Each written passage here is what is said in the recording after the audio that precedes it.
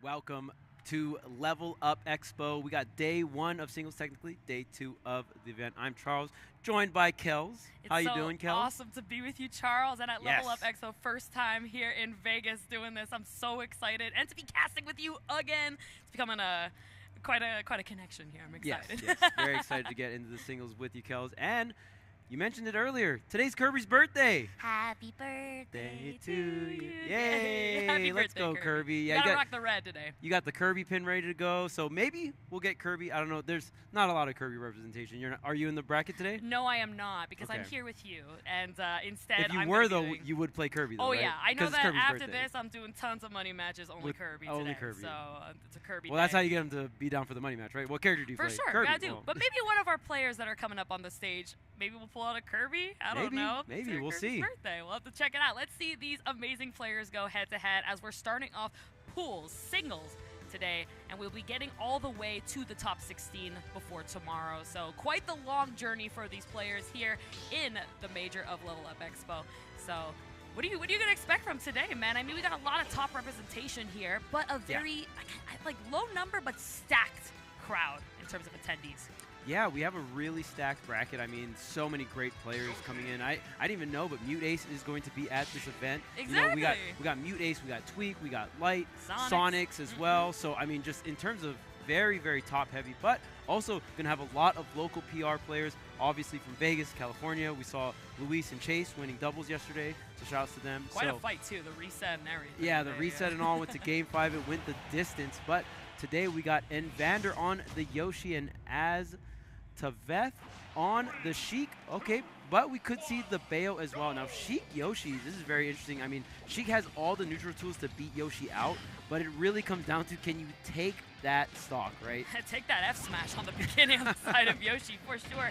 I think this matchup is very awkward in terms of, this is one of those matchups, you know, you talk about Sheik where you're like, yeah, you know, she's a character that does a lot of damage but can't find those kills. Right. But against Yoshi specifically, it's actually quite easy to keep Yoshi constantly in disadvantage, like we're seeing such a great display here. But at the same time, Yoshi explosively is improving in the meta. You know, you've been seeing tons of Yoshis really grinding that and utilizing that disadvantage to become an advantage. Yeah, and the main thing you got to watch out for is that double jump, but the needles to bouncing fish, it doesn't matter which game it is, those love to connect. The charge and the up smash going to not hit the mark here. Dash grab as well. Great punish from Astaveth. I love the way that Envader's just moving. This movement and just the constant change of when to use needles, when to get in, when to get out, respecting the armor on the jump that Yoshi does have. Really great performance and just showcasing how this matchup is supposed to be played. Yeah, and I mean, you just want to be quick and nimble, right? Like, Yoshi does have some great neutral tools, but in terms of which character has the neutral, I mean, for the most part, across almost any game, it's going to be Sheik. Oh, yeah. And it helps to have that big nose, but boy, you can't take that butt, okay? Gonna knock you out into that blast zone, and you're gonna lose that first stock. Now bringing it back. Again, 66%, 13, not bad. And, you know, Envader's quite the heavy character on the side of Yoshi, so it's not going to be that much bad. A little bit of jab setups here, tech chasing. Could bring it back, but my God, you got to put on that defense. I mean, if I see any more forward smashes, you're going to tend to lose enough flash, but whew, hanging on to see another day. Oh, there's the jab, maybe thinking okay, another jab going into the forward, so using the jab one and abusing the fact that Yoshi is that floaty, but trading back and forth here, that is what you're going to want to see if you're Envader, because Yoshi just has the weight to back it up here. Now 80% here on the Sheik. Oh my goodness, a straight down B, almost getting the whole stock there. That was actually so quick, right, Charles? The way that the percent was racking up, we were talking about in the beginning, how Yoshi could come back. Something I'm not seeing Envader use to his advantage is the Nair out of shield. I think that we're taking now an advantage on the side of Astaveth is like, okay, you're not actually utilizing Yoshi's defensive options, so I'm going to just kind of be in your face. But it's now starting to get looking like it's coming back to him because he's got the setups. He's just got to now respond to the way that Astaveth is committing on him. Yeah, and then Asta getting the tech on that back air drag down, that was so huge. I mean, there's so many setups Yoshi can go for there. Back to the stage, rolling back, going for that down smash.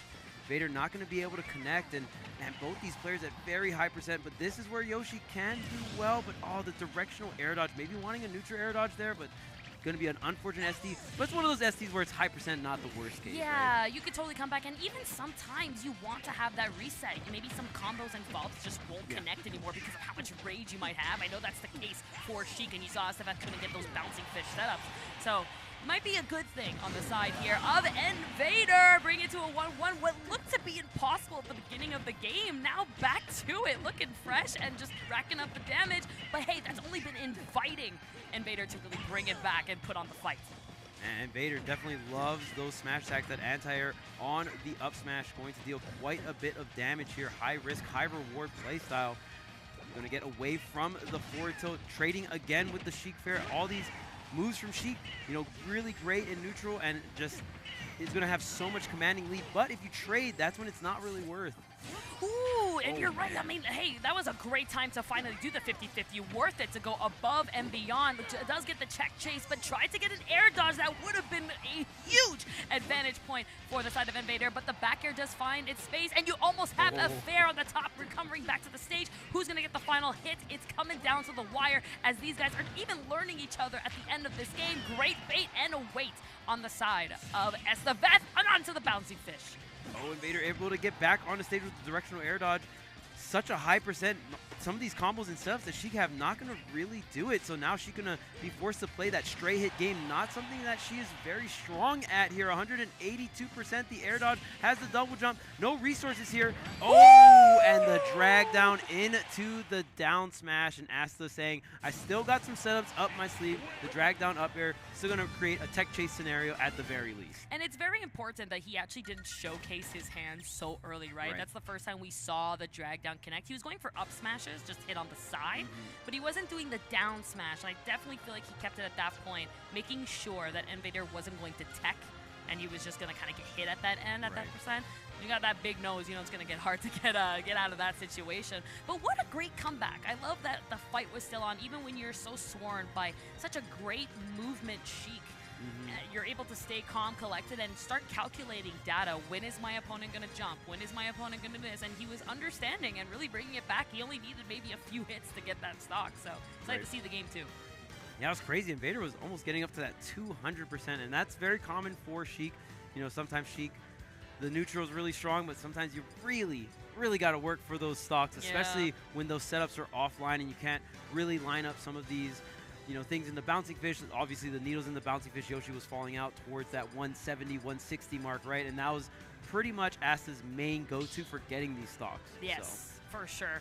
It's rough. That's the life of a Sheik, right? Yep. You're going to get so much, and then sometimes you might blow up. But he remained so patient at the end, and that's what got it. He even started to notice when Envader was going for like down specials, right? And even searching committal options like smashes. And he started saying, okay, this might be unorthodox options coming out, but I'm gonna learn when you're doing it so I can call it out, and that's why Asta was able to conceal that game, even though it was a close call, but that's the reason he did it, because he simply just played better. Yeah, and you just gotta play so evasive, and yeah, Envader definitely swinging for the hills in a lot of those moments, but there was so much of those moments that if it connected, if it hit, that runoff forward air was so close towards the left side, right? That would have been a crazy game ender. And it's just all this information for both players. You're collecting the data so you can make those big reads if you're Envader, right? Oh, yeah. And I want to see more nairs this game. I feel like even there, the way that it kind of does your taxes, and it is tax season. So I don't know if really people want to remember what Yoshi could do for you in those moments of need. But I want to see more of it for sure. I feel like we're always seeing air dodges and jumps, and when you have that get out of me option right in front of you, especially a character like Sheik who is constantly pressing buttons on you, that's your get out of tool. Oh yeah, and I mean there's so many characters with really good nairs. There's the super armor. Okay, aggro, unpunishable. Hey yo, we got that. It's never punishable. It really isn't, bro. You can't punish it. It's like Samus uppy, you know? Where are you gonna go? But that bouncing fish gonna make sure you land out of the blast zone, take the first stock. Estevez running away the way that he did in that first game, looking very familiar here in game 2. Yeah, Estevez really knowing how to set up those needles to bounce a fish, right? Whether it be off stage, whether it even be on stage. It looked like kind of towards center stage there, and Asta was still able to set that up. There's the Nair trades that we're seeing coming out from Envader, and that's, I mean, such a pesky thing, right? Yoshi being that floatier character, and there's the armor through the needles there, and then even timing the Nair.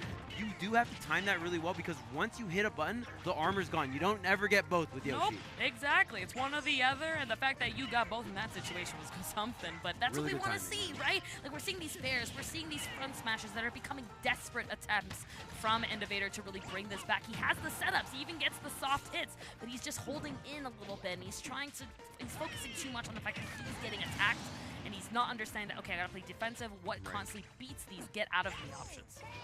Ooh, there's the down B, the go-to, gonna get the hit, but not the stock. There's the up air. Is the chase down gonna happen? Pretty hard to get the chase down on the Sheik, right? So you already know. There's the forward air. Oh, the high recovery and the forward smash to catch that high recovery. Okay, Envader. Envader, we see you. You're cooking. And we know we slept a little bit on that beginning game where it started really rough and he actually brought it back. It looks like all of a sudden he's like, I will play the game. Just give me 5 seconds. I want to have some fun. I'm at an expo, okay, man? I'm going to play games because I love to play the games, not because of competition. But all of a sudden he said, you know what? No, I'm pretty competitive. Give me a second. They throw out these down airs, these nairs. Yeah. A great option. That down air does like over 30 damage if you're able to connect every hit there. Not to mention that fair, right? Steal stock so early if you're caught sleeping on that nose. But hey, you're going to get a bleeding one if you don't watch those bouncing fishes. Those setups are constantly putting pressure on our friend here, even waiting perfect spacing to try and get the landing up air into the up smash. Even the tech chase, not going to get it. But yo, again, Envader fighting and is not giving up. Oh, trying to go up and over, but Envader faking the drift in, then faking it back out here. Throwing some eggs, tries to go for the up smash. No punish though. There's a directional air dodge, just weaving back and forth. Asta trying to get this stock, gets the jab block, doesn't go for the smash attack, goes for the down tilt though. He wanted to be pretty, but you know what? Just because of that, you might die. No, recovery back. You know, don't. It ain't over. Of course, up smash has been the constant and consistent play on the side of Envader. So you already know Asta is going to be ready to kick you in the face for that and knock you out into the loser's bracket. Yeah, Asta playing really clean on the Sheik here. Has the confirms on deck. We saw the needles to the bouncing fish. Didn't get any up smashes. There was some attempts on the platform, but just not hitting some of those reads. Some of those stocks getting a little bit high on the percentage, but that's going to be pretty normal with the Yoshi, obviously. So we'll see if Asta can continue on the winner's bracket here with the Sheik. Very hard character to play, more on that execution level, right? So always going to hit all these different skill checks, but when the Sheik is hitting and when you get those confirms, very, very satisfying character, right? For sure. Yeah, it definitely risk-reward, like you were talking about in the middle of a set, where making a decision with Sheik is always like, I need to get the most out of this. Right. That is going to lead to the kill as much as possible. In previous games, it was easier to be like, yo, if I have the lead in percent, that's fine. I don't actually have to go for the KO. But because of how light Sheik is and the touch of rage and other characters, the meta today, it really is about getting the KO. How are you going to set that up? So instead of going for that back air or fair on the top, could have just gone for that down smash, right? Have to have those on lock. Right. And I know even when Rage was introduced in Smash 4, a lot of players thought it was a pretty frustrating mechanic. Obviously, it was a bit overtuned in Smash 4, but I think overall the idea behind it is kind of nice, where it's like, okay, if there's this light character that has extremely good neutral, instead of incentivizing the strategy to be a timeout, it's like, oh, well, your opponent's getting more and more knockback, so kind of incentivizes you to go for your setups to get the stock, to wipe the rage and debuff them back down, right? Stage control, man. Yeah, control that stage, keep them off for as long as possible, and that KO setup is going to just come to you naturally when you collect that data. Yeah, and heavier characters, you know, historically have never, like the slower, heavier characters have historically never been that great in the older games, so it kind of gives them something nice, right? It is. Yeah, they're very liable. That's something I love about Ultimate in general, right? I think we do have the most balanced game of all time in Smash history. So they did a great job at just keeping everybody simple, where the bottom tier can beat one of the high tier characters, and even the highest if not played, you know, properly. So there's always a chance where other games, of course, you're just like, well, I guess I gotta be forced to play this or this or this. Right, so that's the opportunity. There's always something to learn in this game, even 5 years after release. So yeah, more than that, right? I think it's a learning, because like there's a lot of matchups. We're in 7 years. No, 5 years. 5 years. It came out in 2018. I thought we just celebrated the 5-year anniversary. I think. Did we? I think so. I could be wrong though. I could be wrong. I think we're both wrong. Well, wait a minute. We do have the power of supercomputers in the palm of our hands. We do have this thing called Google. So while the Google search is being done, we are very excited to welcome our next players on the stage. One of the high metas, we're speaking of high tiers, we got Bob. Hey. The Dusclops. I love that tag. Representing Rob and Puddles is Kirby. Hey, there we got a Kirby. is no way. Happy birthday. I will do my best to not be biased at all on the mic. Okay? You were right. December 7th, 2018. Wow. It was a magical day for me to remember that. So it is. Yeah, almost 7 years now. So it's all getting there. So yeah, we're getting there. Wild. So it's definitely understandable for us to talk about the meta today and people feeling really bored or getting exhausted or frustrated for the game. But try to remember there's so much opportunities with that 7 years of gameplay where the meta is constantly evolving more than ever.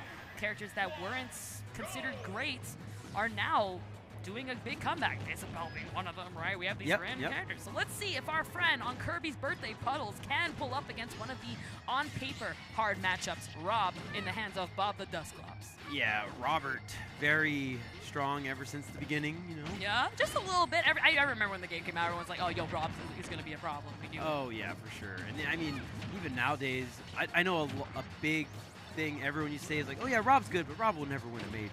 And then Zamba comes through, gets the Genesis W. So obviously we know this character is not only just a very strong character, but has the capability of winning these really, really big tournaments. Kirby, on the other hand, not the greatest, but you know what? Kirby's got the birthday buff today. Oh, yeah, bro. Okay, when it's your birthday, you're allowed to win and do whatever you want. He already had his cake eating the gyro before and even getting some percents. But the only problem that Kirby's going to have in this matchup is going to come down to the state. Oh, okay. We also have baits. You know, oh, and the top. Yo, it's your birthday. You dance. You do what you got to do, okay? Yeah, in general, Kirby just is going to suffer in the disadvantage, right? Like that. Good luck coming back from that. Yeah, man. I mean, so the big thing, Kirby, at first you would be like, oh, well, you have a great recovery. You have 5 jumps. You can up B to the ledge. But Kirby does not snap on the way up. So you have to up B in very specific spots. And you already see BobtheDusclops really positioning with that down air, knowing that, hey, you can only jump so many times, but then eventually you have to meet the demise of this side B or this down air. That's it. Now, luckily, we did get that one buff on the half of Kirby where he snaps from the bottom and magnet hands to the ledge a lot easier. Nice. So that's helpful on the side of Kirby. But the only problem is you have to, up special on the right area. Not going to get the spike. I know he wanted that drop down to make sure Rob fell, went on the stage. Unfortunately, Kirby's got amazing combos. He's got great damage output. He's got great KO setups. The problem is getting in. Kirby's very slow in the air and on the ground, and those limbs aren't helping that range. And in this meta, you need range. Yeah, you see a lot of sword characters, but there's the back air, 77% here. Well, and I mean, one thing that can be great about specific Kirby matchups, and I think what makes Kirby very unique, is if you can absorb the power, right? Obviously, that neutral B, you can go ahead and get your opponent's neutral B. Rob here. Uh-oh. I was like, maybe we get a down air footstool. Yeah, great stuff on Dusclops, though, to actually know that it was coming. You know the down air was coming. I think that's like Kirby 101, right? You gotta know that down air, the inhale, something like that is coming. But I like that Puddles is learning and having a great time. This man has had a smile on his face in the camera the entire time. And when you main Kirby, bro, you know you're having a good time no matter what. Exactly. Oh, but there's the down air just completely intercepting that up B there. Okay, we're charging it up. It's on fire. I'd be down for it, why not? But yo, Bob came to play. He came to compete. He came to win, okay? That Dusclops attitude showcasing here. Are you going to get away from the Mr. Hand walking? Must retreat. Kirby on fire right now. I mean, Kirby is taking damage. He is. That hammer is hot. It is pretty hot. I mean, the damage back, it will only go to 100% if this continues, and I don't know. Wait, really? Oh, it caps out. It does cap out, so that's great. Yeah, he's going to take his time, but, that damage is racking up pretty good. If he gets this hammer, I'm popping. So, Mike's, get ready to put me low. Okay, so if it goes to 100, it will will more stop. Powerful? There you go. See, now it's going to... That's my man right there. Yo. Did Bob give it to him because it's Kirby's birthday? I hope he did. Yeah, that's why Bob did it, right? That's why Bob did it. Wait a minute. Oh, don't lose the match though. Hold up. Wait a minute. Was it a bait? Was he farming rage? Was he farming rage? Never mind. Okay. Was not farming rage. I like the tactic though. If he won that, I would have taken the notes and been like, I'm gonna go lab that right now. You just hold it till 100 and just hope for the best. Bob the homie though. I mean, it is Kirby's birthday. You know, shout outs to Kirby giving it. You got to give Kirby the hammer, That's especially you took what 70 damage more. That was a 70% trade right there. Yeah, that's a great clip. See you on Twitter later. Happy birthday, Kirby. Happy birthday, Kirby. We hope you get range next, game. You deserve it. You deserve it. I feel like that won't ever happen because of what happened in the 64 days, right? Good times. But you never know, right? I feel like that's just what stops you from becoming a top tier. When you lack the range and the speed, good luck with that. But these characters definitely have... Oh, what? My guy. 70 damage? It does do 70, and okay. And we're now... Wow. Ladies and gentlemen, this is Ultimate. This is why we love this game. No way. Uh-oh. Charles, I love this game. That's what you get for giving up on Kirby, Puddles. That's what you deserve this. Yeah. On Kirby's birthday? Get a hit. Just get on Kirby's birthday game. You know why? It's because he's not Kirby. I think. Bro hit the taunt into the up smash. He didn't take damage. He wants to earn the damage, right? You can't earn just it. get a grab. You're right. No, you got to get a hit. It's got to be scrappy. Yeah, you get taunt to get bodied, so that means you have to get the actual hit. Or Bob was just mashing for his life. He was like, I need this JV. I need this JV. That's it, man. I don't know. Bob just wants to move on at this point. He's like, I'm going to go Ridley because I just want this to be over. Puddles laughing in a puddle. Okay, this man making he's having a good time.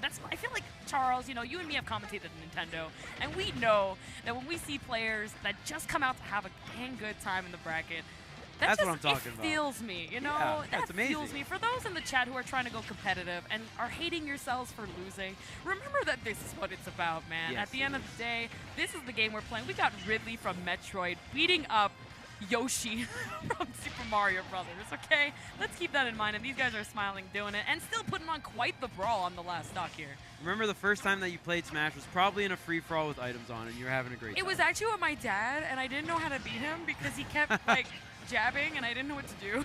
Oh, no. You had a very different experience from most. It was a horrifying experience, and then I clicked Kirby, and everything changed. There we go. Okay. There you go. Yo, get it. Two?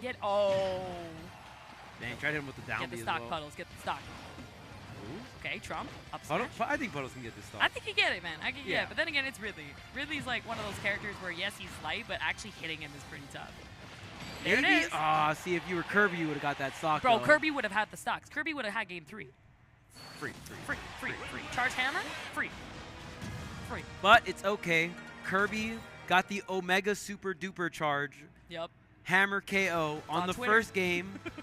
So happy birthday, Kirby. And what a way to start first set of Level Up Expo. You already know we're opening things up with a quite hilarious match, if I do say so myself. Very fun match to commentate, and that's what it's all about. We're also going to have some serious matches as well, but I love the good mix. Start the morning off with a great mix here at Level Up. We're waking up. It's 12 p.m. here, and Vegas, we sleep in, so we got to wake up a little bit with some good action on some characters we don't get to see too often. That's the funnest part about early pools, right? We get to see a bunch of characters you don't get to see too often, and honestly, that really was looking clean. I forgot that move did 70 damage, apparently. That character, shout-outs to Venom. I know you're listening somewhere. He is my nightmare, so I've been saying that character's busted since day one. So for those who know, you know. Riddling there is a move. Very strong move. He's a good character.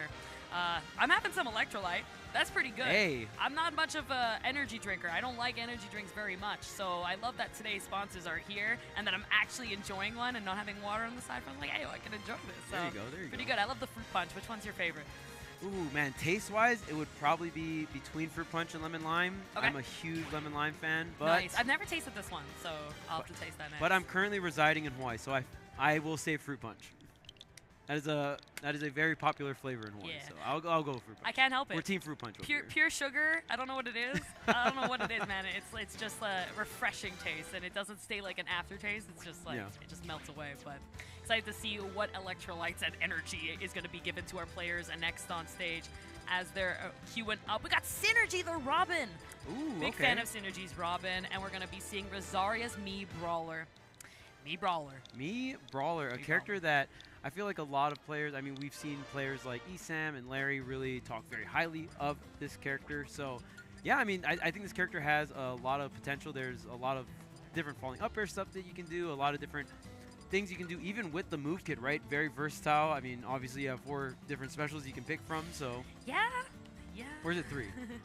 4. 4, okay. 1, 2, 3. How many different uppies are there? I think it's 3. Soaring axe kick. I think it's 3. I think I'm thinking of Smash 4. Helicopter kick, and then the piston punch. Yeah, it's 3. Okay, it's 3. It's 3. Yeah. Okay. Yeah. Feel like because I remember 4, like Smash 4. Like I feel like we're comparing to 4 because that's where we saw way more Mii's because of the customs. Right. But I think that's why there was a 4. But I could be totally wrong. But I think. Wait, we're about to oh, find here out. we go. Here we go. Wait, He's let's stare at it. customize. Let's stare at it. He's What's the fighter name customizing though? I see ones. He's gonna click in. We're gonna like look at that. Oh, screen the hat so is much. the hat is the biggest deal. It is. What hat you go is really like speaking of your character. You better be Isabel. Whatever. Okay, I mean, Whatever. We're gonna well, I know. Sometimes you gotta like download the hats, you know. Yeah, whatever. Okay, we got the color palette. Okay, here we go. Here it comes. It Oh, is there's 3. three, Yeah, there's three, good okay. stuff, Charles. Because I was like, is there another up B? Because yeah, me too. I mean, It tricked me for a second. yeah, because whenever I think of Mii Brawler, like the up Bs are the main one. It's like, what up B do you use, right? Yeah. Because most people use the shock put. I know some people will go for like the lightning punch thing for a parry mix-up. It's actually insane how many different top brawlers specifically actually use a different setup. Like, yeah, in and my then head, I feint was like, jump oh man, is they're all like gonna the use the same. go-to, right? Yeah, of course, right? That's the one that's going to be KOing and probably saving you at the end of the day. Right. But it's interesting to see that I see a lot of brawlers actually mix it up and really tell their opponents, but actually have different meta on, and they use different setups based on the character they play. Yeah, up B feels like the most versatile because I know neutral B, there's like, it's between 2. It's either the rapid punch or the shock put, right? And then side B is between the 2. Like, do you want the command grab or do you want the one that's better for recovering, right? The like if I'm fighting Game Watch, drop I'm going kick, for the the command. flaming drop kick or Yeah, whatever. But exactly. So you really have to consider your matchup as to when you're going in with this. And if you don't know what character you're playing with, it could actually work against you, right? You might need a little bit more height on your recovery. You might need the command grab to catch characters who are more defensive. So that's going to come to it. And let me tell you, Robin is one of those characters where he's going to be running, but he's going to not be hiding. yeah, we got some Baby Thunders coming out here. Throwing out that first charge of that neutral B here. Okay, getting some damage. The neutral air is coming out on Brawler. Okay, pivots. We love it. We like to see. I like the wall, too. This control on the ledge. Again, you control the stage, you're going to get the game. And Robin, when it comes down to a disadvantage stage, landing is pretty hard. Besides B reversing, it's actually quite difficult to land on the side of Robin. But where he is good, Charles, is when he's on that stage, getting those electric setups and the fire. That's going to make a lot of damage really quick. Okay, just trading back and forth here. Now 67 damage, and ooh, that Levin sword hits like a truck, comboing here. Disjointed as well, let's not forget that disjoint is something.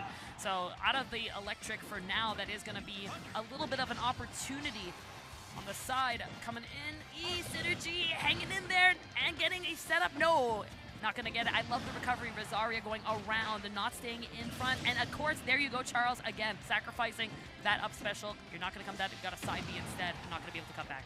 Yeah, I mean, right after the feint jump punish, it was looking pretty curtains there. Now synergy up a stock, but the up smash is going to be enough. That move very strong on the Mii Brawler. Now we're down to even here. And remember, that Levin sword is fantastic, but there is a little bit of battery life. You can see right there above Robin's health bar there. It will refresh every time it does get fully used. It does recharge. It does recharge. Yeah, it does recharge just a little bit. Keep you in mind, but it does have to be fully used for it to start recharging. So keep that in mind as he's going to switch on to different parts. Those pages on the book, man, okay? They're just flipping through, and you can use your wand here as an opportunity to get some projectiles going and get some stage control, as Synergy does, but Rosaria answering back, not letting it happen too far. Synergy use of the dash attack, and wow, that was a setup I've never seen. Man, okay. You got the up tilt into the up air. All right. Yo, that was like some combo stuff you see in videos, you know? It was cool because it was non-Levin into Levin as well. Like I think just visually it looked cool. Yeah, it was very well pleased. He was on the center of the stage on that Pokeball and made a good show for the fans, that's for sure. But he's in disadvantage. Let's see if our friend Rosaria can get anything. Moving back, giving the stage to Synergy. It's giving too much room. There you go. Get back off that stage. Back to control. He gets that back air. No, great get up attack using iframes to just get through where you need to and push your opponent off stage. Tries to get the up smash with a disjoint on the Levin down air.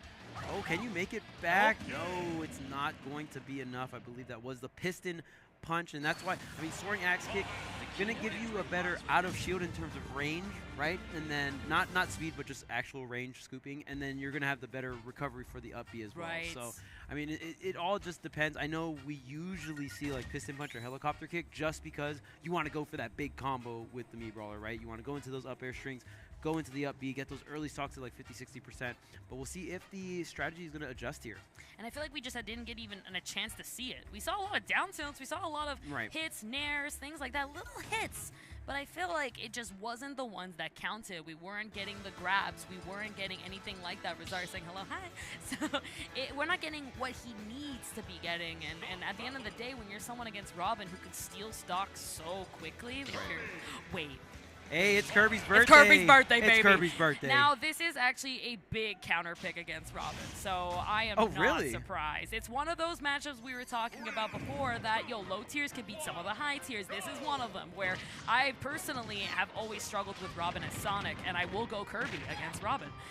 The reason being, Kirby can duck under most of Robin's attacks. Getting in might be a little hard, but the angle that Kirby puts himself over, just like that, will counteract against where he needs to. It's also very easy to edge guard.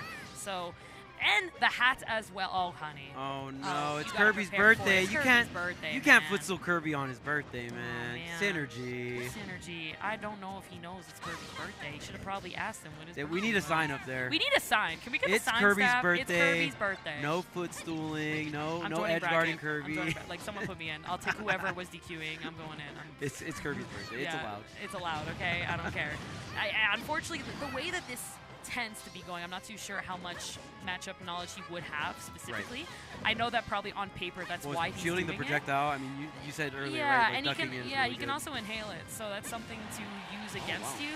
But you have to stay very grounded, and Rosaria is jumping a lot. He's doing a very aerial-based Kirby gameplay where running, shielding, ducking is going to be the way that you want to get in against this character. So again, going in, so you will be counteracted against the disjoints that Robin has. That won't win. Yeah, those up airs, right? And then arc fire comes at such a high angle that it has to really hit a specific spot. Yep, there it is. Oh, honey. Oh, no. It's Kirby's birthday. It's Kirby's birthday, and not only did you footstool Kirby once, but 2 more times afterwards for a total of 3 footstools.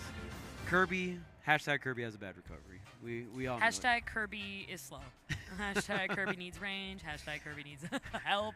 Can we get some birthday buffs? Can we get some? Yeah, please. Can we get some birthday buffs? Just get the confetti for him, a poor guy. I'm gonna go buy a plushie. That one hurt the soul, man. I gotta take care of adopt one or something. But there we go. Gotta take off this pin. That was something. Dang, no, don't take off the pin. Yeah, if there's 3 footstools, the pin comes off. Shit, man. Dang, man. Maybe next year, Kirby. Maybe next year. And even the same for our friend who did go to the losers bracket, because again, I feel like Rosaria definitely on paper was like, wait a minute, on paper this works, but if you're not actually prepared for it, it won't look very good. And you can tell the way Synergy was getting those footstools, he was prepared and has definitely fought his share of Kirby's. Yeah, Synergy looked very synced up for that Kirby matchup. I mean, the footstools are really nice, and I mean, it's just funny because Kirby, again, not having a lot of speed, right? Not a lot of left and right drift. You know where Kirby wants to exactly position themselves for the up B, since there's not a lot of different spots that Kirby can sweet spot the ledge at. So, does make Kirby very susceptible to footstool. And I don't know how is Kirby's directional air dodge to ledge particularly good? It's very good. Okay, very good. It's a little shorter than Nexus. So sometimes you might be able to just like kind of go high and then maybe air dodge in or something like that. That's pretty much your other mix-up. That tends to be it, or even just recovering a bit lower so that magnet can't connect. Right. That's something to consider too. And even just waiting, I feel like when you went for that down air, for example, great idea, but Robin had his jump. And technically, you're not supposed to go off stage with Kirby unless they've used that jump, because then that's when it's the time to go for it because of Kirby's lack of mobility off stage. But once they've lost that jump, yeah, go for it, my guy. That's yours. That's your breakfast. It's game time. Yeah, that's your cake for your birthday. So the birthday cake, it's right there. There it is. You just have to wait a little bit longer. But hey, hopefully you can watch back this VOD and take that as a note as he continues to improve his Kirby. And we'll see if we get some more birthday bash on our next opponents coming in, because we got Tweek versus Rouge coming up next. Ooh, okay, Tweek entering the stage here versus Rouge. We'll see what the character lineups are once they go ahead and select the characters. Better be Rouge the bad. I mean, maybe Tweek can show us some Kirby. It is Kirby's birthday. It is Kirby's birthday. Tweek, you could how much play I gotta Kirby. pay for it? Like, you know, it's Come Vegas. On, Tweek. Come on. No, but we'll probably see the Diddy Kong or the Sephiroth. He's definitely been gravitating towards those characters as of recently. So we'll see what. I mean, obviously matchup dependent and stuff like that, but usually we see him going mostly Diddy, and then Sephiroth is for specific matchups. Maybe he wants more range, right? Stuff like that. So we'll see what we have today for Level Up Expo. And Rouge, we'll see what character Rouge is going for as well. It looks like Mario is the pick here for Rouge. Pretty good matchup. Diddy Mario has always been kind of a back and forth depending on the stage, right? Where Diddy's going to probably go for the more flats, as we know, and Mario, of course, will be going for the battlefields. So I think it's going to come down to the bans. There is 2 bans and no DSR. So this is going to be quite the fight for our friends as to when you're selecting these stages, because you might have banned 2 things, but then you just wind up on the next. And if we look at our stage list, it really comes down to the advantage being on the side of Diddy Kong. And we'll see if we start PS2. Everybody loves PS2, right? Everybody loves PS2. Unless I'm fighting like Young Link or something, but yes. Ooh, okay. My man, don't skip the gym. Thank you for motivating me to go to the gym. Not skipping no days. That's what I'm talking about. We're in Vegas and we're like, nah, man, no gambling. We're going to the gym. There we go. Let's go. Gym in Vegas. Tweek's like, whatever, man. Let's just play. I want to play. I got stuff to do. Bro's trying to play Diddy Kong immediately. I just want to, you know, throw a banana at you. They're scissor spamming. My guy. My goodness. My guy. I'm done with this, bro. Again, like, I just want to play Diddy Kong at this moment. Here we go. I love that. Love the energy. Fighter spirit as they get on the big stage. You know, you got to be an entertainer at the end of the day. That's what it's about. You're up there, you put on a show for our people in the VGBootCamp, and we appreciate you guys for watching today. So thank you. And we both know they're scissor means in rock paper scissors. So I'll know that next time. Shout out to all the scissor men out there. I'm going to money match them right after this. Bands? Yo, let me first. You already know. All right. See, I always go rock first. You always go rock? I'm a rock spammer, yeah. I'm a loser. Wait, huh? I just always lose. Oh, you just mix it up and lose? I just lose. I'm like, okay, they're going to go for scissors. I'm like, rock. And then they're like, paper. And I'm like, okay. So I just start going, yo, what do you ban? That's just what I do now. Yeah. Like, here we go. Small battlefield. I like it. You know, again, PS2, a longer PS2 stage. Junior? Yeah, you want something a bit smaller if Mario's going to be keeping up with a character like Diddy Kong. But on the side of Tweek, not going to really matter, right? When you're going to be on whatever stage, Tweek has always been that amazing adaptive fighter that comes down to data and really puts it up against you no matter where he's fighting. He will mix up that gameplay to complement your style. Yeah, I mean, some of the craziest risk-reward gauging as well. Plays very quick, able to make a lot of on-the-spot decisions. Okay, there's the down tilt, the up smash going to be enough, especially with the low amount of rage. And of course, Tweek, known for the technical prowess that you need to play Diddy Kong at this high level. A lot of item juggling and a lot of different techniques that you got to use, not only for the damage output or combos, but just for sheer movement, right? Yes, exactly. And again, you saw that there. The way the platforms were set up too, the way that Tweek was able just to reverse with the peanut gun, that was so clean from Tweek. And even hanging off the ledge to get those ledge cancels, you don't see too many of that here in Ultimate, so I love that coming in. But Rouge fighting back, putting in as much grabs as possible, but gonna miss that last one on the ledge to lose that stage control. Tweek back in action. This monkey is swinging. Oh, yes. And I mean, another thing to note as well about the difference of PS2 to Small Battlefield, bigger platforms. The platforms are also a little lower as well. So some characters can go ahead and up smash or up tilt Small Battlefield platforms here.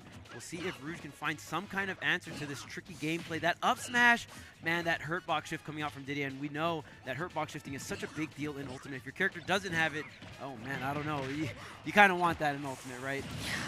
Unfortunate, right? It's just one of those like hitboxes where the front isn't that great, but the back is really good. Yeah. You even saw our friend Rouge trying to get that on the ledge, but you were kind of telling Tweek like, hey, I'm going for an aggressive option, so I'm going to shield.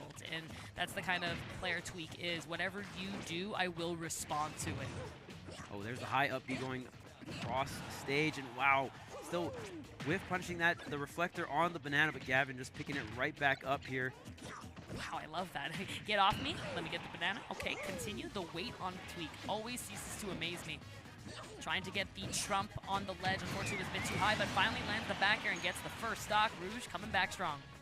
Yeah, great back air out of shield there on the down tilt. Okay, there's the back air. There's no double jump. Forces the directional air dodge, and that's going to be the forward air. Tweek closing that one out. Game number 1 here. And obviously we are in pool, so we are in best of 3 territory here. So we'll see where Rouge takes the counter pick to. Yep, gonna be a little bit of a think. Okay, standing up, asking, hey, what's the bans? Here we go. figuring each other out. I love that. And you got to be patient too, right? Yep. Like, I need to know my options. Again, I feel like coming down to this specific rule set, Diddy Kong has advantage in this matchup. You got 3 flat stages available to you. So if you're banning 2, we're going to the next one. Right, right. And it's going to be coming down to, are you comfortable with that decision? And then when we get to the best of 5, I believe that's when we start switching to the 3 bans. I think that's what I heard. I'd have to get confirmation on my end. Oh, okay, but then still the DSR. But yeah, right? still the same DSR issue. So that's when we'll have the flip, and then maybe then we'll start seeing Tweek like struggle in terms of that counter pick advantage. Yeah, I know sometimes in best of 5, some turns will add DSR, like Melee, they'll add DSR in certain like formats of best of 3 or best of 5, right? So see what the rule set is later on when we do get into that best of 5 territory. But for now, in that best of 3. And it looks like we are getting the switch to the Spacey Falco coming through here. Very interesting, because I actually am unsure about how this specific matchup is. I feel like I don't see it too much, but on paper, I can imagine Falco struggling a little bit just because of how slow he is. Falco's a bit slow, Yeah, to really get in on Diddy Kong, and by the time he actually puts out an option, Diddy's in his face. And that's what we're seeing here, having the same issue of how do I actually get in? And we're on a flat stage, like we said. You know, we probably had the town FD ban. Okay, we're going Kalos. Exactly. That's it. So that's going to be quite the field day for Tweek, as he isn't even taking a damage to 0 to death, making top G looking like the bottom C, man. Yeah, and I mean, it's really tough. We've seen Tilde versus Tweek sets go to game 5. It's still, I would say overall, it's still pretty tough for Falco. I would give the matchup to Diddy Kong, but still possible. I mean, Falco just one of those characters there. If Falco does get the hit, can do quite a bit of damage. And one of my favorite quotes from Mude's, volatile mid-tier. Yeah. That's a very good category. Very good category. And I think that's Falco actually goes such there. a good, same like Rib Robin, right? Like, Yeah, I feel like volatile these characters that definitely have the toolkit to compete at top level, but struggle versus the top characters, right? Yeah, especially on certain stages. So it makes it so hard. Again, Falco, such great character at conversions, setups, regrabs, and stage control once he has it. But you have to actually get it first. Yeah, and because even Falco at the ledge is pretty crazy, but can you win neutral and get into that scenario, right? Up tilt is so hard to deal with, but when you think about Diddy Kong, mobility is his middle name, just going around with the monkey flip. You're going to be able to do all these different B reverses with the tech, pop gun cancel tech. Oh, the back air almost connecting, good drift out here, but the wall jumped there, the tech Wait, oh, you're godlike. You got it. You're back to being top G. Okay, Top G's you're back. ranked up. We're back, baby. Top G's We're back. A+ now. All right, okay. see you later. It's all right. You Went gotta out with stop. style. Went out with style. Went out with style. And, hey, I got those techs. If you got the spacey pocket and you got the techs, respect. And that's actually like huge, because even at top level, some top players don't even tech that, right? So you got to give yourselves a hand and just hope that you take that energy and what you just learned too into that losers bracket and continue, because this is winners. So top G, I hope he keeps climbing up to that A. Oh yeah, and we saw the different characters coming out. I think Top G definitely a combo fiend, loves to combo.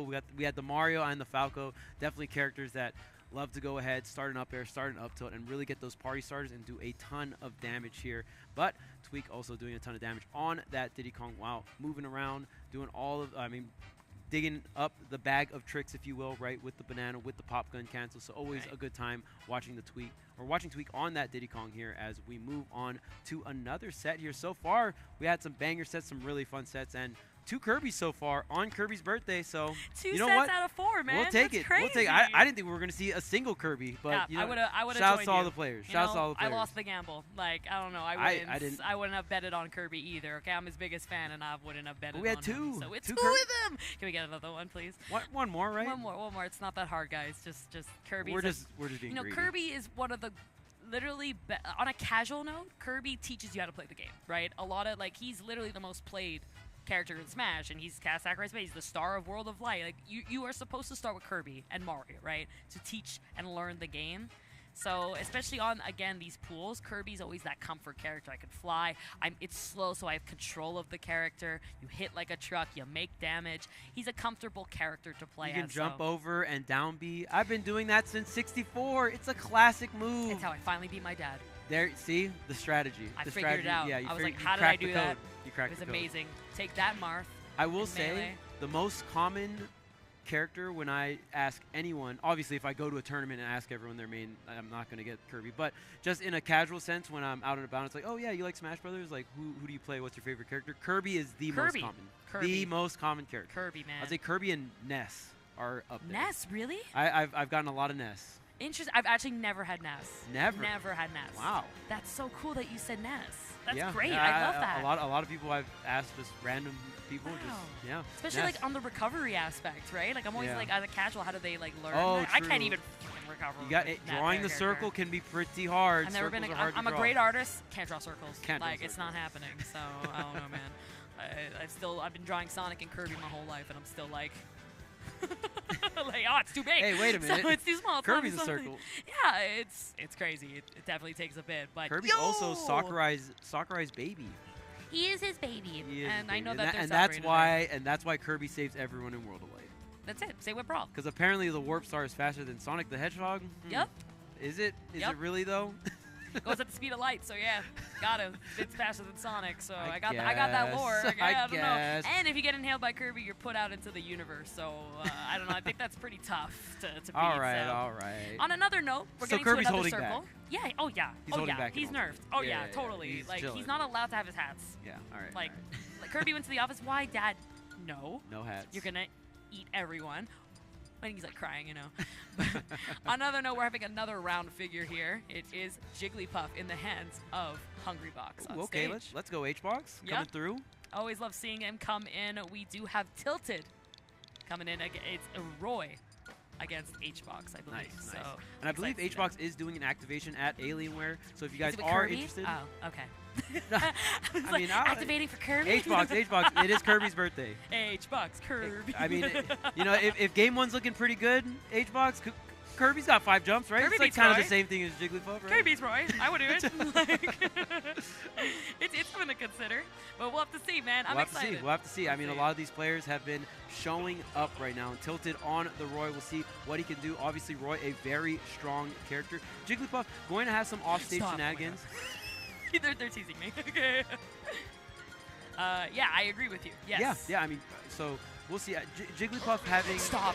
Oh, stop. Really? Stop, okay. Stop. Dang. Don't Hbox tease me is like for the that. people. You can't. He is for the people. I mean, going Jigglypuff you know is how much going this is for man the people does for too. the community. Yes, he is for the people. Okay. Of course, Coinbase shout outs to the weekly online tournament. Oh yeah, and Coinbox. A lot coming soon, right? Yeah, And Hbox did do an amazing direct that a lot is changing to really revive basically the hearts of what you could do with Ultimate as a full potential. Not just the competing aspect in singles, but double, squashing, whatever it might be, he's cooking. And it's going to be great because that's, as a retired pro, that's my favorite part about Ultimate. Now being able to respect and love the game for what it is. Yeah. I love to see what's going to be coming out here. But yo, Roy, gotta make it look like it's nothing. Yeah, I mean, it's interesting because it's like both of these characters can exploit the other character's weakness so bad. Roy gets a jab back here on Jigglypuff at like 60. Your stock is probably deleted, but obviously Roy doesn't have the best recovery in the game, so Jigglypuff could go crazy off stage with these neutral airs, with these forward airs. Oh yeah, this looks to be a button check. Them filling each other out. I don't blame them. I mean, you know, again, it's early in the morning. Got Vegas, baby. All right, no, looks like they're actually going through. Maybe not. No, this can't be it. Oh. Maybe. It is. Okay, no, it's a game. Yeah. Yeah, we're back. We're so back. Okay, great. we just got patience like that. Yeah, man. And you know what? You need it. I feel like that's actually amazing respect on the side of Tilted, right? Because you got Hbox, you know he's going to be patient, especially against a character like Roy, who can very much light you on fire sometimes, right? So to be that patient and Tilted knowing, like, I know what Hbox can do off stage, so I'm just going to remain on stage. And he's got that percentage. So you know what? If you got to bait Jigs to come in, you're doing it great, and you're here to win. Yeah, and I saw the SDI as well on that down air, on that first down air. So Tilted definitely knowing the matchup in a sense where it's like, okay, I'm not going to let you chain multiple down airs here. And Tilted knows one stray hit from Hungrybox can take it all the way off stage. This back throw. Oh, and I mean, the big moneymaker for Hbox is going to be that forward throw if you can set it up. Oh, yeah, in general. Oh, catching the roll in, and you get the star KO as well. Jigglypuff going to go ahead and wake up from the nightmare that could be the punish of Roy. Ooh, luckily, though, not too much. He was able to get out of bed nice and slow and continuing the rampage as he gets more and more damage. Man, if you know you've been one thing Tilted is that you were patient, except when you needed it most. So let's Let's see if we can turn that up a bit as you continue to bring it back on the second stock and putting on an aggressive touch, but immediately retreating to that defensive option. Here comes Hbox, though. I like the high recoveries. You've been going low, so I'm going to go high. Yeah, Tilted definitely not wanting to contest Hbox low. Hbox always positioning there as well, trying to line up that forward air, right? That double jump forward air, jump forward air, I should say. Jigglypuff having a lot of those jumps. Yeah. Okay, like it. Down tilt, you're going low. Here you go, poke you out. And there's a little bit of disjoint too, right? You might get that little butter knife, but it's still gonna give you some scrapes. So great stuff to get that stage control. Very even match, both back and forth. These guys definitely scrapping compared to the first 10 seconds of this game. Being turned up, the back air gonna catch Hbox holding forward and putting it out into the blast zone. Okay, there's the grab, the forward throw, still setting up a pretty decent situation in the ledge trap here. Hbox trying to get this back air forward smash, gonna whiff, but Tilted just backing off here, has the lead, doesn't want to go too ham here, but there's the falling up air, tries to get the reset with the down tilt, no connection.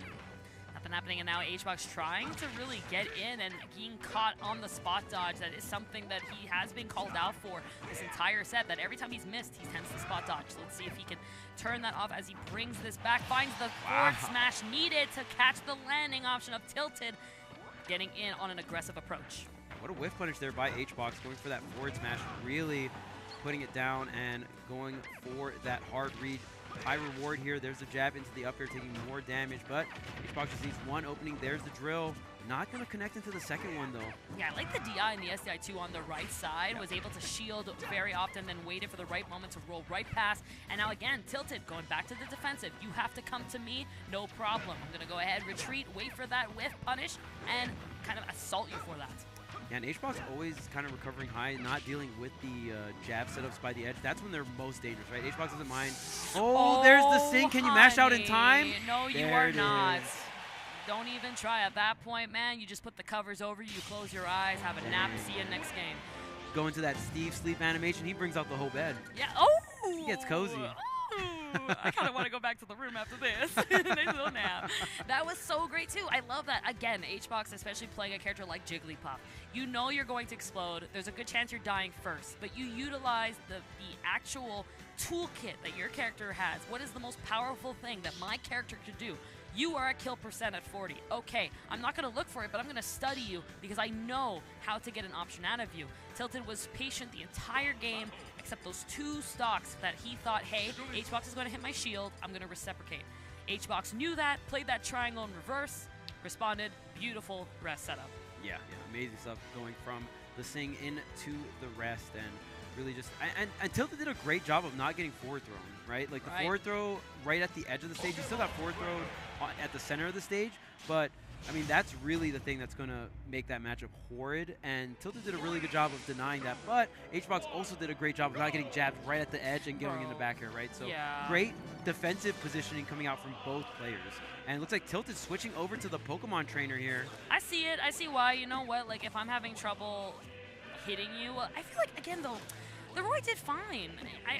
I know that you might be a little bit scared because of what happened, but that wasn't the character issue. That was you kind of committing too late, right? So that's something to keep in mind too. And now, of course, Squirtle gonna be like, fine, I'm just not gonna deal with anything. Starting off the same way we did game one, probably gonna be the first 45 seconds.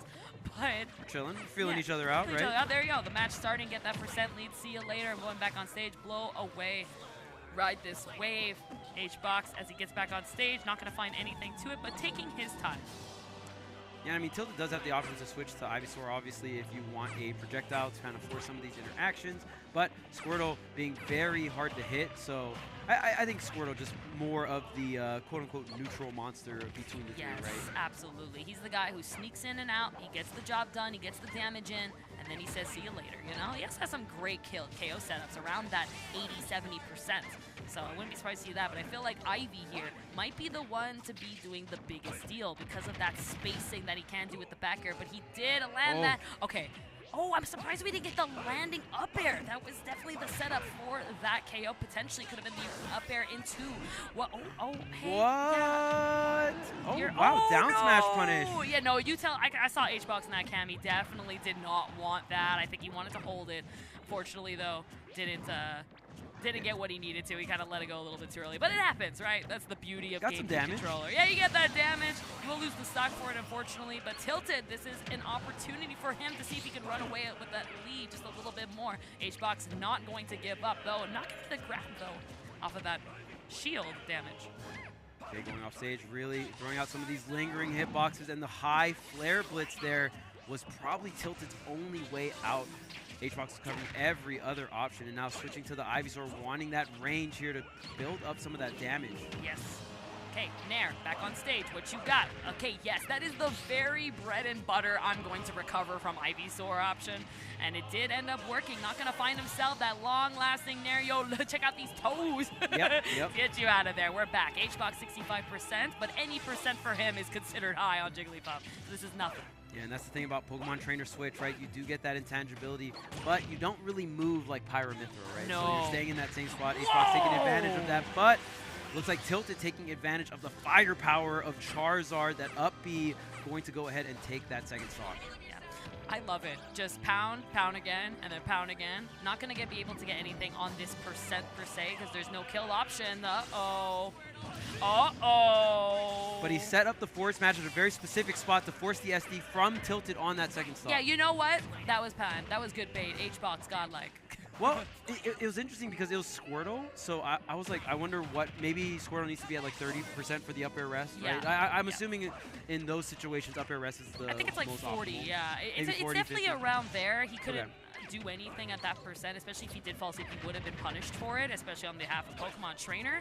Right. But needless to say, USD'd, my man. So this is definitely the punish you are taking as Hbox gets the percent lead. Here comes the Charizard blazing through as the Flare Blitz connects, but back air, big opportunity here. Oh, I thought we were gonna get the up special, and you know, I got hit by that back air. Well done. Tilted still in this, even with that SD. Yeah. We did it, Charizard. We did it, Charizard! Squirtle's like crying, and he's like, no, you fell. I'm not talking to you. You are benched. Charizard brought it home, all right? I don't know what the other two were doing. Yeah, you're benched. Charizard, you're amazing. Keep it up, imagine bro. getting benched? Oh, man. Oh, man, dude. Brutal Pokemon Back trainer. in the day when the game came out, and people were like, no, I'm a Squirtle, man. I don't use the other two, you know? Oh, that was Remember funny. those times? Yeah. Yeah. I don't want to learn 3 characters. No, 3 characters. I remember when this game came out, everyone was like, yo, Ivysaur, definitely the problem. Now it's like Charizard. People are definitely... I mean, Ivysaur did get her nerfs. Oh, yeah. She did get her fair share of nerfs. She did. Especially the counter pick from DLC specifically, I think really did hurt her. And matchups and meta change with the stages definitely did a little bit of hindering, but Charizard got buffed, you know? Charizard, man, just getting love, not only from the Pokemon Company every dang year, but also getting it in Smash. Just looking great on all stages and in matchups with spacing again, range, and that weight has been the play in today's game. Ooh, and there's the up B out of shield. The waterfall going to be very fast and very high range here, so has a lot of scoop potential. I love how Hbox kind of went into the down air and fast fell it into the grab, counteracting that SDI, not giving his opponents as much hits. So Hbox on top of it, as well as Tilted for this game number 3. Oh, yeah. Okay, but I like that Tilted stayed calm. He actually never jumps. He was just kind of letting himself get hit by these soft attacks and then said, oh my god, bro, that's the second time you do this. Wait, can Charizard get the KO, though? Flare Blitz, barely, not enough. I wonder if a charge smash attack was it. I just don't know how much time you have specifically against that rest. Yeah, I don't think too much because of that blast zone. The way I saw Jigglypuff already waking up, so yeah. It was... Had to go for something, yeah. It was definitely the best bet that we could have seen. Charizard coming in again with the up special. That's going to be... Oh, look at the Charizard sleeping. Who's a good dragon? Charizard's just chilling there. But there's the up B going to close it out and switching off to the Squirtle. 2 stocks apiece here, but Tilted with 60% on deck. That's the rest. Perfect DI. Perfect placement for Hbox. That was crazy. That was only like 3 hits of the down air. I wonder if Hbox actually fast forward to get the rest there. I would actually like to look back at that too if we do get a replay, or maybe we can check it out later. But I do agree. Maybe someone could clip that in the chat. I love the way that he fast fell first, and it was on the left side. So it was definitely perfect area for him. And we know that Hbox does lab these combos with rest specifically to make that 50-50 as to where you're going to land a little bit more in the 60-40 area. Oh, jab block here. Oh boy, I thought we were gonna get the sting. Yeah, you know, but then again you think, oh wait, it's ultimate, you can just get up attack after a jab block now. Oh, true. Yeah. Yeah, I wonder what kind of setups Hbox could have got there, but nonetheless, still racking up a good amount of damage on that platform, still holding the center stage, gets the drill fastball into the forward throw, putting Ivysaur in a really bad position, but up and over. Tilted goes still on the ledge, though.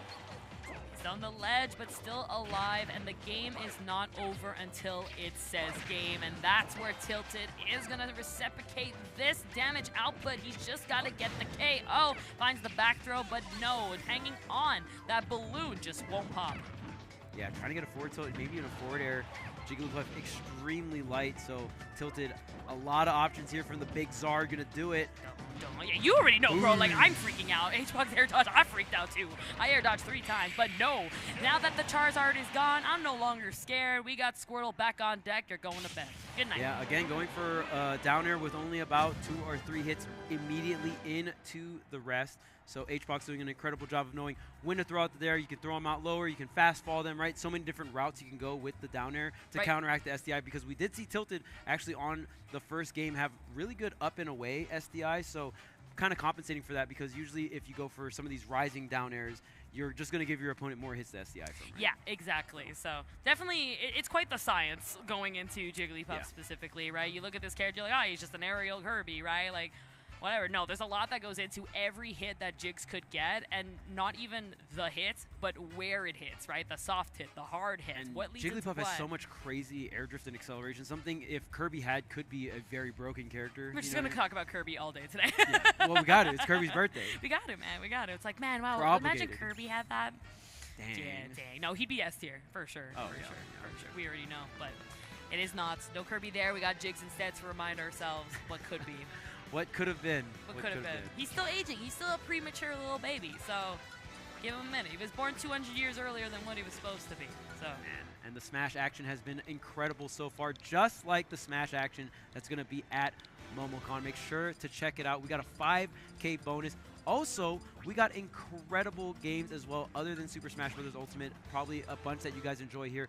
Mario Kart 8 Deluxe, Tekken 8, Street Fighter 6, Mortal Kombat, Guilty Gear, and Splatoon 3 is going to be May 25th through 27th, Atlanta, Georgia, at the Georgia World Congress Center. Make sure to check everything out at start.gg/MomoCon. This event is amazing. I try to make it out every year, so make sure you try to make it out as well and check out all these amazing games. It's going to be my first time there, so I'm really excited. Hey, it's been known as the Sonic events for, like, ever, so I'm really excited to be there. That is the Sonic event. Yeah, yes, first time. There's a lot of Sonic players in Georgia. Yeah, that's it. They all come out and, like, there's, like, that history where, like, the Sonic players win that event, so, or make history. Yeah. So I'm very excited to be there to support that action, so, and I know all the Sonic players are going to be there, so. Yeah, I mean, the Georgia community, obviously very fun to be around, and also very, very talented Smash players as well. We had Cola, even Didi making his breakout performance a couple MomoCons ago. MomoCon's got history, man. Yes, lots of history. I've watched it every year, so very excited to be there. You should be there, because again, what makes it so special, it's not just a con. It's not just a Smash event, it's a con. Yeah, it's an anime convention. So much to do. And just like this expo, but I think very similar to Level Up, yeah. It's a very huge collaboration of gaming and anime, which I think has a lot of crossover, so it's a good time. Oh yeah, it's a blast. You gotta go. Excited. I'll see you there. We'll see you there. And our players might even be there too. Lima's at this event too. Man, Lima, baby. The more and more players I'm seeing, this event's gonna be so sick. I can't wait for this top 16, this top 8. So many talented players coming out. We got crazy amount of character diversity as well. Lima, one of the best Bales, in my opinion, the best Bales right now to do it. So very, and also very different playstyle from the other Bales. I think Lima is willing to take higher risk for higher reward. So another Roy on the screen. Obviously, a Roy, a very meta character, very popular here. And we might be out of the Kirby territory. I think that ship has sailed. We're getting serious now. We're getting serious. The bracket's advancing. It's no longer 12 p.m. People are awake. They don't need the warm up anymore. We're in round 3. We're in round 3 now. We got Roy and Bayonetta. And I love, speaking of Bayonetta, like you said, Charles, a character that came out and people are like, oh man, this character sucks. But it's become such now, a little touch of buff, 1, but 2, a lot of buffs. A lot of buff. But also just the adaptation, the meta evolving and really comparing and changing things up from Smash 4 and utilizing and learning certain tactics to apply into Ultimate and being able to put out explosive movement just the way that Lima is performing. And this man, I mean, a winner of Evo, right? And yeah, even Evo champion, yeah. That's it. And just knowing so much and having so much experience about the game is the best to do it when it comes down to this character. All right, but Jinx, I'm gonna say the I name think like it's Jin. Jin? I don't think you say Jin? the X. I think it's Jin. And Jin? Okay. if we are not pronouncing it right, production will let us know. So thank you so much in advance. It's Jin. It is. Sweet, thanks. Yeah, you got it, Kels. You got it. We got it. And hey, we just heard that he may be local, so that's pretty Vegas great. local, yeah. Defending, of course, the Vegas territory, which you got. I like the percent. I mean, you got that lead and racking more damage. It's something about Bayonetta where, yes, you might be the best to do it, but you got to find those raw hits sometimes, just like that back air to bring it down to a 2-stock reset. Well, and that's why I love Lima's playstyle as Bayonetta. Lima very willing to take some of the bigger risk with these smash attacks, and I think Bayo can struggle outside of the KO setups and edge guards to get kills. So I think Lima's playstyle really suits Bayonetta, where it's like, okay, I'm going to take bigger risks here just to try and get some of these stocks out. Yes, yes, for sure. And it's also just I feel like the labbing he does in the bracket match itself. So right here when he's doing all these attacks, he's looking at your placement, your reaction, your DI, and he's actually mixing up where he's going to be witch twisting, where he's going to be getting all over the place in terms of his spacing. Is he going to be behind Roy, in the front? Is he going to now fast fall a little bit more? And he mixes it up all the time, just like that. That setup on the platform, like, yo, I'm not going to start witch twisting. I'm just going to, like, get you on this to set up the tech chase to get the damage that I needed. I love the way Lima thinks. He's a very technical player when it comes to Bayonetta. Oh, yeah, and you have to be, but there's no double jump here. The ABK, the directional air dodge is the only option, and Jin not going to be able to cover that. Gets the up B, and Bayo still going to be able to survive with the correct DI. Looks like Lima still hanging on to the second stock, hasn't racked up any damage, using the bats to get through and get the cross up with the grab. The up tilt not going to connect, but still that up B not strong enough to take Bayonetta out. Jeez, I thought Bayo was light, but Lima proven otherwise. PS2 though, quite the large stage, so not surprised to see Lima stay into the stadium. Even then, the weak hit, that butter knife spread in the butter, but not going to be the steak to get cut. Wow, 195 in that nair, still not enough. This up B will surely do the trick here. Lima able to tack on 28%. There you go. Yeah, 32 got the extra credit, but here comes more of it. The live counting down as the percent racks up. Lima is someone that doesn't get little hits, you know? He explodes every single time, and he's so fast. He doesn't let you land. He doesn't let you breathe. He's so relentless, especially off stage. But if you're patient about it, you could think smarter, and that's why we got the 41% climbing up. Jin respawning back the downer into the F smash on the ledge. Whoa! Where you going? Right, already at okay. Wait a minute, wait a minute, wait a minute. Still had 2 specials left. Lima has to be really careful here. 100% no double jump on Jin. Just going to let the ledge grab happen here. Going for the ledge trap. Gets the down tilt with the forward air. Does not connect. Catches the landing with the ABK. Oh man, with the up B out of shield on the scramble here. I love the patience too on the side of Lima. Just waited, saying, "Okay, I'm gonna shield because you're gonna jab, and that is gonna do it." No, just out of percent again. Sometimes you don't want to have that rage because it does work against you. We're gonna get a jab. There it is. Hey! Kels, you know a thing or two, huh? You know, you might know a thing or two. Gamble here and there, you know. And to be fair, it is pretty hard to land that move. We say jab, but Bayonetta's jab is very, very slow. It is a KO option though, right? It is. So it's on the slower side. I would say more along the lines of a tilt in terms of speed. Yes. So yeah, Lima lining that up, and you saw Lima being very careful. The threat of the forward throw as well is on the table. So I think Lima doing a really good job of conditioning, like, hey, I could dash grab, get the KO with the forward throw at that percent with that rage, right? But catching Jin, trying to get to the center stage, and going right into those jabs. That's it. Even the spacing, right? The way that he got that jab, not on the corner like we usually see Bayo get on the ledge, but he understood, okay, you're going to jump because you've been doing that, not because I'm reading it, and you're gonna land into my little zone here as to where I can actually cover the area. So that was a great job. But yo, Jin definitely putting in the fight, but yo, can you fly is the really question. No, but he will land and find the F smash. Even the hard hit, unfortunately, will not do it. I'm surprised we didn't get to see a side special set up, because we would have seen the scoop on the side that would have KO'd. But I think maybe Jin wanted to play that safe movement in that option. Oh my god! There's the forward smash. Lima, of course, known for taking bigger risk here on the Bayonetta.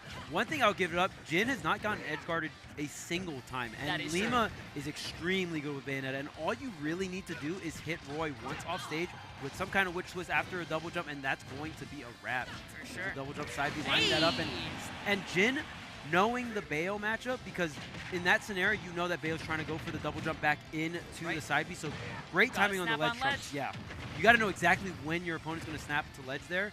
Great SDI out of the witch twist as well. Yeah, he also didn't go for the Trump as runoff, you know, and grab the ledge.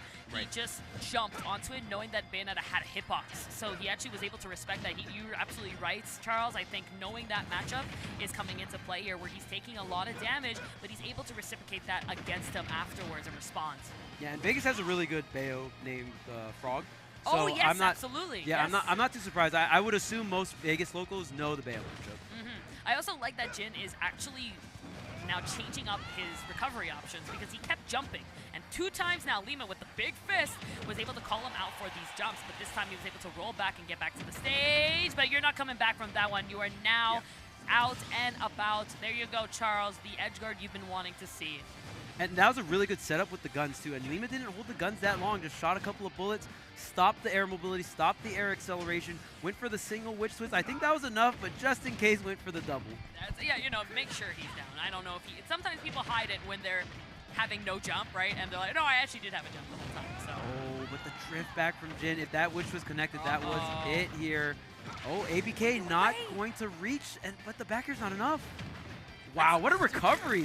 I know you're going to come and get me, so I'm just going to bounce on your head for a little second. I need a little bit of a boost. Again, knowing your character's limitations, right? Yeah. You think she can witch jump 3 times? Nah, man, 4 times. Let me just change it up and make it look like something. I actually never used my neutral jump once, so here you go. Catch it.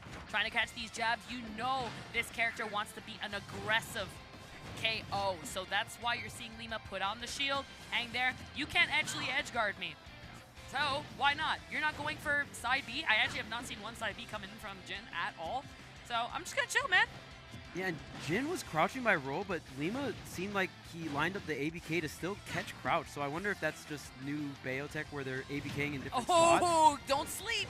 Yeah, you never sleep on the option. The back air turns it around to get the edge guard situation, but gets the soft hit. Lima now landing the back air on the roll, and it seems like Lima getting acclimated and locked in here. Game 2, much more dominant than Game 1. And honestly, I felt like Game 1 was kind of a comeback from Lima, right? So very interesting and really great stuff on Lima to clutch out Game 1 and just snowball it right into Game 2. Oh, yeah.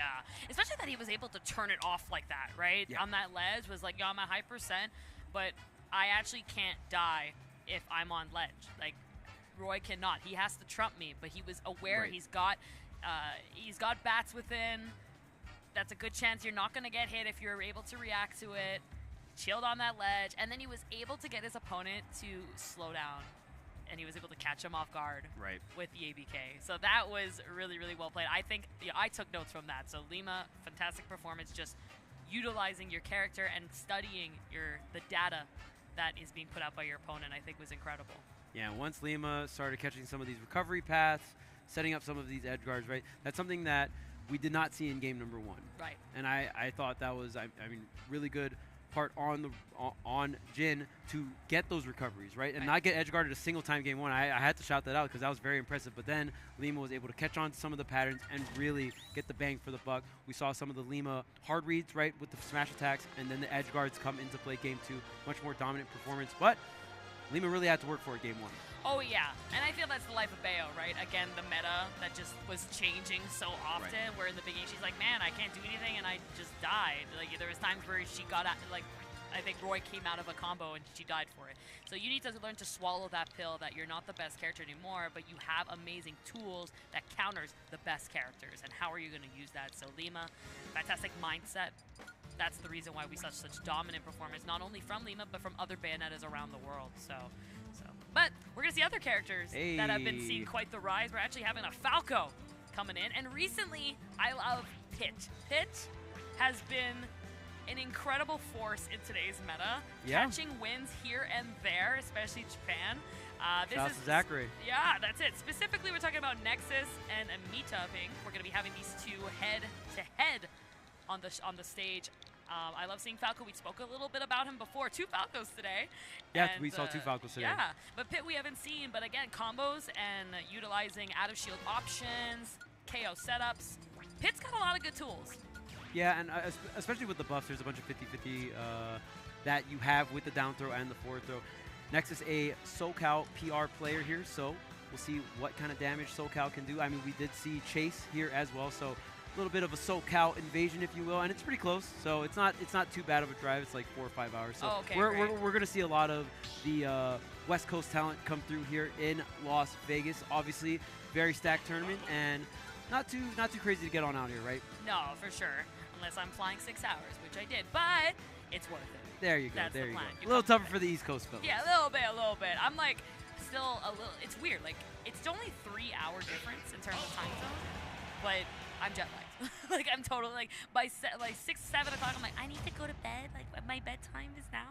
So it's been something, but that's an advantage only the West Coast are going to use as the tournament racks up. Here we go. Nexus for the beat up King, Falco, and Pit. Again, these are characters that are going to be very explosive once they get hits, and the first side being here on Mita. Okay, but here's the combo start for both players here. Yeah, that down air extension into another aerial. Not going to fully connect here. Nexus getting the drag down. The up tilt doesn't connect, but delays that second up tilt on that platform there. Going to extend the combo even more in terms of damage output. Doing a really great job to parry, but the drift back coming out from Nexus on that down air. I love that. Damage, rack, and left and right both feeling each other out. Again, we talked about tier lists before and just where everybody is. And I feel like these characters are quite similar as to where they are. A little less representation on the side of Pit. But again, with things the way that they've been changing in today's gameplay, it's only going to be an opportunity for everybody to figure each other out. And Pit's got some weight to him also. So thinking that, you know, you might not get some KOs and he might be out of that percent when needed. All right, down throw into the fair. Again, the 50-50 you mentioned, Charles, getting it down there into the back air. But no, doesn't get the down air, but the back air is still connected. Ooh, yeah, and going for that double jump reflector there. Gonna go for the tech away. The up tilt up air is a option here for Ping, and not gonna connect on a Falco here. On the ledge, gets the down air into the up air. Yeah, I mean, and when you get that hit of down air, maybe back air could have been it too, but it's such a high percentage. Good stuff on Nexus, seeing that, hey, I just need to go for the up air, get the KO, and I'm out. What's confirmed? How do I get the KOs at this percent? Asking yourself, okay, what kills? How can I set it up? These are all questions you're going to have to do at these higher percents. That's what our friend here on the side, Mita's going to have to figure out as he lands that down smash, catching the side special. Very unsafe recovery on that end, but hey, doesn't matter. You got yourself the up air set up from the drag down on the grab, but not going to be the KO. Pit's a little bit heavy, but hey, try to catch this. Yo, you're still alive. Never mind, you fat. Yeah, really guessing correctly on these cross-ups on the up air from up throw, and Nexus really utilizing neutral air, forward air, all these multi-hits coming out from Falco to extend or start the combo even, right? Or extend it onto the platform there for some type of grounded option. So Nexus looking really good here on this second stock, just needs to get this last hit, but it is Ping with this rage. And yeah, of course, that unique option being the Pit down B. No one else really has a shield in the air like that, right? Yeah, can use it, protects all on the sides, but not underneath and not above. Something to keep in mind. But what is special about that down B, Charles, is that once it is used, you are completely invincible and can have no lag, so you can respawn whatever you want afterwards. Ooh, the back air not going to connect on that landing here. Ping still at such a high percent, but finally the back air going to seal the deal here.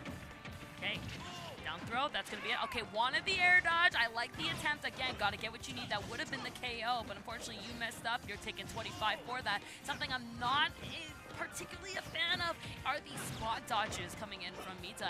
Every single time we've seen them, he's been punished for it because of Falco's long-lasting hitboxes. These spot dodges are just not cutting out for him. Yeah, especially these multi-hits, right? And we know that both these characters have a pretty long-range forward air that got a little slight disjoint, also has the multi-hit aspect, right? And especially Falco and Pit, they can go ahead and drag down Ed, but the down area on that ledge trap, like I said, you get that perfect pop-up on grounded opponents, and you can usually go into the back air, even higher percents, go right into the up air. Right, that's it. I agree with you, and I feel like it's all caused by these spot dodges over and over again. I feel like Mita has just been getting hit with them, and even that last stock was taken from it, and the lack of patience too, where you were on ledge, and that down air that hit you the last previous time, and you need to ask yourself, what position is this character or player in, and what are they committing to? You saw Falco jumping, so I'm not gonna neutral get him, right? Probably roll, probably drop down. Pit's got a lot of stuff on that edge. I know a lot of Pits who will drop down, jump up air, right? Just to shark a little up air, fair, nair, yeah. And those are setups, so I want to see that more come in from Mita. We know that it is there, but you got to be comfortable in your shoes, shake off those nerves, and get back into game 2. I know Falco's a very scary character, right? Especially when he's moving off like that, but you are Pit, and you got quite the sword. Right, and I mean, Falco's the scariest, especially when Falco has you on the ledge. The thing that Falco lacks is that mobility. The only thing you really got that's a go button is going to be that illusion, right? Oh, yeah. So that's pretty much your main burst option. Has a pretty lackluster dash attack for the most part. So when you're forced to deal with Falco, and it doesn't matter what his mobility is, when someone's ledge trapping you, their mobility is not the biggest concern. It's more of like, what can they get out from their hitboxes, right? Yes, and Falco, yes. amazing in that scenario. Got it. Lasting so long. That's why I think Falco's just so great. This game's busy. There it is. 50-50. Perfect percent. Get that away from me. Yes, that's an smash, excuse me. Not going to be the KO, though. Yeah, and I wonder, I mean, sometimes you can get down air into the forward smash, but it doesn't matter. Mr. Ping cleaning it out there with the side B. The hammer also a reflector as well. Yeah, for sure. And it's also extremely strong, right? I mean, yeah. I like that Dark Pit and Pit are very different in that area, where that's going to send you upwards, but Dark Pit's going to send you to the side. So it's actually going to kill a little earlier. But when it comes down to Falco, I think Pit's definitely the way to go, because you have those arrows that just are able to be utilized and controlled in such versatility. Great DI away from that down air. Looks like Nexus wasn't able to get any follow-up. Goes for the back air, tries to trap the roll with the up smash there. Not going to be quick enough to go ahead and position for that. Now Mr. Ping sitting at 131%. Has racked up a decent amount of damage and keep on doing it. 48% here on Nexus. Good amount of extra credit on the side of Mr. Ping. This is where Pit is so good, Charles. In the lead, knowing you need to go fight that character, that's where Pit is so good. Just able to control so much stage and being boxing and brawling. Pit is like a brawler. It's very similar to a character like Mario, and he's been compared to a lot, especially back in Brawl. But that's where he's so good. He's just a brawler with a sword, and he just got so much. Look at that. Again, setups and tech chases, and that's what makes it so hard. So for a character like Falco to be comfortable in his zone, you're not going to get him away from that home. Yeah, and I mean, there's so many forward airs that Nexus went for that was just barely off the mark that would have got the stock there. So very unfortunate stuff, but Mr. Ping doing a really good job of getting the most out of those situations where if your opponent's just a tad bit off the mark, you got to punish them as hard as possible, right? For sure. Finally, the down tilt. I feel like every time I see that down tilt, it's such like a desperate call out. It's like, please, guys, please get the KO. Just do it. But there you go. And you know one thing that Falco could do is make damage. So I'm not going to be surprised if we see Nexus explode within the next few minutes. But then again, that down smash would have definitely caused the explosion. Okay, offstage situation. Oh, tries to contest that side B once again. Yeah, and it feels like maybe Nexus trying to go for that offstage play, trying to make the comeback, right? You're down to stock, so trying to go for some of these bigger plays here. The back air connects, gets some more damage here, tries to go for the deep. Oh, gets the tech and gets back to the ledge here. I'm so glad everyone's okay. Everyone's back. Everyone's back. Everyone's here, so everything's good. I'm still a little bit nervous on the side of Mr. Ping, just because of the way that he's spot dodging and rolling again as the percents are getting higher, and that's where Nexus has been calling out, getting a lot of damage, but we are at the higher percent. Could be falling out, and I know we're going to start seeing that side special very soon. Finds himself what he needed, but doesn't get the up air even after the air dodge. A little bit of hesitation coming from Mr. Ping. Yeah, and I mean, Falco does a ton of damage, so if Nexus is able to get this stock, hold on to this rage, be a very dangerous situation, and Nexus could just go ahead and close the set out 2-0 here.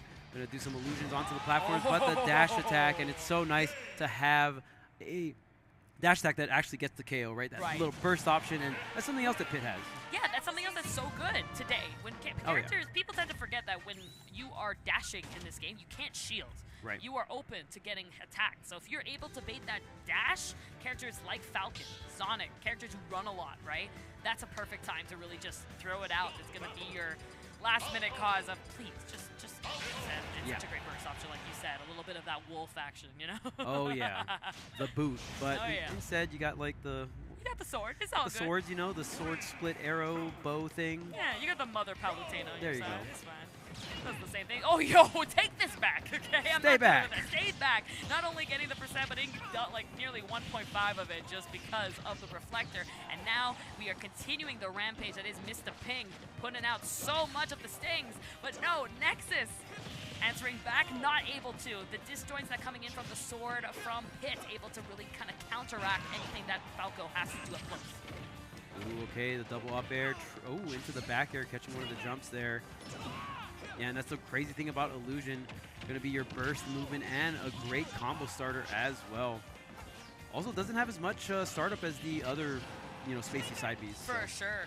A little bit quicker. These characters are so rare, you know, so I feel like both of these guys are figuring each other out as you're going, right? You can do anything, but you can study these characters. But when it comes down to fighting them, it's such a different experience, especially on a big stage, on ES2. I can imagine the frustration that comes out from these quote-unquote high mid-tiers that they don't get what they need. Mid-tier. Yeah, you get like these situations where, yeah, they make a lot of damage and KOs at a certain percent, but then you get to this number and you're like, okay, I need a raw attack that can just KO. Yeah, I mean, we've seen Nexus struggle to get that raw back air, but catching the spot dodge, great stuff. And, I mean, that was a great mix-up, too, because Nexus has been going for a lot of dash grabs, and we've seen Mr. Ping going ahead and spot dodging those, so that was really great. Nexus dashing up, jumping over, reacting to the spot dodge, getting a really hard punish there. And for this lead, already 67%, Nexus looking like a really good position here in this Game 3. Just like we saw in the last game, Charles, that, hey, you know, Pit's really good when he has an advantage, but being in the back, now he's the one that's going to be forced to come into Nexus's turf. Right. Does find the front door and leads him out into the next stock, though. Let's see if he can make back the dash before it gets too far, because Nexus playing so clean in terms of stage control, making sure that Pit stays in the air, flying away like the angel he is. Oh, there's the up tilt, the up air, and there is the cross up. So in that situation, Mr. Ping was expecting the back air, so was holding left, but Nexus going for the up air instead. So crossing up that DI and actually getting the KO pretty early for that up air. Yes. Okay, fair coming in. That beak disjointed, by the way. Looks like, you know, the Falco's beak, but that thing definitely extends a little bit and has that last hit on the end, too. So sometimes you think you're going to shield that. Great parry on the side. Mr. Ping definitely aware of it. Definitely not out for the count. You know that Pit is a character that can drag you off stage, a character that doesn't have that much air drift, I guess. You jump high and you might fly, even though you don't fly. But once you commit to that recovery, that's where you're going to be exposed. I think that's where Mr. Ping is going to be able to come out a lot stronger. Yeah, and Pit has incredible offstage. Obviously, the multiple jumps help a lot, and very powerful smash attacks. Oh, true. Yeah, we saw the down air to the up smash, right? Yeah. And he is in that percent. Falco, not that heavy. He's quite the light bird. The back air, the tipper part of it, and is going to control the stage. Not going to get the back air or the up air needed, but does find himself great damage, and not taking too much either. 59, still very healthy. Yeah, and Nexus just forcing the high recovery there, ends up back on stage without losing the stock. The down air connects, and maybe some of these setups coming out from Mr. Ping are not going to really be online, but you got to watch that forward throw at the corner. The illusion is going to combo into the grab, into the up air, and more damage just racking up on the side of Mr. Ping as Nexus just continues to extend this lead. You know it's coming. I love that again. Put out that shield, and you saw the dash attack. I like that Nexus learned from his mistake from the last game and said, you know, you're probably going for these dash attacks at any minute. Okay, Pit with rage. Oh, never mind. Ooh, and there's another cross-up, and you see Nexus just staying really close to his opponent there, looking like, okay, hey, the upper is going to hit on the right side and changing the drift with the double jump, crossing up to the left side. Incredible stuff from Nexus to close that one out with the up throw into the up air. Yeah, that was, I think, so smart, right? I feel like a lot of players, and everybody does this, where when it comes down to the last stock or even recovering on that platform, you tend to forget that that platform bringing you down is giving you stage control, and you're invincible, right? So when you land, you have all this room. But then you had our friend Pit, right? It was just like, I'm gonna stay here, but it's not your turn. So you are very vulnerable. You have to retreat a little bit. Maybe not necessarily corner yourself, but respect the fact that it's now not your turn. It looks like a reset, but it's not. You're invincible, you're landing there, you're in disadvantage, you need to handle it. So when you're dashing in like that, that was the perfect opportunity to just get that grab and continue. Yeah, you essentially can make any kind of hard read, go for a smash tag, go for a dash grab, right? That's the really unique thing about Smash, because in between rounds of fighting games, obviously no one's invincible. And that's why it's very unique too, where things like witch time can affect your opponent even if they're invincible and stuff like that. So you can call out certain things, and there are some moves that get around invincibility, but for the most part, you just got to run away. I mean, we see most players even corner themselves or even go to ledge sometimes just because the invincibility is such a powerful tool. It is. It's your I have a chance moment, right? Sakurai's like, I'm gonna give you 3 seconds to decide what you want to do, and that's what it is. So, and it's always an opportunity. You have to remember that. And like you said, ledge, giving yourself a little bit of space, retreating, definitely the best place to handle a disadvantage all times. 3 forms of it. So we'll see how these guys handle it. I'm definitely going to watch their recovery on each stock as we get in. We got Frog's Bayo. We talked about Bayo before. We saw it in the hands of Lima. Vegas Bayo. My favorite thing is to see how every Bayonetta is actually quite different. You have a very defensive, you have a very aggressive, you have a very movement base, you have a very aerial, grounded base, which is rare. But Frog, definitely excited, because I've actually never seen his Bayo on live before. So it's gonna be nice to see it. Maybe you could talk to me a little bit about our local hero. Yeah, Frog, a very strong Bayonetta player, was able to get a win on the Buzz, if I'm not mistaken, back at Double Down. So, has some amazing wins under their belt. So we'll see what Frog can do here versus PokePen. PokePen's Ike. Oh, boy. Ike, okay. I mean, Ike, definitely a character that we saw a ton of success at the very, very start of the game. Obviously, MKLeo doing crazy work with it at the very start, but kind of has fallen off, right? And I know there are still Ike players out there like PokePen trying to make this character work. So we'll see what PokePen. Online. Yeah, we'll see what PokePen can do here at Level Up Expo here versus Frog's Bayonetta. Yeah, excited to see what these guys do, especially, like you said, Ike, a character that has to approach very aerial base, and that is the turf Bayo wants you to be. Bayo's going to spend the entire game waiting for you to jump so that he can counteract it. That's something to keep in mind.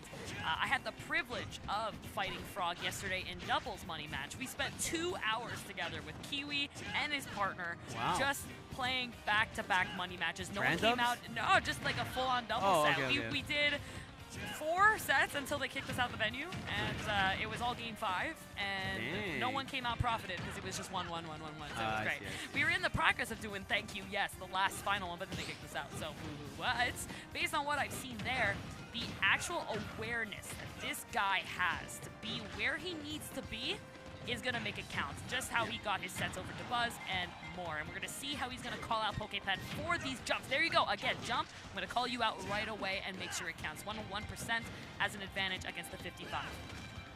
All right, and I mean, Bayonetta is such a mobile character, but one thing that's great about Ike, that neutral commands a lot of space, right? Oh, yeah. So it can even restrict some of your opponent's movement if you use it correctly here, going straight to the ledge. It's taking quite a bit of damage, and Frog able to get the back air on that air dodge. Again, okay, fighting in PokePen, you might have done 120%. Thing about Ike is I don't need that.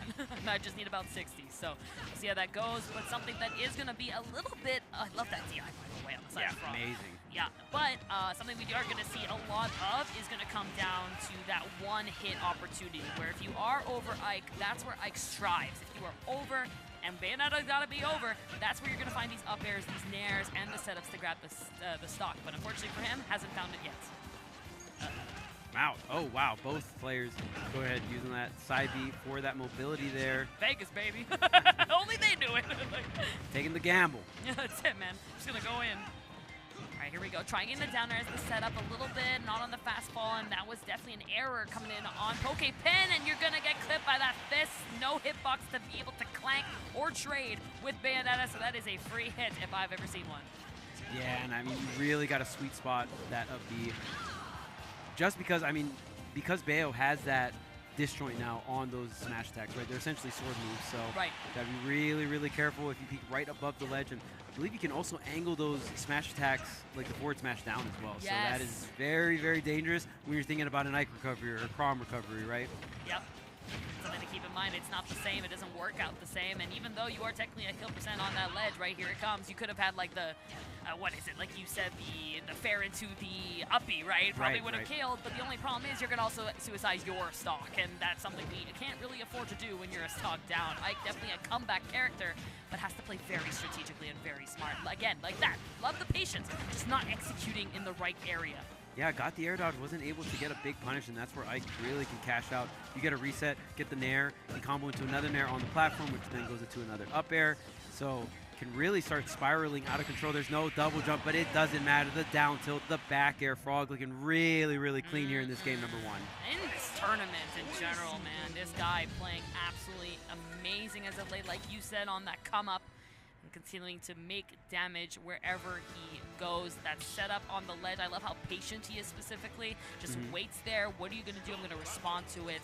Again, calling out for all your bad habits. That's something he's going to learn very, very quickly. He's a very hard worker, and you can tell. Oh, absolutely. And I mean, you got to be when you play Bayonetta, right? You got to know all the different confirms. Which twist doesn't automatically snap to ledge in this game, so you have to really, you see Bayonetta players really navigating how they're going to snap the ledge. If it's going to be a sweet spot side B, is it going to be a sweet spot up B, is it going to be a directional air dodge, right? There's so many different ways, and we're going to bounce off the ABK, off the wall, onto the ledge. Oh, wow. Wait. I like how we paused. We said, are we watching the same sets? I just need to understand. Is this a Vegas thing? Like, is everyone... The Bayo mirror? Okay, cool. I don't know, man. I'm down. You know, Bayo is a very Vegas character, so I feel like she is a great representative. Like, she could be an idol here, you know? She could really be performing very well. I can honestly say I don't think I've ever commentated a Bayonetta mirror, a Bayonetta deal. Well, in tournament. Well, I have, so this is great. The thing we're going to see here is very much in their face or waiting for each other to commit first. One or the other, depends on who's really comfortable for what.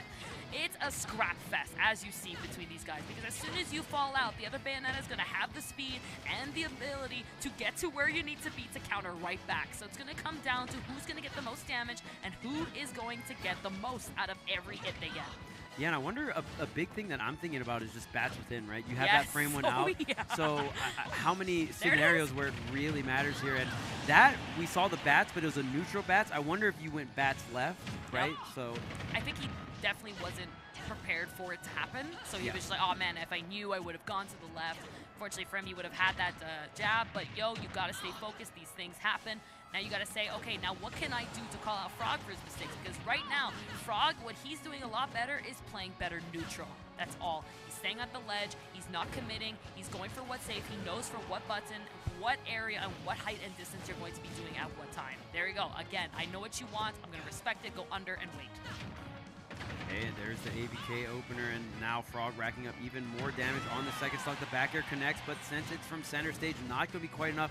PokePen trying to line up another back air, but Frog just navigating so much through all of this. Jab's not going to get the KO, but is going to rack up a good amount of damage, and even with the bullet arts as well, just tacking on even more and more.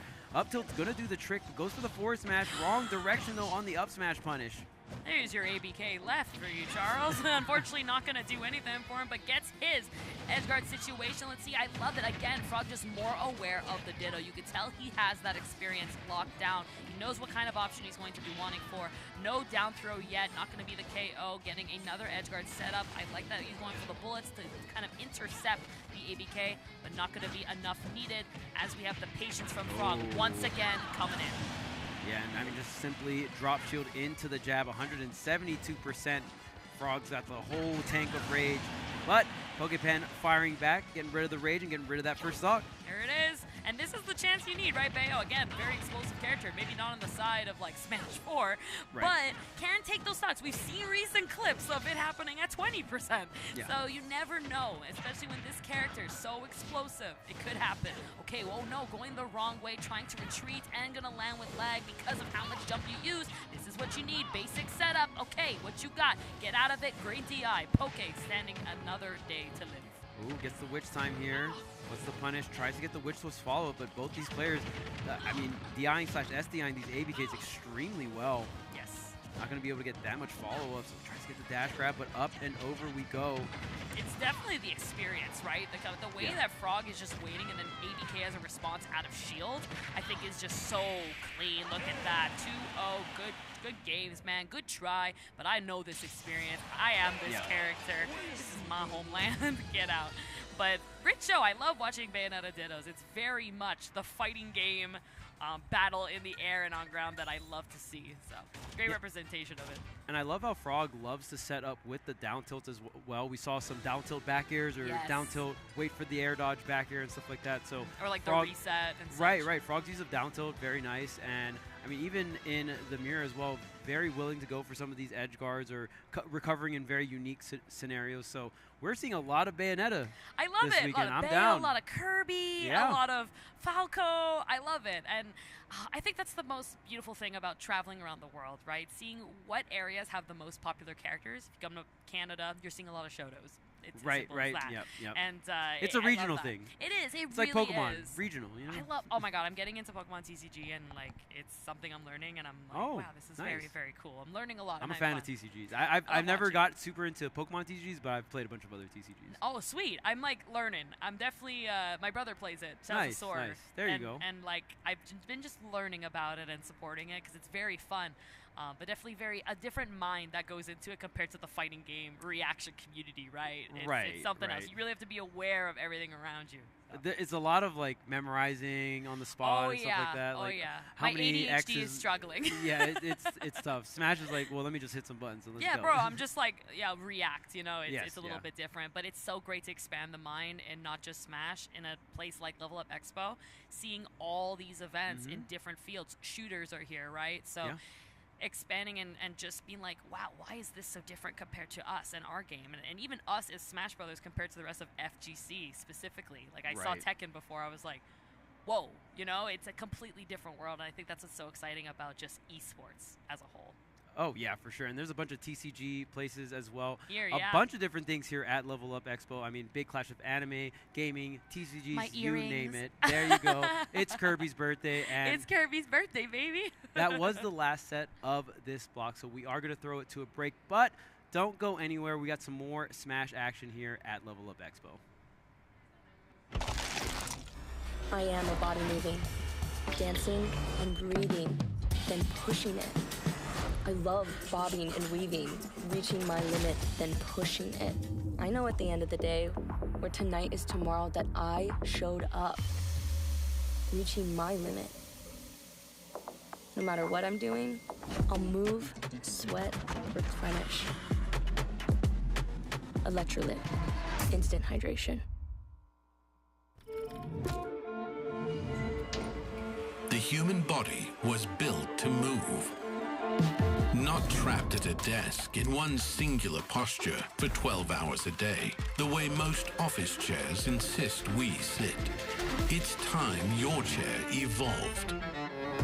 This is the 21st century. No one should buy a chair designed for just one task, whether it's finishing your pitch deck for work, weekend gaming with the squad, live streaming, watching Netflix, taking naps, or preparing to win a world championship.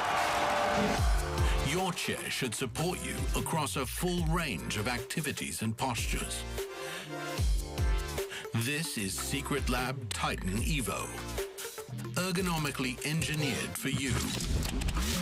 Gamers, hybrid workers, artists, backing your every move, from the boardroom to the world stage, for hours at a time, so you can do it all. Secret Lab, ergonomics for the 21st century.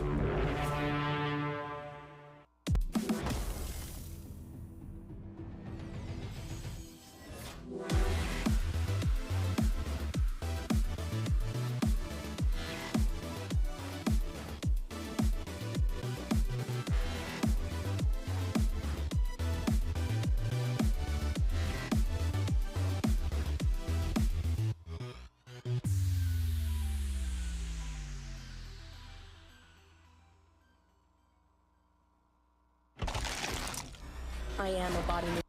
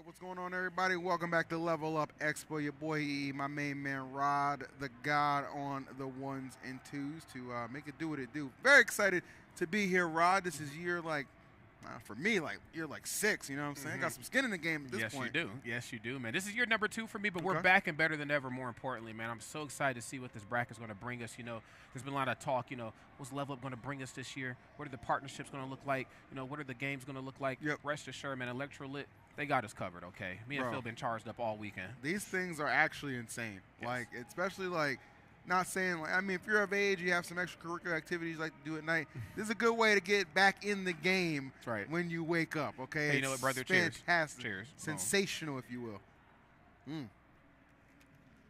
So good stuff. Jesus, man. I like it a lot. Love that we're moving into a more healthy direction here. But let's see if we're going to get some healthy gameplay coming up now. If I'm not mistaken, we got Despair, we got Lemons. Get ready to jump onto the big stage and put us on the show, man. I'm excited for this. All right, no doubt about that. Let's see how this goes. I mean, anytime we get to open up a block of pools, I'm expecting some fun stuff because really, you know, at some point you might see them a little bit more down the road against some of those more household names that are like in the bracket. You know, we have people like Light and Tweek here, of course. You know, Cosmos, Louis Money Chase. A lot of good talent. Sonics are in the building for this, so we are good to go. And it's the biggest and the baddest of all of them, man. It is Kazuya Mishima. Get ready to face off against Rob. Now, this is going to be an interesting matchup, of course. I think Rob is certainly a character that has, you know, boxing tools to be able to keep up in parts and pieces with Kazuya, but when the intangibility starts to get thrown around, you know what I'm saying, Rob's going to be in some real trouble. Oh, yeah, absolutely.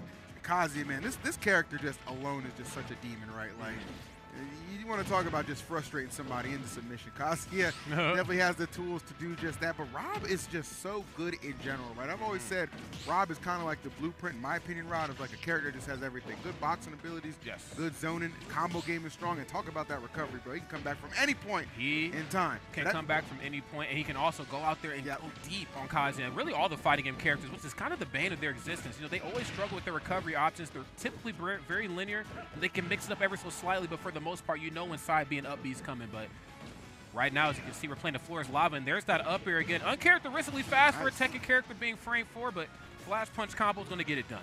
Yeah, my man Despair, he's playing. I think he might be in the wrong bracket, bro. Tekken 8 is on the other side, my guy. I said tell him, Sheesh. I said tell him. Trying to cook it up right now. I'm not mad at it, though. Got the Rage Art as well. Okay, excellent parry. Goes in. Nobody home, though. No doubt about it, man. Cook it up and definitely eating good right here. Gets the falling up air. Nice. It's another command grab and really just kind of pushing the advantage forward. Rob, of course, a character that can come back from some vast distances away, but there's a caveat to that. As long as there's not any hitboxes being thrown at him on the way back up, he's okay. They're making some clever plays right now. Oh, my God. I see. This guy loves, like, if I'm in any form of disadvantage, I'm just swinging my way out of there, bro. Absolutely zero fear. 2-stock lead. Opportunity for Lemons to put this one away with, put that first stock away. Side B going to get it done, but he is trailing such a considerable amount. That's right.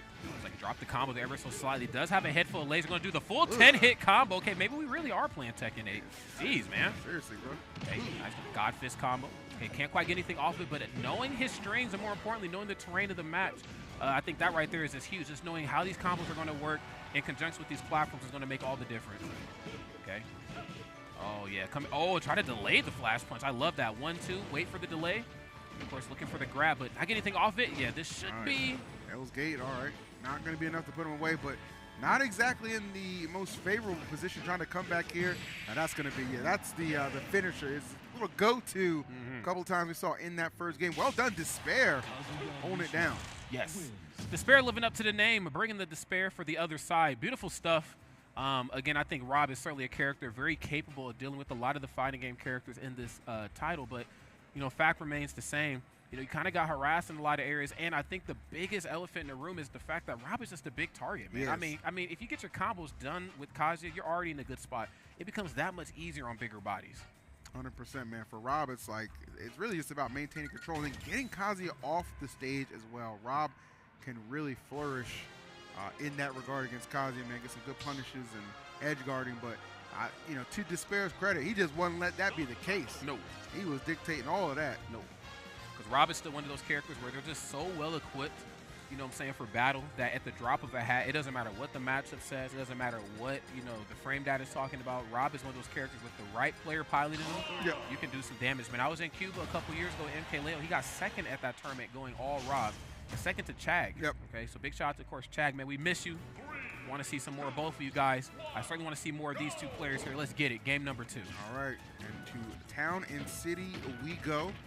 See if Lemons can have a little bit more solid of a start. Not going to help him just kind of run into it. Doesn't look like Despair the most efficient use of every single combo tool available, but the ones he is hitting are absolutely disgusting. Excuse me, maybe I spoke a little too soon. My man Despair said, hold on now, Phil. I'm very capable of putting this man in the dirt. Let me show you something real quick. That's right, man. Something about shovels and digging graves or something like that, right? So, yeah, beautiful stuff right here for him.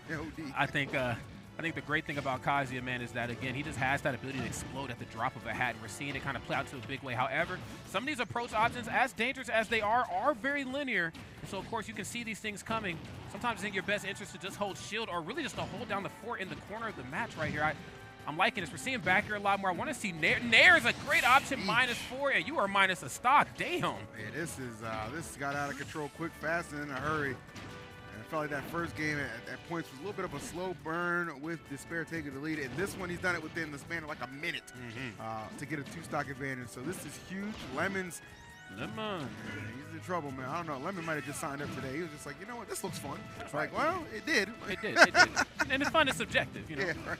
Now, again, Lemons, of course, playing his absolute hard out, but unfortunately just not finding any real opportunities for, you know, just to turn this into something.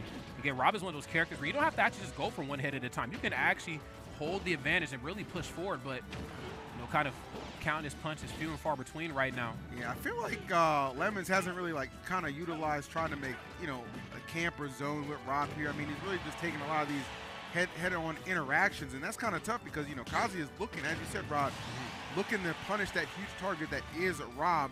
And you just kind of get it like combo food at some point. That's right. See, right there, got a little closer for comfort where he probably wanted to, but I think the best thing about that was he was able to get the parry right into the up smash, but it looks like, oh, not going to be enough. Again, you can thank the ceiling here, of course, on Town to Sea. Increasing that survivability on Mr. Rob here. The people's elbow coming down. No, sir. The gates. Oh, yeah, and that's going to be abrupt. We'll put an abrupt end to that. You know, just really good. Yeah, pointing to the crowd. He said, your destiny belongs to me. There you go.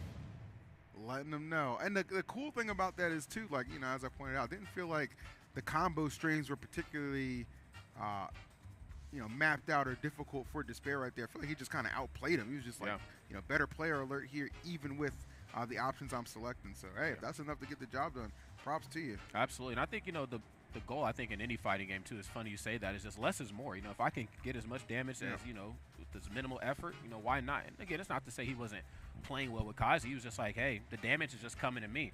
Like, if you're going to block with your face, I'm with that. Like, let's see what happens. So, beautiful stuff right there to both of those two players. Again, if you're just tuning in, it is best of 3. This is Pool's Friends. You got to earn that best of 5 here. I don't know what you didn't heard. I don't know what they didn't say on that internet. But here in Las Vegas, we got to earn those best of 5s. Yeah, it'll get there at some point. You know, Despair obviously taking one step closer to getting that, man. I know for sure tomorrow's going to be crazy, bro. I mean, top 16 in the top 8, crown our champion. That's going to be really good. We got our defending champion in the house, that being Light. Of course, Light is the defending champion from last year, but the crown will be hard to maintain with the likes of Mute Ace, Tweek in the building, Sonics, as I've said. You know, Chase, Louis, Money. There's a lot of good players in this bracket, man. It is, you know, this is an A-tier level event. I don't care what a ranking say. It's an A-tier event. I'm here to tell you right now. Tell him. Lumi this, Lumi that. Nah, bro. Big Phil said so. That's right. Give him the EE stat. Stop playing, bro. They're gonna be like, yeah, what's going on with that? With them stats, sir, in the next meeting. Can we talk about that? I got some questions. I got some questions, brother. What it is, you know what I'm saying? So, good stuff, no doubt about that. Let's see what we got coming up next. Looks like we got Surrender. That's right, Surrender and Zayul. Okay. Zayul. All right, looks like we're I knew a Surrender when I lived in Maryland. I have no idea if it's the same person or not. Could be. Is that you? Are you Surrender from Maryland? No, is that you? No, he's like, I don't know what the. I think that's Surrender. Yeah, that is Surrender. Oh shit. Okay, that's him. Okay. What's up, Surrender? A blast from the past right here, man. It's full circle. I saw the name, I saw the character. I was like, oh, could it be? Could it be? He said, is it me you're looking for? Nice. Surrender was always a solid player back in the day, so excited to see the Puff here on stage. Yes. The Puff has to be tough right here. I mean, again, this is Pools at Level Up Expo, okay? I mean, some of the best players in the world come here to throw it down like you were mentioning before, but I got to be honest, man, this is certainly a matchup that you don't really get to see very often, even at a Pools level. Yeah. You know, Jigglypuffs, the ones that pop up on stream are always really great. Same could be said for the Richters, but never really had a chance to see them go toe-to-toe with each other, so this one right here is going to be something out there for the, I guess, for the numbers monsters. Yeah, right. Richter and Puff, this is not traditional by any stretch of the imagination. No, it's very, very uncommon here. Show me something good right now. There's a way that this is going to go in my mind, but I could also be very wrong. I think the biggest one, of course, is just getting Richter off stage. That's just going to be a pain in the butt for him, but I'd also imagine the ground game and just the control, keeping Jigglypuff away from you, it's not even enough to just try to stop her from hitting you with the aerials. I mean, like, don't even let her leave the ground, bro. Come on now. I don't know what's up. All right, is this game one or is this a button check? Button check. All right, make sure everything works well. I see people get up here all the time, just pick random controls. Right, it's man. like, bro, that's not your tag. Right. You like tab jump on. Like, at least check before it starts. That's me.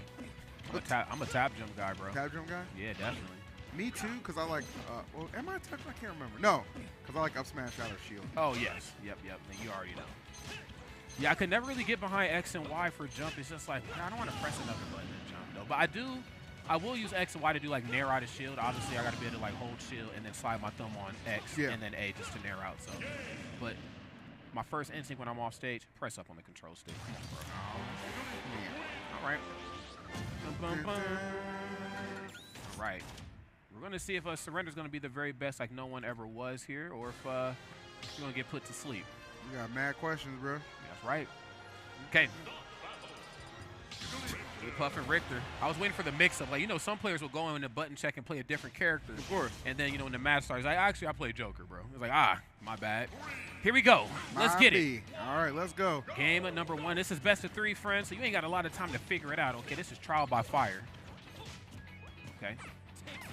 This is exactly what I was expecting. Okay, you're going to catch Jigglypuff in air. Again, we're just going to build that wall of fire up. What you doing at that ledge? Yeah, most frustrating thing to deal with here is absolutely going to be getting through Richter and just obviously being able to just kind of zone you out. And as Puff, too, you'll like take so much passive and cumulative damage. It just kind of gets frustrating because it's like, dang, I'm already at disadvantage with that low weight, man. Having to get in here and take all these hits, it gets a little challenging. Yes, it does.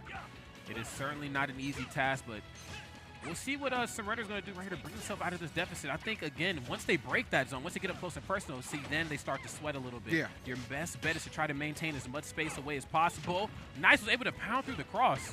I just want to see some crazy Puff combos, bro. I think you're about to get what you asked for I don't here. know if you heard. I think yesterday, Base Mage got 9th over there in Japan. So did he really? Yeah, man. So Puff's trying to put in some work this weekend. Okay. I'm not mad about it.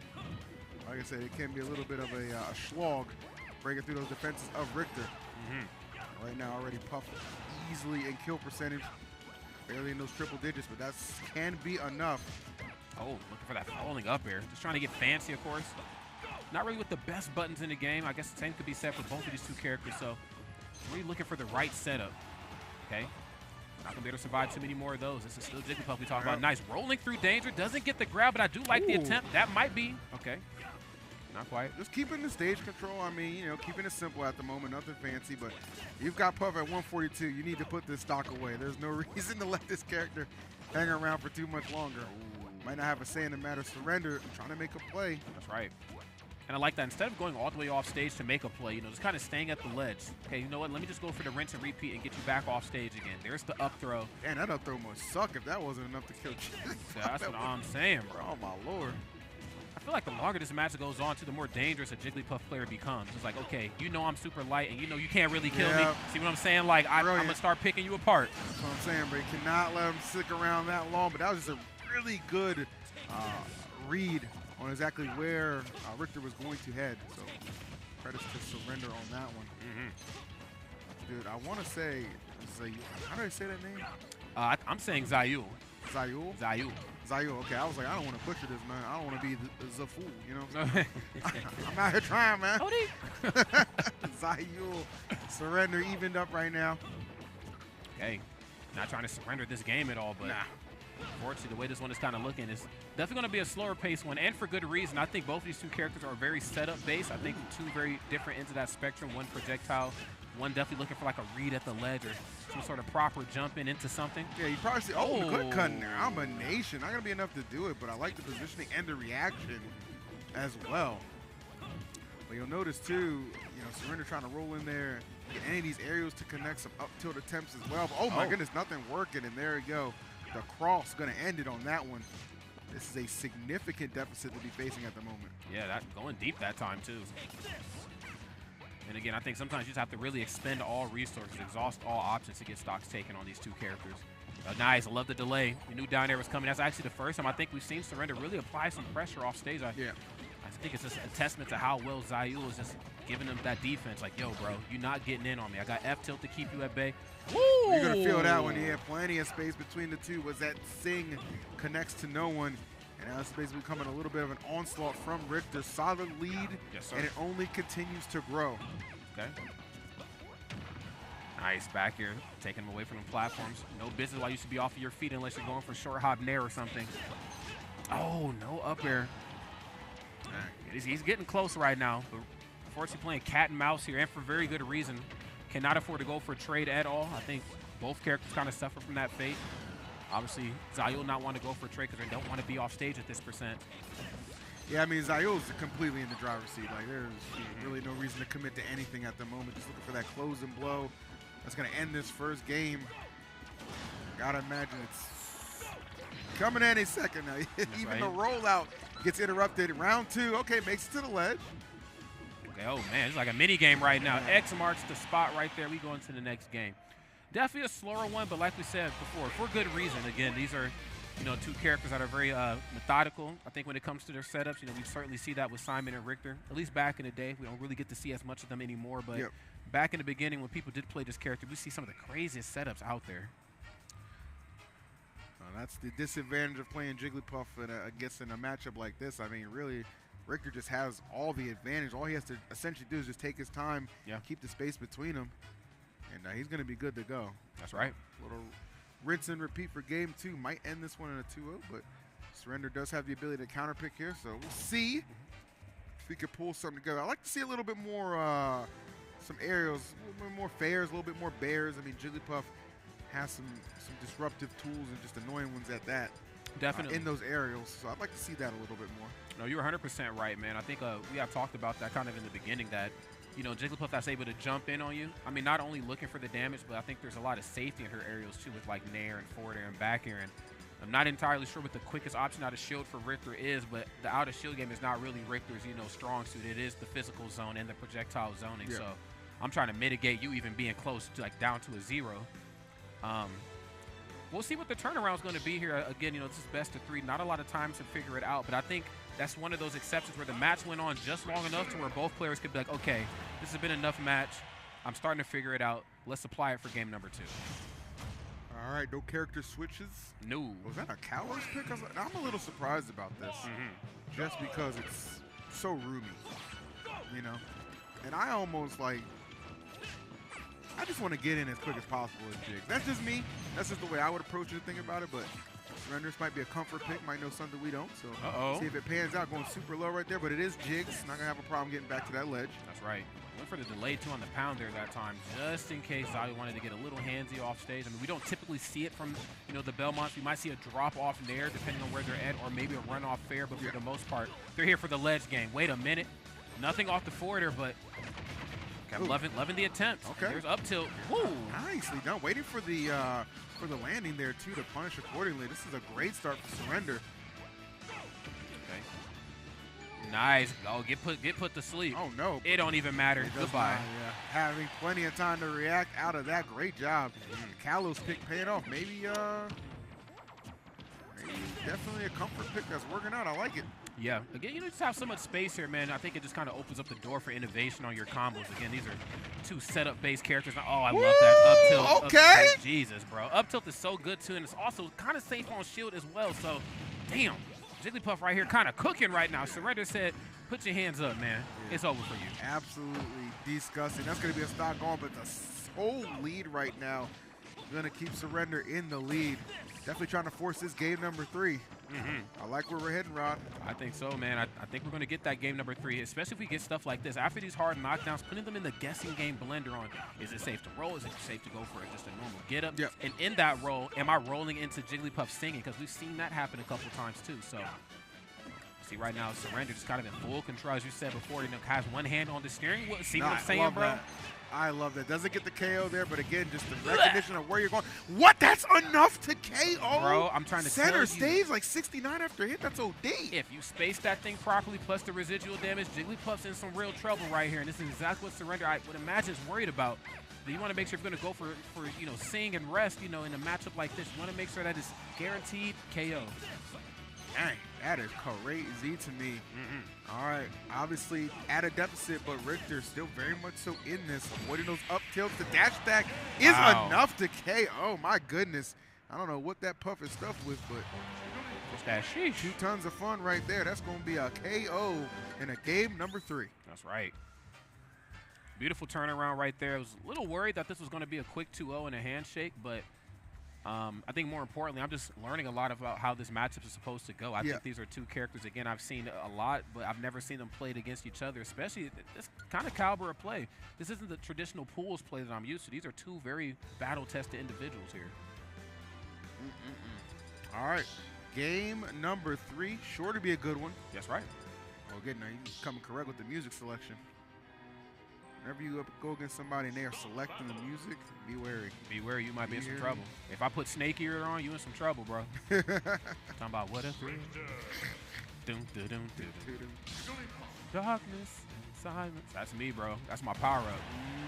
Even though I guess she doesn't actually sing in this game due to copyright concerns, but we got the instrumental. Okay.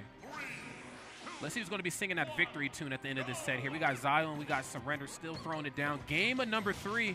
And I'm very, very curious to see how this one is all going to unfold. That last match was definitely the Surrender, so we've seen a beautiful, you know, execution test of just up tilt on shield. That's -6. The dash attack, very quick option in Jigglypuff's toolkit. Was able to do away with that final stop. Definitely broke out all the options on Jigglypuff's behalf, but I don't know, man. Belmont is just one of those characters when you're projectile based, you're never really out of options. Yeah, you know? that's very, very true. I couldn't agree with you anymore. Here we go. Big game number 3. Didn't even think we would get there after how the first game unfolded, but yeah. Surrender definitely has some tricks up his sleeve for game number 2. Let's see if he got some more, or will Richter reign supreme?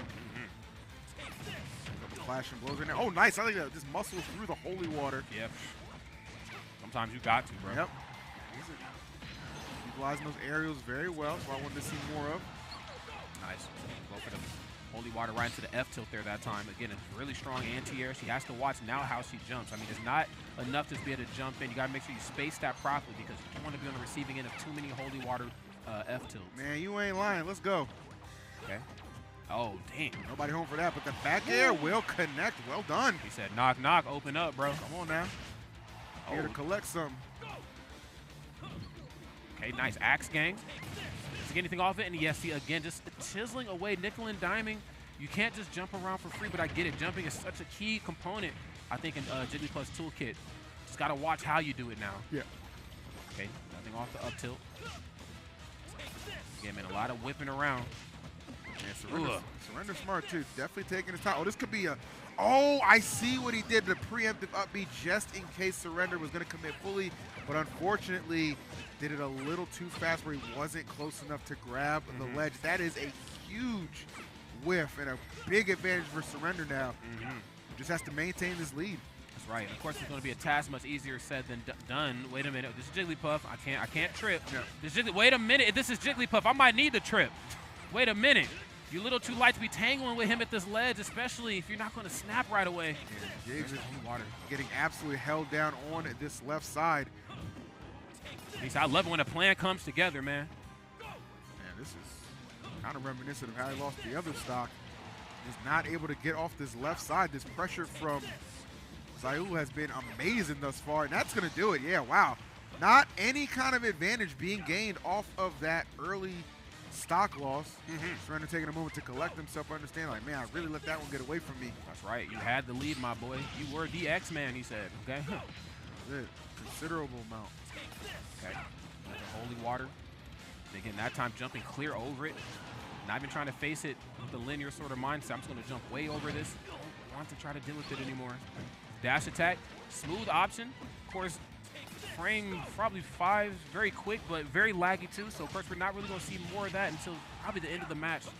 If we even get there that type of way. Again, 79% really feels like, you know, 90, 100% when you're Jigglypuff.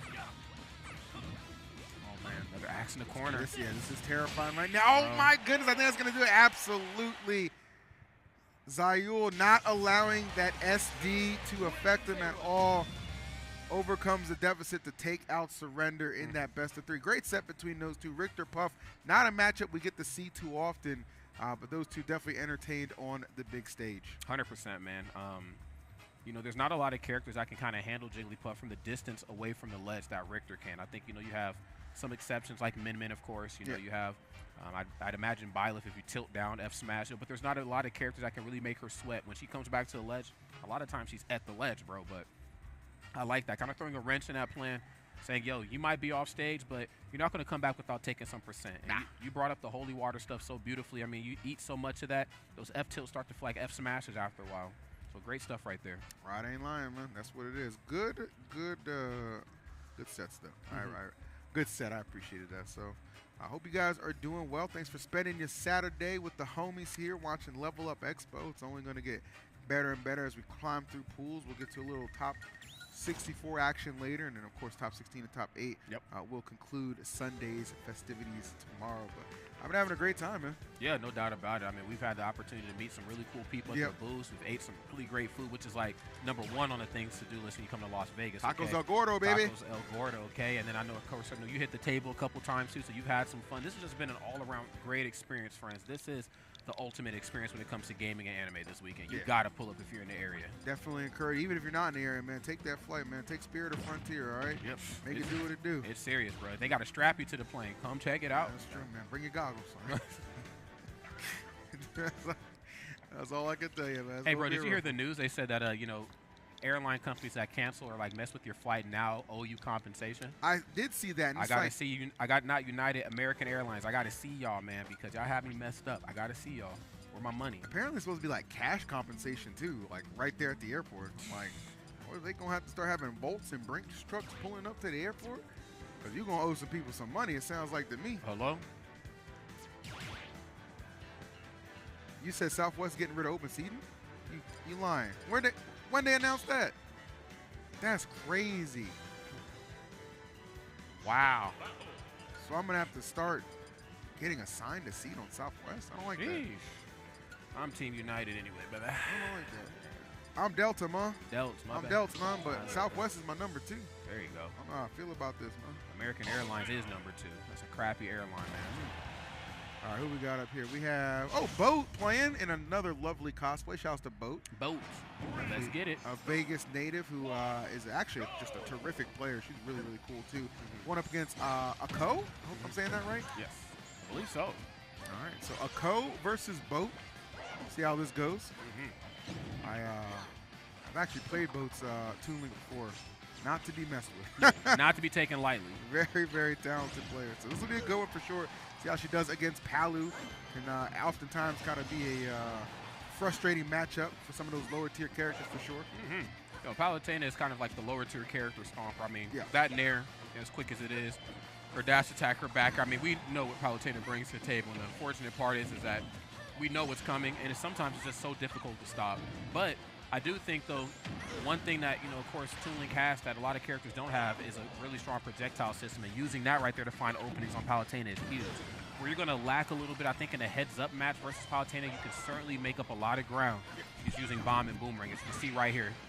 Okay, goes for the Bomb. And then using kind of the covert sort of sneaky action that is the smoke to figure out what the next follow-up is going to be, I think is huge.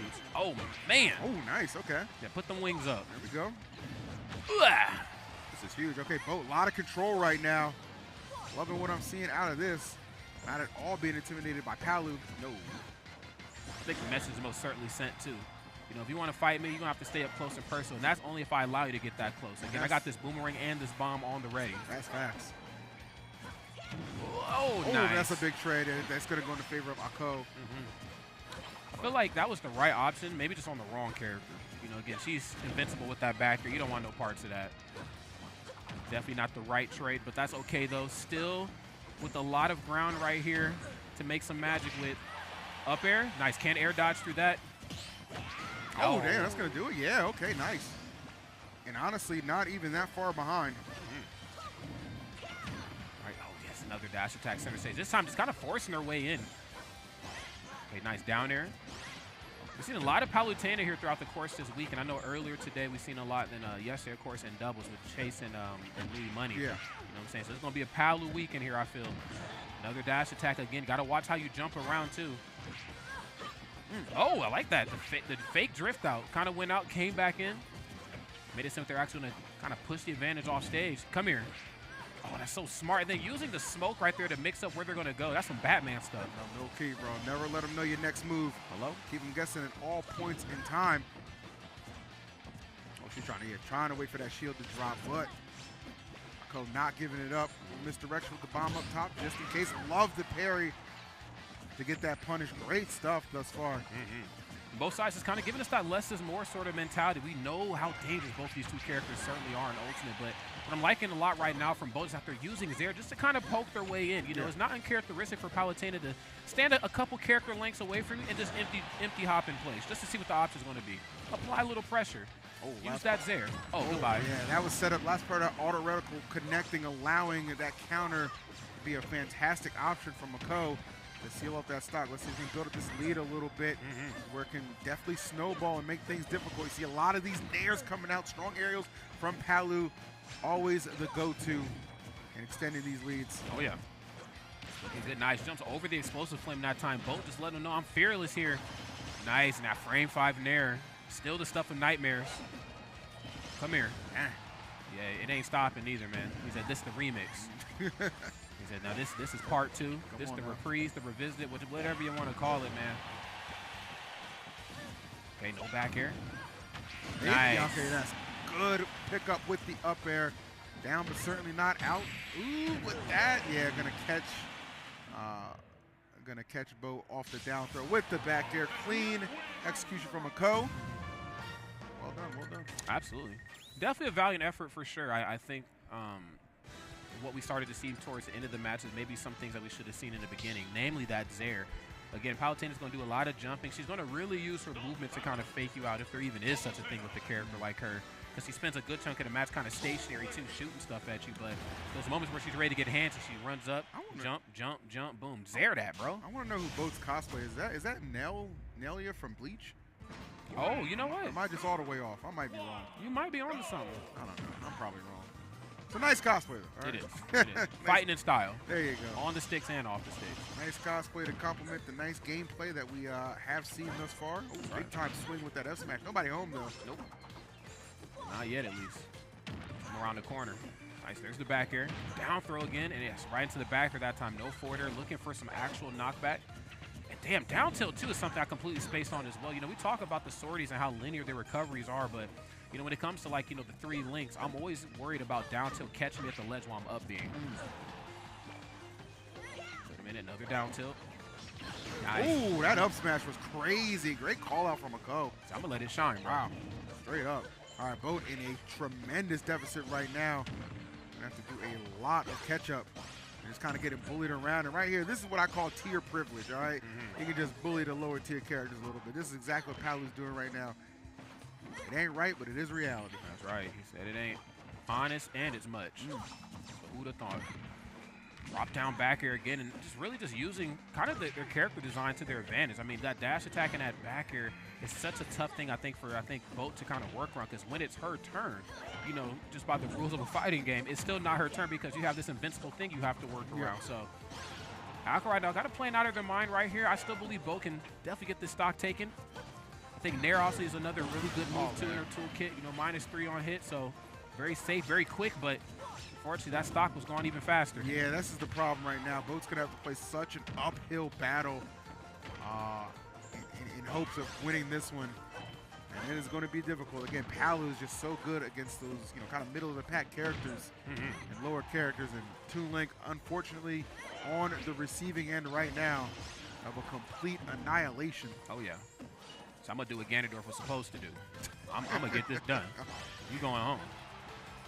That's so all right, auto reticle. There's the down tilt again. Bomb in hand. Going to have to throw it here soon. Nice. Actually, I might have actually saved her life. That detonation on the bomb kind of stopped her from getting hit by that first explosive flame, but the second one hitting the target, and that's going to close it out. All right, good effort from both, but it is going to be a Ko taking the W. That Palu looking particularly crispy. We got a couple good Palus in this bracket too, so absolutely something to keep an eye on. A show.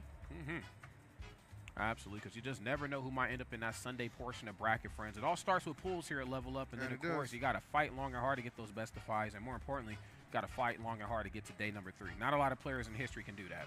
It's tough, man. It is a tough, tall task and ordeal, but yes, if you got the juice, man, you can definitely make it happen. We got the juice, bro. We got the juice, you know, man. cheers to that again, man. Don't play with me. It's the right stuff. It's the right stuff, too. That's right. This was that secret stuff from Space Jam they was drinking. That was the power-up. Okay, somebody need to get out to the Lakers tonight. Lakers going home. They about to get sweated. Call your Uber. That's it. I said you're going home, my friends. Get the brooms out, man. That's right. So yeah, we're having a lot of fun right here. Of course, it's the just a gaming and anime experience like no other. But you know what though, the fun doesn't just stop here in Las Vegas. It also goes down to the dirty South where the players play. Come on now. They write on things like everyday MomoCon 2024 Super Smash Bros. Ultimate 5K pop bonus featuring Mario Kart 8, Tekken 8, Street Fighter 6. Mortal Kombat 1, Guilty Gear, and of course, Splatoon 3, man. We got something for everybody down there. Yeah, MomoCon, I mean, I've been going to that event for just so long, and it's always so nice to see how they just keep reinventing the event, evolving it, always new faces showing up, and it only continues to get bigger and bigger, man. 5K pop bonus, that is bonus. Bonus. Pull on through, man. A lot of these tournaments still out here handing out a lot of cash. We want you to be a part of it. MomoCon, make it your premier stop for some Smash action. May 24th through the 27th. That's right. Friday through Monday this time. It's a little bit different than what we were used to. It used to be a Thursday through Monday, but I believe it's Friday through Monday, right? Is that how that's starting? Is it? Yeah, I think it goes. The convention actually ends Monday now. Let me take a look at this calendar. Yeah, if I'm not mistaken, I think it ends Monday now. That's the end of May. Oh yeah, the 27th is. Yeah. Huh. Yep. A little different this go around, friends, but that's okay. That just means that those friends that, you know, might have had to work Monday or whatever, who had that Monday off, now you got something to do. Stay around, eat some Waffle House, beat up somebody in there if you want to. Okay, walk up the street, go to MomoCon, and have some fun. That is interesting. I did not realize that. Huh. Yeah. Sweet. All right, well, come on through. We still love to see you there, friends. All right. It's going to be Chris. There you go. We're going to see another good match here. Looks like we got Marvelous Marco and Kappa. So, you know, I feel like I've done so many events and rarely do I see Toon Links. Here, we got 2 Toon Links back to back. Yes. We go for Boat, and then we got Marvelous Marco. So, definitely Level Up Expo bringing out all of the Toon Links. But this will be a good one for sure, man. I've seen both of these guys play before. I know Marvelous Marco, exceptional player. That's right. Kappa, too, very solid Fox as well. This ain't going to be easy for either side. We'll see how these combos stack up for Kappa. Already trying to apply a lot of pressure. I like the movement options, too. Oh, looking for that reverse up tilt at the ledge. Nice. Scoops him in right there with the grounded up B. That's kind of like the Young Link and Toon Link special. I guess, you know, Adult Link can do it, too, but for different reasons. Yep. We'll see. Immediate nair. Immediate get off between. Even if it was shielded, too, it's going to be very hard for, I think, Fox to punish that. -3 on hit. Very quick option. Let's see how this one is going to wrap up, too, because, you know, we talk so much about, you know, buttons and frame data. I mean, I think kind of Fox, in a lot of ways, writes the book on that, you know. Ooh, nice, okay. A lot of reactionary hits coming out from Marvelous Marco, and it is working out quite nicely. Good follow-through off of the boomerang. And that is going to be a very strong lead early on to open things up. Love these up Bs out of shield. Yeah, it's looking good. Man, oh my God, you OD, Mark! Oh! Okay, and the turnaround F tilt. Again, that's the Swordy classic. I get you at the ledge, I run up, turn around, F tilt. Look at this. This ain't even Kappa being bad, bro. I just think he just doesn't know, like, what the hell's going on. I mean, this is some Toon Link shenanigans of the highest order right now. He's playing for all the rupees right here, bro. Come on now. I got to tell you, bro, I think the Toon Links just naturally play with the chip on their shoulder. It's like, look, whatever you know about Young Link, I ain't that, bro. I need to let you know. I'm a little different, man. I'm just a little different. Get a little Looney Tunes on you. Right. Nothing wrong with that, man. So if there's beauty in the norm, that is that up smash right there. Kappa able to find an opening and going. What the? Hey! Wait a damn minute. Bro, what is going on? Huh? Whose man is this? Get the clips out, please. Jesus, man. Nice standing jab in the corner. Let's go ahead and put an end to all this craziness. Another Nair off the ledge. And that's going to use it. And then again, the turnaround F tilt, using Zero to poke their way back in. Turnaround F tilt. There's that forward throw. This is insane, bro. This stock is on some borrowed time if I ever did see it. Sheesh. Come on, Kappa. You got to do so. Oh, that might. No, it's not going to be enough. He said, you and the Lakers going home tonight. That's it. Stop, don't play with me. Everybody gets sweat. Right. Somebody told me Marco was from Denver. They ain't tell me from Denver. The Nuggies. Come on, man. Hootie. Y'all didn't do that. Okay, I see why they call him Marvelous. Sheesh, man. I see why they call him Marvelous. That was damn a beautiful display of just optimization with his character, man. That was insanity. Yeah, and again, just it's one of those moments where if you play the character like how the match was supposed to go, you might actually be approaching the match in a disadvantage because it's like, yeah, but do you know me though, bro? Right. You know what I'm saying? And like, I know Fox, and if you're not going to show me anything different with Fox, I know how to fight this character. You don't play a character like Toon Link, you know, that's generally regarded as okay, you know what I'm saying, this long in Smash and not know how to fight Fox. Yeah, that was insanity. Damn. Great game number one for Marco. Got to be coming in to the second one just brimming with confidence. If I'm Kappa, I'm just thinking, look, it can't get any worse. No. So I'm going to just keep doing my best and bring everything I got to the table. Not off to a bad start at all. Considerable amount of damage has been applied. This is where he's been getting tripped up, though, when he gets trapped on this ledge trying to get back. So, yeah, got to force your way back there. Let's see. I'd like to stay on the stage, fire some lasers in the wrong direction, but letting them know I'm still here. I'm still here, man. I'm still present. 10% differential between these two talented players. And I think Kappa's kind of learned his lesson, trying to keep this match more towards center stage. You know, again, that short hop Nair will push you to the corner, but more importantly, will push you the way I need you to be pushed. I don't want to be in this corner on your regard. Yeah. Okay, that scared me. Sorry, man.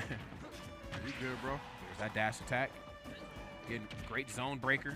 Frame 4 option is just in your grill. He said put the chain up, bro. You might want to tuck your chain, bro.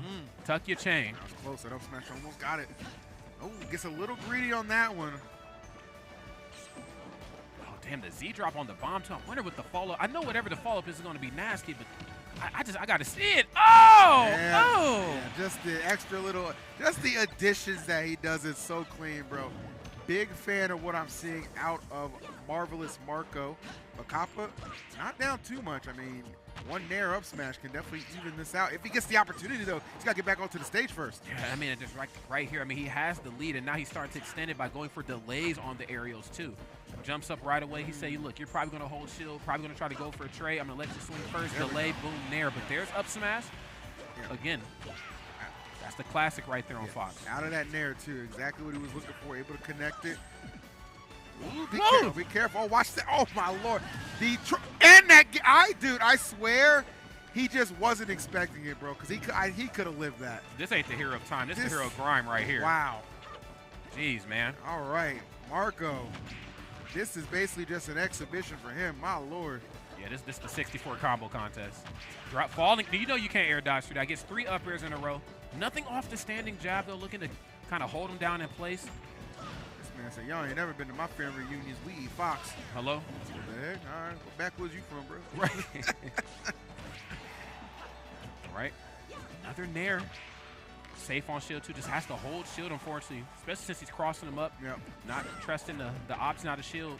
You don't want to up smash in the wrong direction. You're going to be in some real trouble. Yeah, it's definitely it is real trouble either way you look at it right now. See ya. Bro, what the hell? The hero slime. He said, I packed an 11. I packed an 11. Hey, I ride in that gator. My shoes are deceptive. Not the Thug T.I. throwback. That's insanity. I slime like the Reverend. I shoot at the Reverend. Hey. Fans out there grocery store, they stuck with lettuce. I don't know what he was talking about in that song at all. That was his breakout, too. Right. It just felt gangsta. I was like, you know what, whatever, Over bro. that beat, it was hitting. Right. It was hitting almost as much as Marco was there because he just went absolutely nutty in that match, man. That was crazy. Good stuff, Marco. Yes. Holds it down and advance a little deeper into the tournament. That was crazy stuff, man. You know, and Kappa played really well, too, but I think he just kind of played Fox the way he's traditionally supposed to be played. But again, to be this late into Ultimate, I mean, you know, if this was a couple years ago, I'd argue that, you know, you could play whatever type of Fox you want to play and really stomp on characters like, you know, Young Link. But This ain't that anymore, man. Them low Yeah. tiers starting to power. Bro, we seen Banjo at Battle of BC. Stuff's changing, bro. Yeah, we did see Banjo.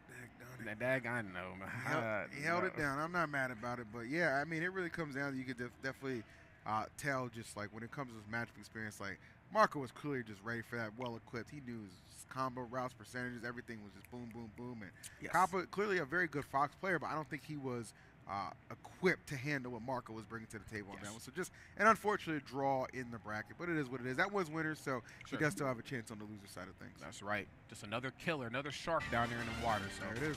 that's right. So yeah, We beautiful got a stuff. lot of them. Man, we really do, man. I know you talked about some of the talented players that are here.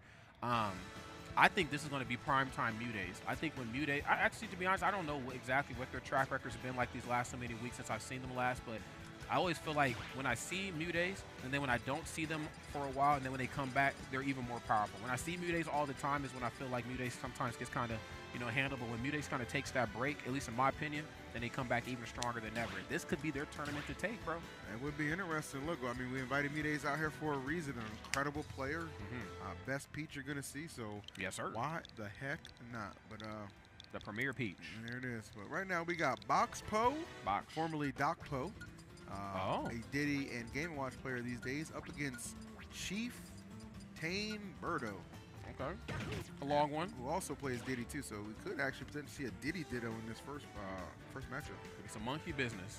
Okay. Well, let's see how it goes. I think Diddy Kong still as dangerous as ever. We've certainly seen everything that Game & Watch can bring to the table too. I mean, these are, just two competitively sound characters. And wait a minute, is that a box user up there? Do I see a box? Yep, that's how I call I it. see Box a Po box. now. Box Po. Box Po. Okay. Well, let's see. Dak Po, Box Po, excuse me. Can I give them? I could give them veteran status. They've been around forever. This is a veteran. I would say old head applies. Old these head. days. Yes. And that's a respectful term. Right? I wanted to make sure I use the right terminology because if you say old to some people, hey man, I'm just seasoned, bro. I ain't old. It's like, all right, whatever. We the same age, but you ain't old. Just Whatever. seasoned, unlike your chicken anyway. Oh damn. Let me stop. I'm sorry. Did you just? Yeah. Wait a minute. Oh no. Sorry, Aunt Sarah. Right. Diddy did on the kickoff game number 1. That's gonna be nice to see. Good to see. I mean, Diddy deals are actually I've enjoyed some high level Diddy deals before, man. Tweek and Aaron come to mind. They always put on a show whenever they match up against each other. So see some other Diddy show off some skills right now. Okay. Let's see what they're gonna bring us. Again, I think Diddy Kong, very dangerous character for very obvious reasons. As you can see, stuff like this just begins to happen. Banana peel into just about whatever the hell I want to do. Right into F smash. Yeah, that was a smacking right there. Only 0% too, mind you. Has yet to be touched. Oh, there it is. He said Banana's going to get it done. They can't quite find any options. And, of course, Diddy Kong still fastest up smash out of shield in the game. It's fastest up smash, period, actually. Come here. Uh-oh, the angel drop. Yeah, he is definitely applying a good amount of pressure here, but here we go. Chief Birdo trying to fight back a little bit. Okay. I feel like I'm watching National Geographic right now. I'm watching, the two animals just throw down, bro. Found out his mating season, man. Uh-oh. He said, I saw her first. Their jungles are wild, man. Right. He said, I seen a backup player. Oxbow looking pretty solid, though. Definitely winning a good majority of these exchanges. The monkey flips have been very much so on point as well. Ooh. There's that down tilt. I think he had the right presence of mind, too. I got hit with down tilt. I'm in the corner. I know what's to come. It's probably my best interest just to drift off stage, go back to the ledge, and kind of keep them in the guessing game again. Nice. Looking to catch the roll back in, or excuse me, not the roll in, but the high jump in back off the ledge with that back air. Oh, what? Okay, goes for dash attack. I'd imagine that was a mistake because there's a myriad of other options you could have gone for to guarantee the KO, but it comes sooner rather than later, regardless of the era. All right, still looking good here. Nice. And then nothing off the banana peel, but still, I mean, bro, this even that the lightest attack is enough right there to find a window of opportunity. Okay, triple down tilt. Can't quite find what they're looking for. A nice B reverse on the neutral special. Looking for something kind of fancy at this point. Percent starting to reach those unspoken parts.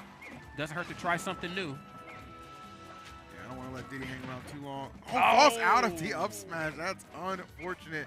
Monkey flip unable to connect. So many different ways that Boxpo could end this, but nothing succeeding thus far. This is just free time for Chief Birdo to maybe get back in this thing. Okay, gonna send him down as opposed to out. BoxPo better figure something out before he gets boxed up. I love that, man. Smooth stuff with that up smash again. Fastest one in the game. So fast, even another Diddy Kong might struggle to deal with it. Hell yeah.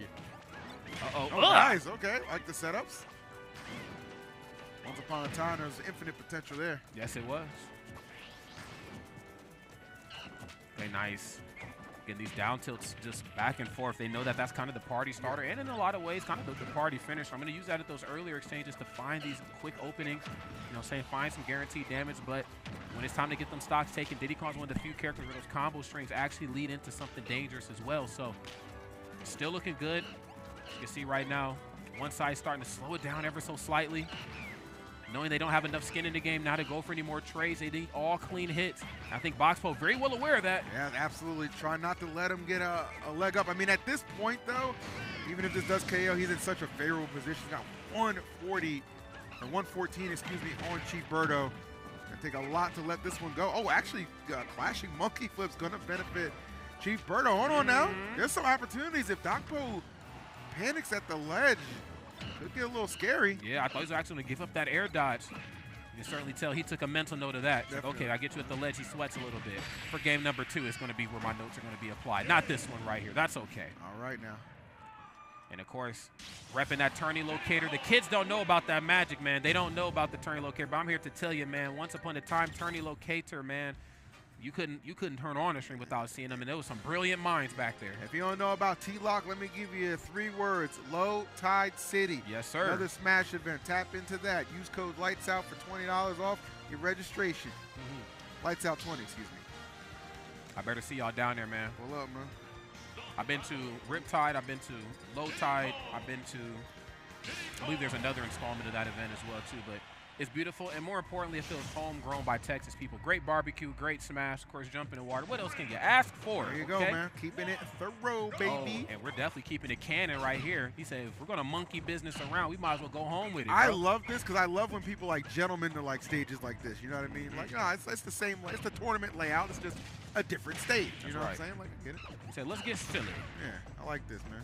Battle on the home territory with the proper music, of course, as well. Oh, double empty jump right there, but it looks like BoxPo was able to go for backer just a little quicker. And this one's staying a little bit more even than what we've seen in the beginning of the last game. That last one was definitely the BoxPo show up until like maybe the middle to tail end of it. But right now, understand the importance of keeping it close. But Jesus, don't get too close because you might get burnt. I love that down there. BoxPo goes up big. Yeah, nicely done from BoxPo. Put himself in the driver's seat to do some big things.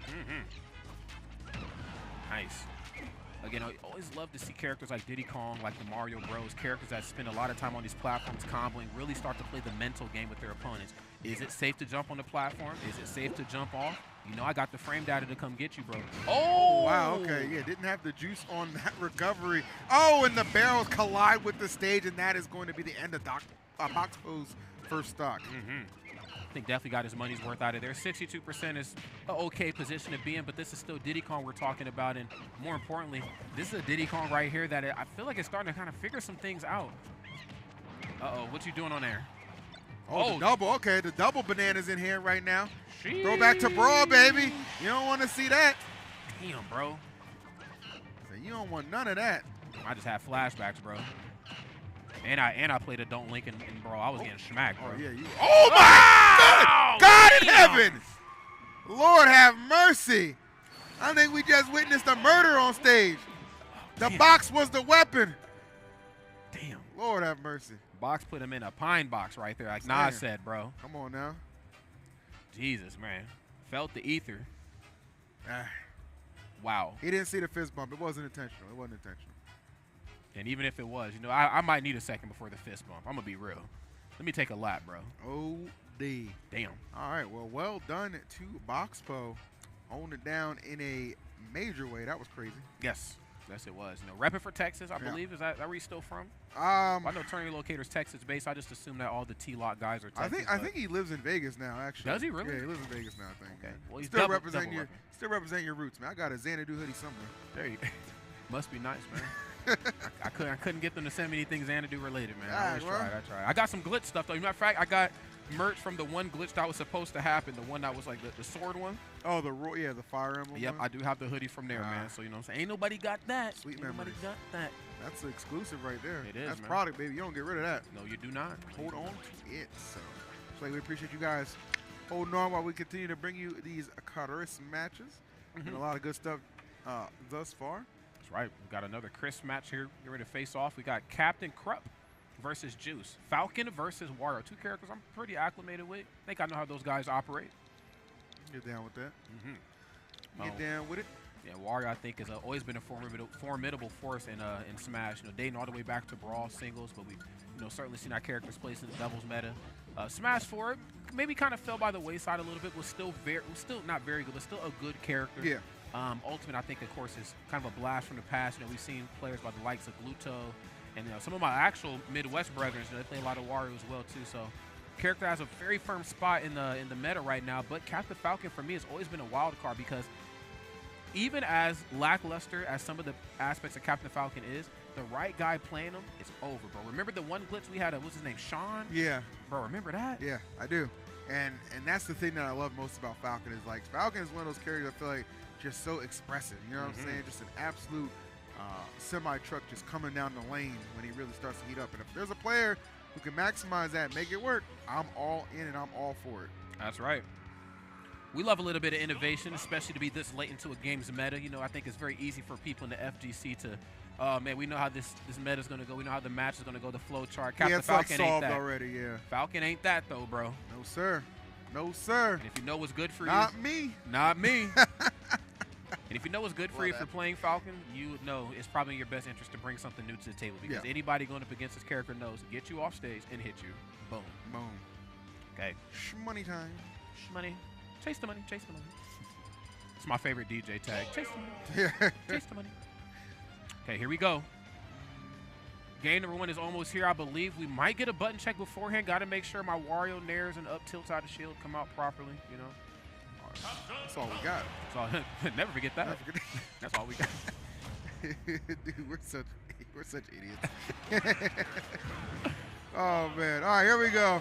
It is time. Okay, no, this is the match right here. Yeah. Ooh, okay, already up throw right into the up air. Again, this is what you do on big bodies. Falling up air and nice, knowing that the hands are disjointed. Tried his best to outmaneuver the up tilt, but you know, if I swing once and I see you air dodge, best believe I'm gonna up tilt again. Oh, 100%. This Falcon got to be careful. I mean, Falcon can definitely combo, of course, but Wario can dish it out as well. Yes, he can. Wario always got that devastating mechanic known as the waft. Waft. You don't ever want to see that. Wow. I'm talking about that's a couple hours after Tacos El Gordo. Man, it's coming soon, bro. It's potent, bro. It's potent.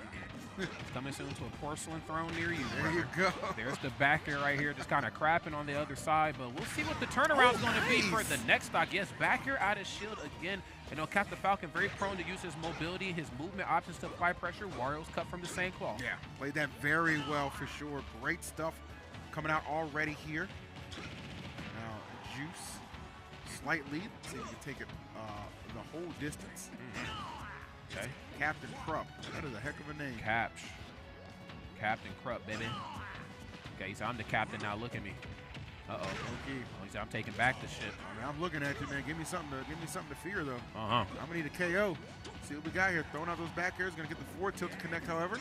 Like he wants to play the corner game, so it's like the back air is just for conditioning. The looming threat of that, of course, forced him to kind of play in the corner. 146%. I can only imagine Wario's gonna start throwing this rage around here pretty soon. Nice. There's the trade. Nair coming out in a big way. Quick frame 4 option, but wait a minute. Come here. Nicely done. Yeah, I like the fact he was committing so hard to swing in there, too, because I understood Wario was without bike because it was on the stage, so that's a huge recovery resource that was just taken away in that situation. Now taking it to him. Oh, yeah, he's in his face with it now. Nice, working around that falling up air and then the up tilt, but Wario has that glow. Come on now. About to let his soul glow on him, bro. Hold up. Nice. Okay, down throw. Looking for the setup, man. Definitely wants to get this waft to connect. Seen a couple up tilt attempts. Setting that up. But patience can be the key here. Kind of micro space here a little bit. Nothing off that short hop fair. And nice. Back air's kind of been the calling right here for Juice, but Looks like Captain Krupp starting to work around it here a little bit better. Up B out of shield, though. Watch how you approach. Just looking for that easy free damage. No complaints, no problems. Okay, you got to watch out for that down tilt, too, if you're fighting against Wario. Down tilt and dash attack, both the same frame. Very quick options, very explosive options at that. Nothing nice comes after down tilt. Oh, nice. Delicious. I like that B reversal. That was clean. So you can do anything with it, though. Still the KO continuing to elude Juice. Gets tossed back throw from Captain Krupp. Okay. Not quite baiting out the air dodge. I think that's one thing Falcon's really good at using his movement options as, like, I got you off stage or I got you off your feet. I want to bait that air dodge, but it looks like he's losing his seat right there on that top platform. Love that up smash. Captain Krupp looking good. All right.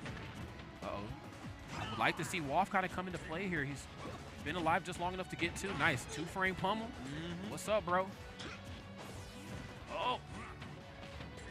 He's looking like, I think maybe just a little bit too far away from the ledge, too. But for obvious reasons, Captain Falcon with a little bit of rage. Don't want to overextend versus him. Playing a safe distance away. Come here, bro. Ugh. Nice. Okay. Trying to chase him down. Bike gang. Biker boys. Okay, hold on. Oh, man. He said, bro, get rid of the bike, bro. I'm saying, bro, I see that stomp. I'm like, dang, I'm just thinking knee afterwards, but ain't always the case in this game. Maybe trying to let the damage come to him. There's that down till we talk, bro. Hold on, Negro Damas. Yeah, hold on, bro. He's looking for it, bro. He is looking for it. Oh my goodness, that up smash though. That has got a lot of power behind it because of that rage on Falcon. Great job on his end. Falcon taking control of that match and not letting go at all. Juice gonna have to eat that one. Falling 1 or 0-1. Yeah, a lot of rage.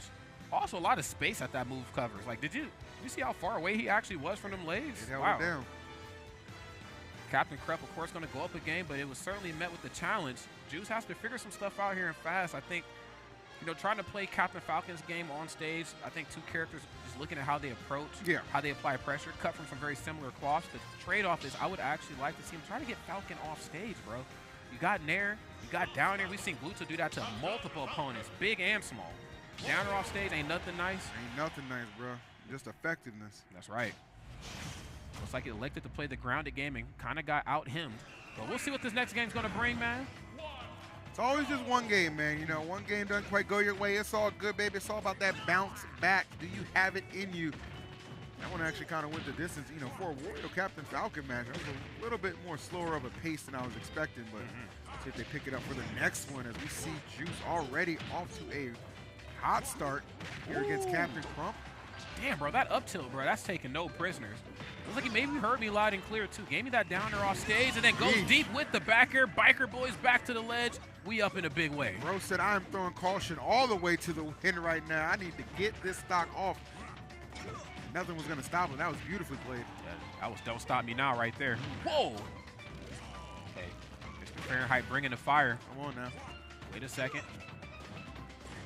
Okay. Oh, nice. And that cross up on the Nair too that time. You know, I think approaching Nair is a really good option. Very fast, but you add that little sauce that is the cross up on it. Keep your opponent guessing. Where you going, bro? Oh, like where you going, yes, bro? Sir, don't spot dodge near me. I'm gonna put these paws on you. Come on, man.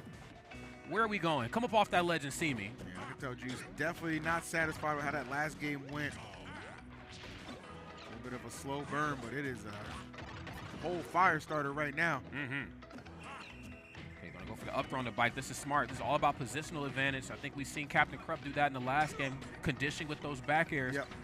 Right now we're starting to see Juice do it a little bit better. Of course, has this lead. Captain Krupp's playing cat and mouse here. Can't run forever, though. You just can't outrun Captain Falcon, period, bro. Not at all. There's only one other character in the game who can do that. Come on now. With the speed boots on, activate. Come on. Oh, delicious. Yeah, I like this. It's kind of nickel and diming, and more importantly, slowing this match down. I think it's very easy for Captain Falcon to kind of kick up the aggression, especially when they're in a deficit. Like, let me just run you down and apply pressure that way. Nah, bro. Down tilt, F tilt, love that. I call that the Will Smith. For what reason there, Ron? Yeah, that's right, because keep my wife out. If you know, you know, man. I know right now, though, it is looking very much so favorable for the side of Juice. He is taking He is taking over this game number 2, not letting it go to waste, but Captain Crump able to find a back air. Still give himself a little semblance of hope. That's right. Still in this, and of course at 117% with Wario glowing, I think this could be the ultimate time to turn something around. Yeah. Another aspect I think that went down in the last game was he just didn't waft. And not only did he not waft, the threat of it just didn't really seem to bother Captain Crump. It wasn't there. Oh, my God. He said, but rest assured, knee is always there. Come on now. Falling up here. Oh, bro, close your mouth. Yummy. Wasn't worth it, though. Dialing it up. Okay, looks like we've seen the beginning frames right there on up smash come out again, kind of sealed his fate in the last game, letting him off the hook. Dash attack is such a great option. Always good to see Persia around too. Right. Hell yeah, bro. Commentary OD. There it is. Oh, this actually could be, if Crump can get this KO, this could be something. It could be. Trying to turn it into something, man. Just not a lot of ingredients to work with, but nice. I like the upbeat. Probably would have rather set him towards the right, but I like recognizing, okay, that is a very viable option, of course. that's right. Okay. We got Hanging out patience this right now. ledge. He knows. Bike's in the way. Nice. Another nair out of shield. Falling up air. Doesn't get anything off it. There's the up tilt up air. Game. Yep. I was thinking to myself, if we got the up air initially, he could have definitely wafted too, but there's always a plan B, and Juice was not going to let that one get away from him. Got the Wario shirt on too. Nice to see somebody actually wear the merch of the character they play. Tired of seeing these people with Cloud shirts sit down playing damn Sonic. Man. Tired of it. I'm tired of it. I'm just tired of Sonic shirts in general. Can we talk about it? How about your warship? Come on, man. Same with them Legend of Zelda shirts. I'm over Legend of Zelda t-shirts, okay? Now, Wario, I like the aesthetics to WarioWare, man. I like the font, you know what I'm saying, the letters that kind of pop out at you, the colors. I love Wario. That I can get behind, yes, You sir. know what I'm saying? Just a dingy green Triforce shirt, man. Come on, man. That I can get behind. Like, have you no shame? You are improper. Let's go ahead and get it, man. I want to kind of finish this one off in a very proper sort of way. One game apiece. Juice and Captain Crump have done a really good job at filling each other out when it comes to the neutral, but somebody's going to have to go to the next portion of winners, and someone's going to have to take a trip down. Come on now. To them shark-infested waters, bro. Come here. Let's get it, man. It's a humongous game number 3 for both of these players, man. Spencer, oh my goodness. That was such an ugly angle for that up B to send him, but going to make it back. Got to drift his way back to that ledge right there. It's such an intense game for just best of 3 pools, man, but the action is legit. I got to give it up. And right now, this Falcon's looking pretty legit with the lead right now, just running Juice down, trying to get back safely. Let's see. And I think it's such an easier task to do to your opponent when you have the lead. When you're in the deficit, you know, you're running them down again. You're Captain Falcon, your options are great, but they're very linear, but these boots lining up to your face. Look at that. Yeah, not the best route for Juice to take, trying to come back to the stage. And those boots, as you said, Rod, finding their mark and giving Captain Crump an incredible lead. Fans is showing up and showing out. That's right, man. Nice, love that shield. Knowing when to stop your combos is probably more important than knowing how to execute when you're trying to land them. Smart to go for the double upper. He knew he was going to try to answer back with that immediate nair. Train 4 ops on the way down, but not going to give it to you. Oh, nothing off the boots. Bro, he said, bro, put them legs away, man. Put them away. Stop playing with me. Hey, this is, I mean, I look at how that last game went. This is crazy how much of a one-sided affair this is it right now. Okay, goes over the jazz with the dare, but not really gaining himself any kind of real leverage or momentum. Gets kicked all the way up to the skies with that up smash. And just like that, man, this Juice, it is on the run out a little bit, I was going to say, man. Looking like that other Juice fella. R.I.P. man. Hold on. Wait a minute, bro. Did you just... Actually, you know what? Wait a minute now. Hold on, bro. Hold on. You had too much of this electrolyte, bro. Give me that. Pass that back, bro. They ain't tell me they had that other formula, bro. Hold on, bro. What type of purple flavor is that? Well, I'll tell you what, man. The flavor of these Falcon combos have definitely been the right equation, at least for victory, man, because this is looking like a potential 3-0 in the making. Not going to get all of that need to maybe finish the deal, but when you got a lead like this, at this point, it's all just kind of a formality, I want to say. 3 stock for the win. Captain Crump unloading and unleashing as he dominates game number 3. That was smooth gameplay right there, and it kind of goes back to what we talked about. We prophesized this. You know, you just can't approach the match playing traditional Captain Falcon. We know how this character works. He's great He's great at what he does. He's not great in all aspects, and some things on him pretty linear. But if you can mix up, if you can put the U flare on there, the Captain Krupp flare, the things that only your Falcon could do that the other ones can't, you get yourself a W. Yes, you do. Some good things can happen right there, as we saw from that Captain Falcon holding it down in a major way. Crazy stuff, man. No doubt about it. It's always nice to see Captain Falcon. I think it's a good way to kind of re-energize the audience. Yeah. Not to say that the energy here is low or anything like that, but, you know, Captain Falcon, characters like Incineroar, characters that just, boom, burst and explode, gets the crowd going, especially for these earlier parts of the Explosive characters are always dope, man. Hell yeah. Ain't nothing wrong with that. So who we got up next? I'm looking at Loaf, the Twin Wonder. All right, Loaf and Tan Man. So we're going to have Wario and Bayo coming up. Play against another Wario. All right. That's right. If this one can actually get the W, Juice falling a little bit short last game. And some Bayo, too. Some more blasts from the past we were talking about before. This character's kind of had a bit of a resurgence, I think. Maybe namely to Lima's phenomenal gameplay these last so many years. I know I've been to Puerto Rico with him twice in a couple other tournaments, and I'm like, can the Witch get it done? Yeah. Man, the Witch gets it done. Yeah, I think a couple of patches have definitely, adjustments have definitely kind of helped Bayo find her footing again. And there's a lot of good Bayos out there. You mentioned Lima right there. I mean, Tampa P goes crazy over there in Japan. So we got a few of them that run wild. I remember I think Dialga back from Xanadu. I don't know if Dialga still plays, but Dialga was really solid too. So a lot of good Bayos out there, man. We're gonna hold it down. We had Bloom as well. Yep. Watch the throne. EU. That's the right. homie. That's right. No doubt. No doubt. Bayo is here, man. You get your Bayo fix in Smash if you're still a big Bayo fan. But yeah, this will be good. This is going to be wonderful. You know, the great thing about the twins, Lucky and Loaf, they actually come from a region. They come from Minnesota. We're back in Smash 4. Remember, I don't know if you remember, but they didn't have like a lot of the mainstay top tier characters. That was a region Ganon the Beast. You know, you had some Robins, you had some Greninja, you had Shinjobi. So, they come from a very unorthodox region in a good way, not in a bad way or anything like that. And it's so great to see now all those characters that were deemed unorthodox are now on the other end of history here in the meta. Of course, Loaf going to bring us some action with this Wario. We know what this character can do. We've seen it time and time again. Very curious to see what Tan Man's going to bring us. I want to believe in my heart that Bayo can be who she used to be. I want to see it. And maybe Tan Man, he can make me even more of a believer than I already am. I like that. Tan to the man. That a lot. Tan to the man. So right away, I'm thinking of Wario's options out of shield. You got Nair, you got down tilt dash attack. You got some really bursty options. You got Nair out of shield. You got back air, of course, in the corner as Bayonetta's trying to recover again. She does have a phenomenal recovery system, but there's going to be points where she can't trade with anyone. She wants to recover cleanly as possible. But also I'm looking at Bayonetta as a character too. This character has some really great options. Of course, you have Afterburner kick, you have Witch Twist in the air or grounded, doesn't matter. You got up tilt into back air as well. That's kind of like her done. Like, let's get this stock up out of here sort of combo. That's what it be. All right, well, let's go ahead and see how this is going to pan out. As you said, man, now Loaf 2 just is such a very seasoned player, man. Doesn't necessarily, I feel like, get the shine that he deserves. And that's maybe just kind of a byproduct of the region. That's just how it is sometimes. But Sure. Trust and believe, Loaf is a formidable individual. Same with his brother, too. Yeah, it's something about the twin power-up, man. We got Linus and Lucy, I believe is their name. Remember the doubles guys, Yes, from Detroit, yes. No doubt about that. The sibling power-up, man, I'm telling you. There you go. Well, Loaf right now powering up and getting that first stock off of Tan Man. Okay. Tan Man picking the correct Bayo fit, by the way. I love that. You like the Jean fit? I love that outfit, man. Okay. It's crisp. I didn't know that, man. The red and sills.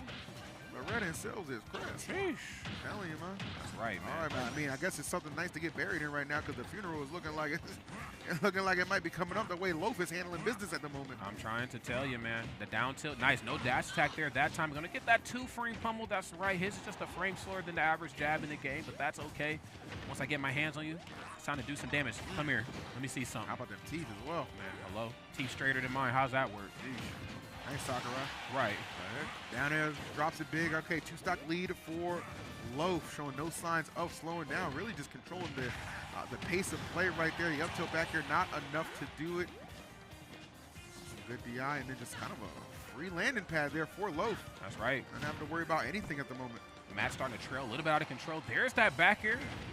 Looking for something a little bit more stylized with that up tilt. First, I called that the 7-11. There it is right there, man. I'm on the shift, man. Okay, come here. Looking for the bullet arts. Some residual damage ain't bad. Definitely want to play this one kind of safe, especially since he has that waft. Oh, okay. Got in with the Will Smith again. Nice. Put it back. Down to nice leg day. This is smooth here. Trying to play the Wario's weaknesses. You know Wario's going to do a lot of jumping in the air. Bayonet's got an anti-air machine. Let him jump. As long as it ain't waft, you're kind of okay. If you know where he's going at least. Obviously, you ain't looking for trades at this point. No, 100%. You don't want to do that, man. It's all advantages what you're trying to essentially muster up to, and keeping in the back of your mind as well that Loaf does have access to that waft, which has been charging and chilling for quite a while. So there's a lot of different ways this can get ended quick, fast, and in a hurry. Okay, great chase down. Okay. Nice mix-up on the recovery. You're going to go for the up air there that time, maybe to try to outspace what could have been a high afterburner kick back to the ledge. Oh, a lot of lag on the way down. Right option, just a little misspaced. As you guys know, the more stuff Bayonetta does in the air, the more landing lag she has on the way down. Nair out of shield again, though. Back air. Nicely. I like that follow-through with the additional back air because obviously the waft was on the table, but Loaf had such a commanding position. Didn't really matter, you know? Did not really matter in that situation. So great stuff to Loaf. Convincing game number 1 over Tan Man. Oh, yeah. Beautiful, beautiful gameplay. And again, I think Tan Man can definitely get a stronger footing, I think, in this neutral. Yeah. It's tough, though. But it ain't impossible. Bayonetta, the immediate frame 1 pick. He said, I ain't switching, I'm staying. Here we go. Potential final game, depending on if Tan Man can really bring this thing back. I believe we can get a game number 3. Let's do this. Yeah, I don't think it's impossible at all. I mean, really, though, you know, for Loaf, it's just jumps out the gate with such a strong lead. It's hard to match that. Even if you do manage to make the comeback, odds are by that time he's already accumulated that waft, and that's, you know, forever. The timeless threat, if you will. 100%. Oh, I love that. Bats within, saving his skin. Yep. Down tilt, and I love that bit of a patient play. Trying to see what the option's going to be on the way back. You know, after down tilt, we usually see dash attack, where sometimes we see the grab, but it looks like he actually wanted to see what Tan Man was going to do first. Damn, falling upper into back air. Taking a lot of damage at the moment. That's what Tan Man's doing. Hello? 2% differential right here, but it looks like Tan Man's forcing their way back on, and this time I ain't waiting after down tilt. I'm coming to get this damage. He said, I ain't waiting no more, boy. It would be huge if Tan Man could get this first stock off. I'd love to see that and see him play in the lead without a deficit. Okay, additional pickup with the Witch Twist. Bit of a mix-up right there. I thought we were certainly going to see back, but maybe the percent's not in line, but definitely lined up for that F-tilt again at the ledge. That's the Wario Classic. I might not be able to get out there like Bayonetta, but once you come back to this ledge, it's the Wario show. That's what it is. All right, we're having to play for Ryan. I like that. Great recognition from Tan Man. Really making some strong call-outs at the moment. If they're going to mount to anything huge. 127. Definitely some room to get rid of this stock sooner rather than later. And just keep some distance between the two, but Loaf says, you know what, let me go ahead and just break that up. Oh my Lord, 74 has already been put on. That's right. Oh my goodness, you juked the first one, but not the second one. That's right. I got slaps galore, man. The circumference of that jaw too, bro. That man biting everything. Man. Uh-oh. Oh, no tech zone? Oh, he said it don't matter, bro. Dash attack, I'm breaking in, though. Bullet climax, trying to bait out the air dodges. I'm loving this both sides. Again, scaring each other to the ledge of the stage. No need to go off.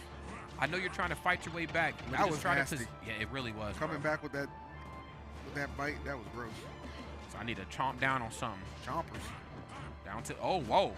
Okay, no dash attack there that time. And the pickup, too. Not the fastest jab in the world. Frame 9, if I'm not mistaken, but still able to get the pickup with the delay and shuts it down. All right. Much needed stock from Tan Man. Oh, my God, with the up B actually sending him over to the far right side. And that's going to KO. That's just right. Like that. Kind of a similar position as the first game, Rod, having to fight from behind with the looming and impending threat of waft being on the table. Bro, this electrolyte got me turned up right now, bro. I'm afraid for Tan Man, but you know, this is still Bayonetta we're talking about. This is a character that is just built for comebacks. If you can get Wario off stage or really to the top of that blast zone. Whoa! Wait up! Okay. Oh, dang. Okay, but we need to see more of that, though, because you know how Wario's gonna swing. Put that bat, or excuse me, that bat within the Witch Twist out. He wants that. He wants to end this with the waft. I see it. Yeah. I can feel it in the air. Oh. Okay. All right. If Tan Man gets this stock, still give him a shot. Definitely still give him a shot. Bayo can put on some damage quick, fast. Maybe we can get that frame 7 up tilt to that 11 back air again. Yep. We need to see that again and fast. That's what it is. Especially since Wario's doing a lot of jumping around you. Though I do know up tilt, you do run that risk if he falls behind you. There's no hitbox from the backside, so gotta watch how you space that move. Get out of here. A lot of patience being shown from both. One of those few times where Bat would think kind of put you in a bad spot. Nice. All right. A lot of control at the moment for Loaf on this left side, but fighting out at disadvantage 10 minutes, and I'm coming off this ledge swinging. Hold on, and I ain't dead yet. I ain't dead just yet. Bro, I'm kind of afraid. I think we can get a comeback, man. It's not impossible. Oh, wait. Yeah, that'll do it. I mean, good effort for sure. Tan-Man was definitely kept scrapping and was not shying away from the battle, but unfortunately, just the percentage a little too high to overcome, and Loaf put himself in positions to succeed, and succeed he did as he gets the 2-0 victory. Yeah, bayoneted with Rage. I mean, if there's ever a time to really turn it into something with your conversions and strings, it's certainly there. But you know, I say it once, I'll say it again. They both played really well off stage, you know, kind of working around each other, but they both had each other's number when it came to the ledge play. Yeah. You know, not allowing you to get around this up tilt, this down tilt again. Same with bayoneted. Delay on the jab. She's historically has a very slow jab, but was still able to time it properly. Wario's trying to land. Let me just go ahead and delay this. Boom. Caught you every time. That was smooth. There we go. All right. All right, so looks like we got ourselves another match. We're getting ready to face off. We got Louis Money. Louis Money coming up. That's right. Louis Money. Show me the money. There you go. You guys recall Louis yesterday along with Chase winning doubles. It was a really good grand finals. Went to a reset, in fact. Game 5. So that's how you knew the action was good, but it was very entertaining to watch. So Louis already a couple $100 richer off that doubles winning. That's right. Trying to obviously add a good chunk of that change from that $10,000 pot to them pockets as well. That's right. I just can't stress enough like how well Level Up treats us at the edit event like this. You know, the money's there, the environment's there, but we have our own section. Bro. Yeah. I mean, there's a lot of cons out there. I think Level Up and MomoCon kind of treats us the best just in terms of the con gaming experience because, bro, you've been going to these events for years. There was a time where the anime event said, yo, we're doing a Smash tournament. You was like in the closet commentating like Harry Potter, bro. You didn't have your own space, you know what I'm saying? But like, can I get a water, man? They was like, there's some runoff in the corner. I said, oh, dad. He said, or you can drink your tears, bro. Keep crying. I definitely did, man. Right. Recycled. Back when we used to get paid in a ham sandwich. Come on, man. Handshake. That's right. Those were the days. Those were the days. Right. When you do, when you Come on. Let me hear. I was like, I wonder if Phil knows where I'm going with this. These kids too young for that, bro. They ain't ready for Edith. These kids too young for that, man. Oh, damn. I'm glad you tapped in, Rod. That's why we work so well together. That's right, man. I spent a lot of time hanging out with my grandma and my aunties as a kid, so, you know, that's all they watch, bro. That's what it is, man. I had some of that, too. A lot of Golden Girls as well. Yes. So I got them influences. Yes, sir. But this looking like this will be our last match of the block, and glad we're going to end it with a good one, man. Of course, Louis bringing that Palu action to the stage. And that's right. I guess, is this just dollar signs, or? I think he's transcended words. He said, I'm just money now, I just see dollar signs next to the name, so I'm not even sure. I'll just call you Dollar. Dollar. Right? Louis Money versus Dollar, who's apparently playing Zelda. All right. Crazy. Well, y'all gonna hate me for this, maybe? Talk to me. I believe in Zelda. I believe in this character. I've always felt like this character has representation. We just needed a little bit more time than some of the other characters to get this figured out. They gonna call me crazy, bro. They gonna call me crazy. They gonna call me a lot of things. It's okay, I'm a commentator. I've been called everything on Reddit, bro. Okay? A lot of 4-letter words, a lot of 5-letter words, bro. Okay? I've been called everything. I believe in Zelda, bro. What the hell? I don't care, bro. Do you hear me? Oh, it's over Zelda? Bro, all this, bro. All right. You got it. Chat's like, nah, Zelda sucks, though. Not having it. Now, let me show y'all something. I think Zelda. Someone stop me. If there is a place for Zelda to thrive and have some life, it's going to be in Vegas, because one of the resident legends of Vegas is Ven. Ven Zelda goes crazy. Yes, it does. You know what I'm saying? Let's get it. Potential. I think this is the final game. Final game. Let's get it. This is the type of energy that I want to end this with, man. Something that's going to keep us in sort of a head-scratching sort of scenario. What the heck? Louis is using Rob? He's getting down with the sickness too, man. All right. He said it's going around. I was not aware that Louis had been reworking on the Rob. I know, Louis gone through a couple of different characters. We've seen the Fox, the Doc, and the Rob at all different points of Louis' career in Ultimate. It's always somehow, came full circle back to just the Palace. So seeing this Rob here, I'm interested to see how that is going to work out for him going up against Zelda. Well, let's see how it all plays out. Zelda has a very strong low percent combo game. It's what happens when those percents start to trail on, is where she's really kind of grasping for straws on getting those KOs. But I think she can definitely get it done. You still got forwarder and backer out of shield, and of course her off-stage presence is pretty good, especially on a big body like Rob. But wait a minute, your presence to get back to that ledge is not where it needed to be, though. Louis Money's going to go up big, 57%. Yeah, the right amount of pressure gets the job done on that exchange, and Louis get to enjoy this lead and now just maybe have a little bit of a field day with this Zelda. My lord, somebody call Link. She needs some help. She needs getting absolutely dissected right now. Okay, nice. Rouge love. And that is a way to just create himself just a little bit of space. You don't want a character like Rob jumping all over you. Nair, big move, slow move, but a very safe move, of course. And you got down tilt and up tilt, just even standard jab with Rob. So get that character away from you if you're Zelda.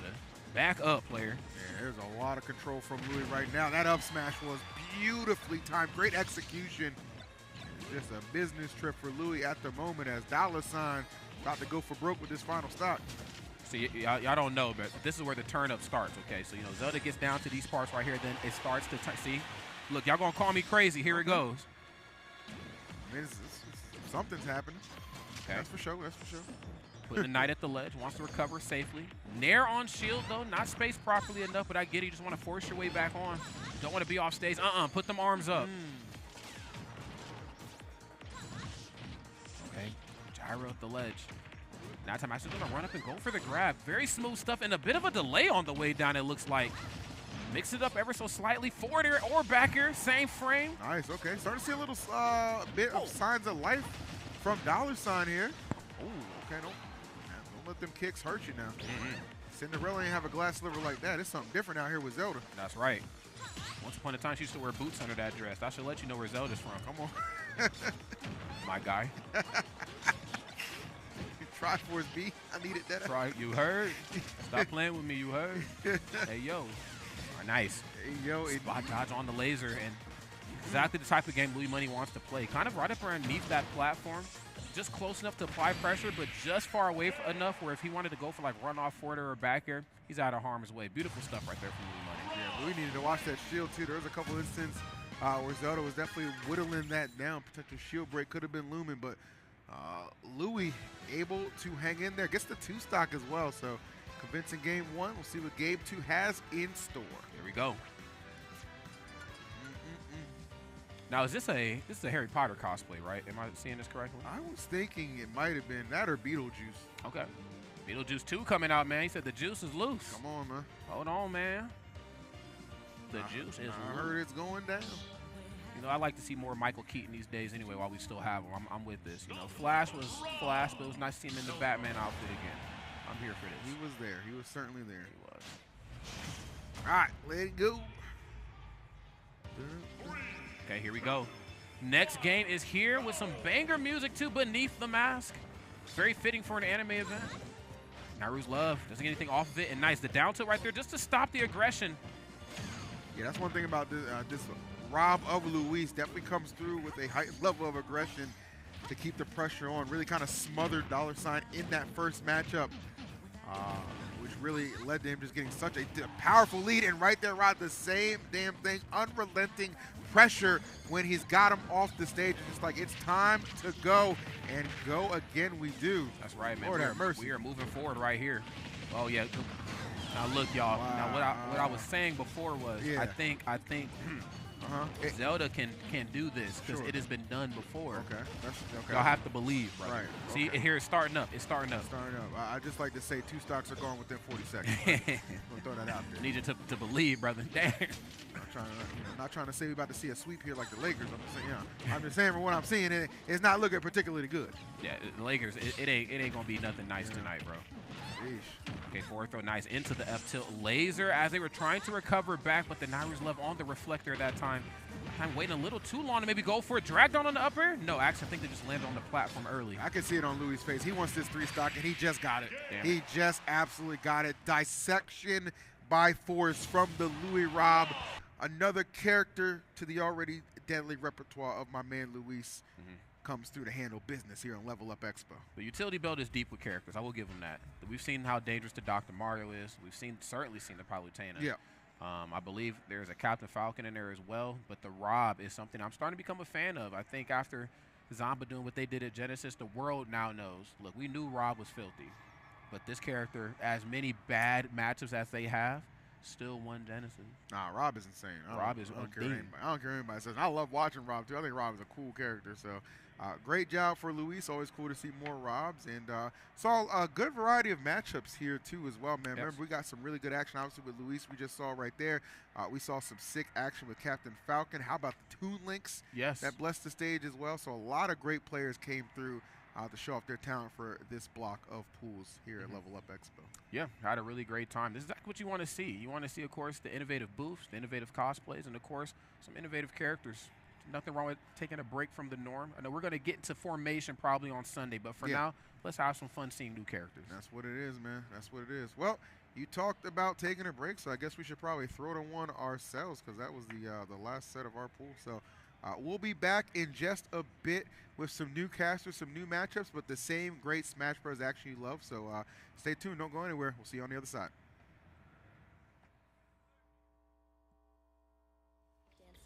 And breathing, then pushing it.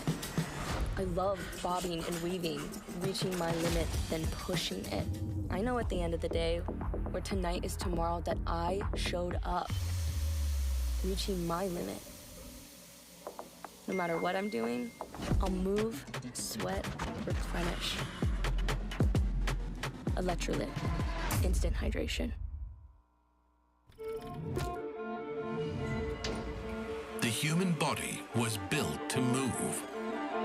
Not trapped at a desk in one singular posture for 12 hours a day, the way most office chairs insist we sit. It's time your chair evolved. This is the 21st century. No one should buy a chair designed for just one task, whether it's finishing your pitch deck for work, weekend gaming with the squad, live streaming, watching Netflix, taking naps, or preparing to win a world championship. Your chair should support you across a full range of activities and postures. This is Secret Lab Titan Evo, ergonomically engineered for you.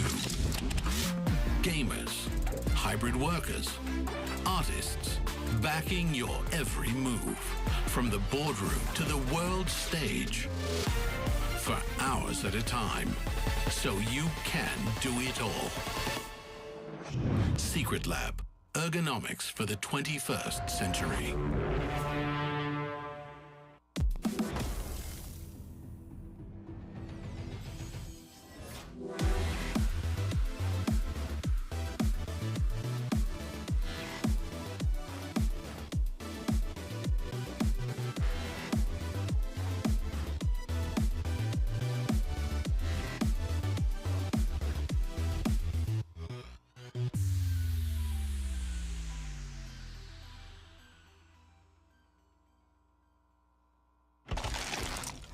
I am a body moving, dancing.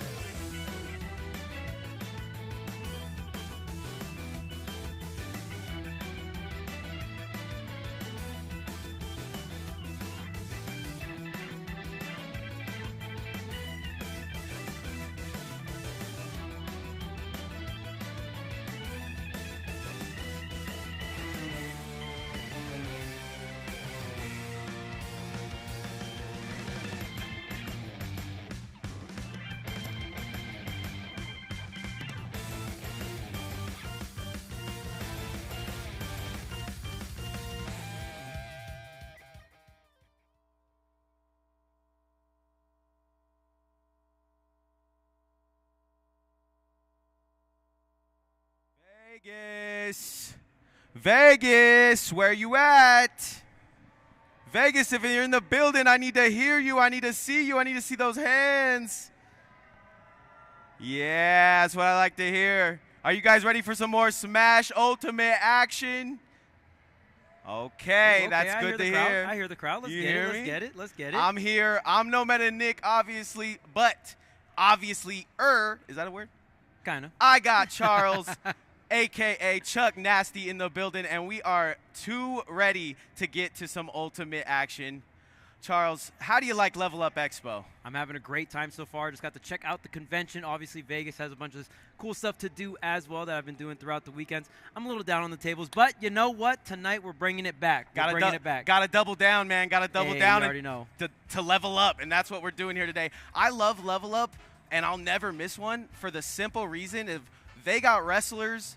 They got everything, bro. Tekken. There's GOATs from every single game here. We were talking a little bit before, and maybe this is B tier, maybe this is A tier, but if it's 4 games across all this has got to be S tier, man. That's what I'm talking about. The experience is S tier at that. I mean, I saw some Marvel 3, like, oh my goodness, bro. And then you take a step back, and there's 50,000 arcade machines. You take a step back, and there's anything you could ever want to buy from your favorite anime.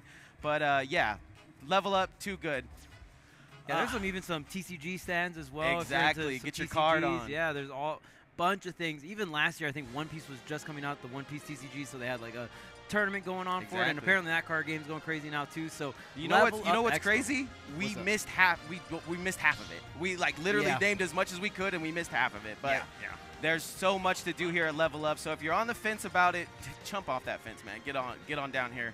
Right now, it looks like we are getting into things. Our first player, Piranha here, very, very young gun. Maybe too young to even call a young gun. Might have to find a different word for it. Young squirt gun here. Yeah, with the plant, the Piranha plant. I mean, we've obviously seen Spargo do things with this character, so we'll see if Piranha will be able to do the same thing versus Dark Aqua on the Link here. All right. I mean, that's another thing we didn't even get to list. Cosplayers, man, from head to toe, cosplayed out of their mind, probably sweating from here to there, but convention center big enough to hold it all. Oh yeah, we're in the new hall as well for the Las Vegas Convention Center. I believe it's the West Hall. Come on. You already know, man, the freshest. I don't got no money for a Tesla, but I took a Tesla over here. That's how good we are chilling as we take a look. Oh yeah, there's that like Tesla. Yeah, you gotta take the Tesla loop, bro. Okay, the loop. That is the Tesla loop. I gotta try it out. All right, we get into this thing. Piranha Plant, a.k.a. Piranha, into the Link. Let's see how it goes down. I mean, both these characters obviously not too popular. So, I mean, we've seen Link do some stuff right earlier on in the meta, but oh, man. Oh, is this one of those I don't know how to up-Bs and I'm getting beat by a kid live? Oh, man, okay. Up B in the air. Gotta get out of there. Yeah, he heard it. He knows. Oh, up and over. Wait a minute. Piranha will. I don't know if you know about the Piranha plant, though. I mean, I love the color. The color looks nice. Right now, he's got up a stock, looking pretty easy peasy lemon squeezy for Piranha right now. Dang, Piranha will looking nice on the plant here. Dark Aqua is going to have to find some trying to get out of the combo with the up B, but Piranha will just getting on out of there after every single hit. This Dark Aqua seems like one of those guys like, you can't beat me. I know exactly what to do with Link. I played the first one. Oh, true. The bomb and everything's a little different in this one. All right, he's able to recover, though. Gets grabbed, up throw, not going to kill yet. Going down with that classic. Oh, jab it out. Oh, in the back air, throwing the flames, and Piranha will with the dominant game #1 here. Yeah, it would be so much worse if we just saw an older gentleman just whooping on this kid. But this kid came to play. Hey, man. Young gun, about to shut it down. These kids, man, they're too good. They're too good. They got too much time on their hand, man. they can play the game, and they're nice with it. That's facts. I mean, look at all the top players right now. A bunch of young guns on the come up. Yeah, phase up Spargo. Shattuck. Luminosity. Yeah, come on. I mean, a lot of these younger kids, so damn good. But I got to shout out Dark Aqua's cosplay, though. Exactly. My man's looking clean out here. That's another thing, man. Dude is playing in the like he's like, yeah, man, I just messed up my up B because I have my giant arm. Which looks very nice, by the way. Exactly. The paint is clean. He's going to come up to me and he's like, I heard your commentary, man. Stop. Hit me with that arm. I'll take a shot. Take it on the chin. Ooh, man, I don't know. That No. arm's looking pretty tough, man. And I won't see you tomorrow. So if you're Doc Arc, well, it looks like he is looking to counterpick. Where would you go here to stop a little Piranha? Piranha Plant, yeah, I'm not too sure. It's going to be tough. This character is really heavy, so Battlefield, maybe the 3 platforms, Dark Aqua a little bit more comfortable with. But, of course, with the 3 blast zones with 3 platforms comes the bigger platform. Yo, but we're taking it out with Meta Knight here. I'm excited. Switching it up. If you switch characters, to me that means switch, stages, switch characters. I love using your counter picks. All right, we're jumping. Forward smashing. Okay. I like that. Forward smash, not a lot of lag, right? A lot of things working for him. I think Piranha Will does a great job of being able to get into the air and stay there, man. He doesn't want anything else happening in the zone. I feel like when he gets into his zone too, but right now, wait a second, Dark Aqua using those platforms like you were saying. Okay, there's a dash attack. Oh, little whip on the dash attack from Piranha Will. Not too big of a punish, though. Piranha's we're like, jumping, get we're in this water. Get in this water. Yeah, Piranha Plant's so weird, especially with the Patui. Oh, dang, he can shoot it any which direction. And the Patui is so weird because it's something Piranha Plant can do and be like, I hope you hit me. Exactly. Right? It's like one of those moves that you want to set up trades with. Yeah, please pull up. They find each other in center stage here. The jab's going to help Aqua out. I think it's so crazy he went Link because his Meta Knight's looking perfect. Yeah, his Meta Knight looking a lot better here. Going for the ledge, but the low drop Patui in the up Saved B. him, no? Oh, wait a minute, he's setting it up. He's going to try to save him again. He's a good doubles partner. Yeah, Look for Piranha Will. That's all that means. Piranha Will, doubles extraordinaire here, getting the down throw into the forward air, trying to set up another Patui. And I mean, that's the thing about Piranha Plant too. There's not a lot of people that play this character at a high level, so it's like when you do see it and you try to see the Patui trades and stuff, it gets a little weird. Yeah, I like the very unique character. When he's spitting the gas too, spitting that fire, he's gonna look for something there. He's okay, all right, not gonna be able to make it back. And yeah, I love how he uses the toxic spit. He gets it out. Right. He's gonna grab you, or he's gonna hit you with the Patui, like you were talking about. It's looking clean.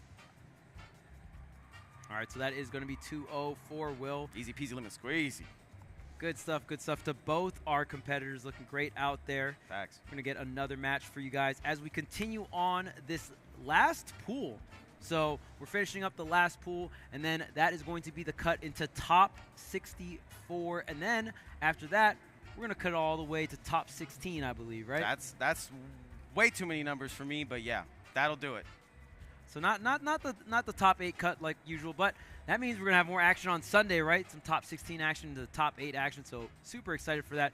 Amazing players that came out to this tournament. Really excited. I mean, I saw obviously Sonic's the top seed of the tournament. We got Tweek, Light. Also saw Lima, Mute Ace, and many other amazing players in the building. Yeah, I mean, if Light is coming back to win another level up, or if we're gonna see a Sonic situation. How far Wrath can make it during this tournament. Oh, yeah, Wrath and Jazo are here as well. I saw them teaming. So we got everyone coming from all over the place. It's literally Smash Ultimate. Everyone is here. MKLeo, I'm sorry. Pull up. We got you. Well, I'll give you a late entry. I don't even. Yeah, just come on through, man. I literally got you a ticket every. We'll push you through the top 64. Yeah, I mean, who's gonna say no? Your spot is MKLeo. I'll tell somebody, and they might say yes, man. I'm not even kidding. But yeah, can't give enough love to the people that put this thing together, man. Absolutely. Nothing but staff badges running around full speed, and everyone being fed and helped is one of the most beautiful things about Level Up. And then shout out to our sponsor, man, Electrolit. The first year we did this, I think it was a G Fuel sponsor. I'm chugging a G Fuel. I'm tripping out. I'm like commentating You're crazy. Wired. This stuff is helping the community right now. They have to wake up, they have to run their pools, and then they take all the cosplayers and all the friends and they shove them into a club and they party all night. Yep. You need this stuff, man, for those long hours and the comeback. Oh yeah, especially after a long night. Chug one of these before you go to bed, you'll be a-okay in the morning. And he's right? saying it's that, science. and he's science. saying that from experience. It's simple science. Yes, exactly. Yeah, and I mean, Level Up treating the staff so well. I mean, I didn't get a chance yet, but I heard the catering. We got some Hawaiian cuisine. Yeah. I currently reside in Hawaii, so that was cool to hear. Some poke, some musubi. So. They did it for you. All right. Oh, So so you feel like you're making your grand return, and you're on one. I mean, am I going to see you at every tournament, Charles? I'm Nah. scared. I mean, last event I went to was Genesis. I've got a lot of like work stuff going on, so I'm gonna try to make it out to as much events as possible, but more probably like one every month or two or so. From a fan standpoint, man, I can't say enough about how much we love having TK, EE, Charles as the 3 cast. Thank you, man. I really appreciate it. One of my favorites to watch, and everyone's favorite, man. I'll fight somebody for that. Yeah, I mean, we got amazing commentators. Oh, out but here. Rod's so good. He's coming up too. Rod's I can't. out here too, man. Gotta give love to Rod. My bad. Oh man, we gotta give some love to some of these characters too, and that's the fun part about these early pools, right? We get to see a bunch of unique characters. So we got the Wii Fit trainer. Yeah, people. We got the Zelda, and I mean, everyone in Vegas knows the Zelda matchup. I would think, right? I hope so. It's so crazy that you say that because Vin still in the tournament, so looking for him to continue his run. Had a great job at pool doubles, I believe. Yeah, I believe Ven was teaming with Dakpo. Yep. Yeah. That's Dakpo too, man. He's Boxpo now. Gotta get Boxpo or Dak in the box. Dak in the box. Yeah, I don't think he likes that one. That's my. Okay, I think I'll go with Boxpo. Yeah. he would say the same. I'm down for Boxpo. One of the, I mean, really huge veteran of the scene. Yeah, that Diddy matchup he had was insane. Like, just having to mirror your Diddy, but then doing that to somebody who knows that is even possible with your character. Like, come on. Right. Yeah, and I mean, always just trying to pick up like the more technical characters. So just one of the great minds of the game. And yeah, I don't want to lab rat as well. I don't want to give anything away, but he's got a little Game & Watch too, and Game & Watch on the box is crazy just for the brain. Oh, wow. Box Game & Watch. Yeah. I can only imagine. No, a Game & Watch with no input errors? Whoa. That's what I'm saying. That's exactly the what I'm perfect saying. Game & Watch. That's what it feels like when you watch it, man. And he only brings it out for when he really needs it, so it's great to see. Looks like we might get into this match now. Looks like Zenix versus Nuke. Wii Fit versus Zelda, like you were saying. Vin, one of the greatest Zeldas to ever do it here in Las Vegas, and we got him on tap. In the world, baby. We got him on tap at the at the greatest place to play, man, I swear. I mean, yeah, shout outs to Vin. I mean, shout outs to anyone that plays Zelda because obviously this character's lacking. So you got to work extra hard to get the dub with this character. I always commentate with Foe, and me and him, no name drop, but I feel like he will always give gas to Vin for being like a come from behind victory style player. Yeah. But that's kind of Zelda too, so right. It feeds, you almost have no choice sometimes. It feeds into it for sure. Oh wow! I like what in the world did I just see? The pivot grab, the fake out A. Don't punish me though. And then since you pivot grab, you're ready for the bear. Hold this slipper. Oh man, crazy. The lightning slipper's coming into play here. I'm so glad I didn't blink. Yeah, Zenix got everything on deck here. Nuke's got to figure things out quick. Get out of here. Use that Din's flame. That Din's fire. Oh yeah, I mean that move takes some time to set up, but when you got the knight in the back, you know, you got some backup. You can say night, and we already seen him do it once. It looks like he is doing a good job of charging it up. Wow, you never see that. And into the forward smash like it's nothing because it's nothing. Yeah, and I mean, that forward smash, definitely one of Zelda's better moves, can be safe on shield if you space it and all that stuff. As long as you got that startup, there's the up tilt to the nair, but Zelda nair not working. I mean, sometimes, you know, when you're lower on the tier list, your moves just don't work. It be like that, man. Not to mention, though, Wii Fit having a rough time here. 3-0 might be a situation we find ourselves in. Oh, yeah, for sure. I mean, right now, just moving and grooving. Zenix, it is, everything is connecting here. Every knight has so much presence. Every night. Oh, my goodness. And Wii Fit barely able to stall out. Got him. That's it. Yeah, Wii Fit up B not going to be the greatest there. And Zenix with the 3-stock. And the fierceness on the stand-up. What level you want? What stage you want? I don't care. What's the counter pick, man? Yeah. I think that Wii Fit might have bit off more than he could chew. Made it this far, though. So, and I believe, I mean, we're still doing pools, right? So everyone's just either drip or drowned here. Dang, man, the drip or drown. Only the fittest survive here. We'll see if the Nuke's Wii Fit will be fit enough to get into top 64 of this bracket, or is Xenix going to continue the onslaught here? 3 stock for the first game. Looks like we're going to Smash. We're going to reduce the size of the stage a little bit. We want more scrappy scenarios. I think. I'm going to need this Wii Fit to turn it up because it's got the jersey on. You know what I'm saying? You got to rep the gang here at Level Up. Oh, but I love the setup that Xenix is setting up. It's very different than Vin too. It's I'm over here and the Knight's over here, and I might have some slipper coming at you on this side. Yeah, and it's going to be really interesting. Maybe Nuke not really used to some of these unique tools that Zelda has, right? Because Zelda, you're going to have the Knight to body block a lot of these projectiles, and Zelda has a reflector, and the Dim's fire from downtown. He caught him out the air sniper style. Dang, man, all the way out there. Okay, they're going to go straight to ledge here, and Nuke's still looking a little lost. Because I feel like if you play the slow game with Wii Fit, it's just not going to work out because of the reflector, because of the body block. Yeah. We might have to see a little bit more aggression coming out here for Nuke. Yeah, and you have Nairu's Love sending back everything, any ball or energy you could ever send at him, so get him out of here. Knight Sword going for the deep breathe. Okay, no Knight for this ledge trap, the down tilt, the dash attack. Gonna charge it up, only a halfer. Ooh, wow, that run off Dim's fire almost going to be enough, but here back on the ledge, and this is so scary. And that's what I'm talking about. I'm behind you, my Knight is in front of you, I got security in the back. Dang. Like Xenix got everything set up, no matter what. That's how the it feels Dim's right fire, the Knight, everything is just on point here for Xenix, and Nuke with no answers. All right, let's see if we can see another 3-0. If that's the pools we got, Charles, it'll be easy. It'll be easy going right here. Man, the cruise control. Exactly, we'll cruise through these for sure. The Tesla circle. Exactly. Autopilot. No, I was asking the girl in the car, like, yo, you can drop this thing to 60 right now? She's like, I'm the trainer, so I actually got you. Nice. Not gonna lie, that does sound really fun. Yeah. It's too fast. It's not even like roller coaster. As you talked about earlier, the shield of the Knight being a big aspect as well, not just the Nairu's Love. It is feeling like incredibly difficult for Nuke to even get in, but he slides right between the Knight and the Rook and takes a little chess move, and we find ourselves at least 1 stock down for Nuke. Nuka-Cola. Oh man, okay, Nuke trying to play the slow game. Xenix now has all this space, all this time. The Dim's low almost combos into the Knight Flash there. That surely would have been the KO on that fully charged Knight. I like how he's keeping I like how Nuke is keeping the pressure up, but it's gonna be rough. Okay, and even if the neutral B not specifically timed to reflect the header ball there, I mean, still just having the hitboxes. And that follow-up's not working, so I'd like to... Ooh, hold. Wait.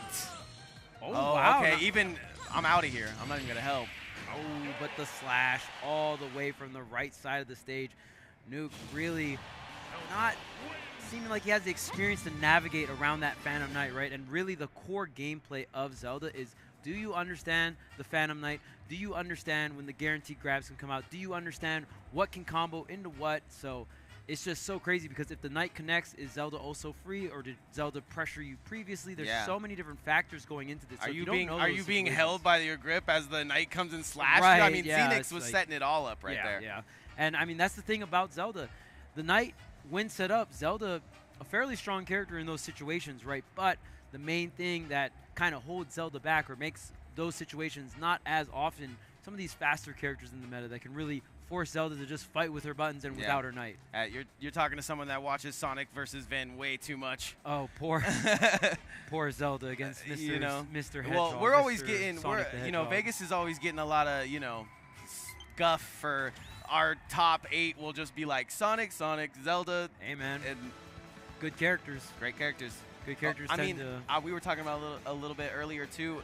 We got just kind of implants from other places, regions, I think someone was talking about, I think Dakpo's Texas. It's like, yeah, but he stays here. And it's like, I think MVD's this, but he stays here. I mean, we're claiming Capitancito now if we can, so. Oh. And he's Dominican Republic, so. Yeah, I know Sonics will be in Vegas from time to time as well, exactly. right? Runs those tournaments all the time.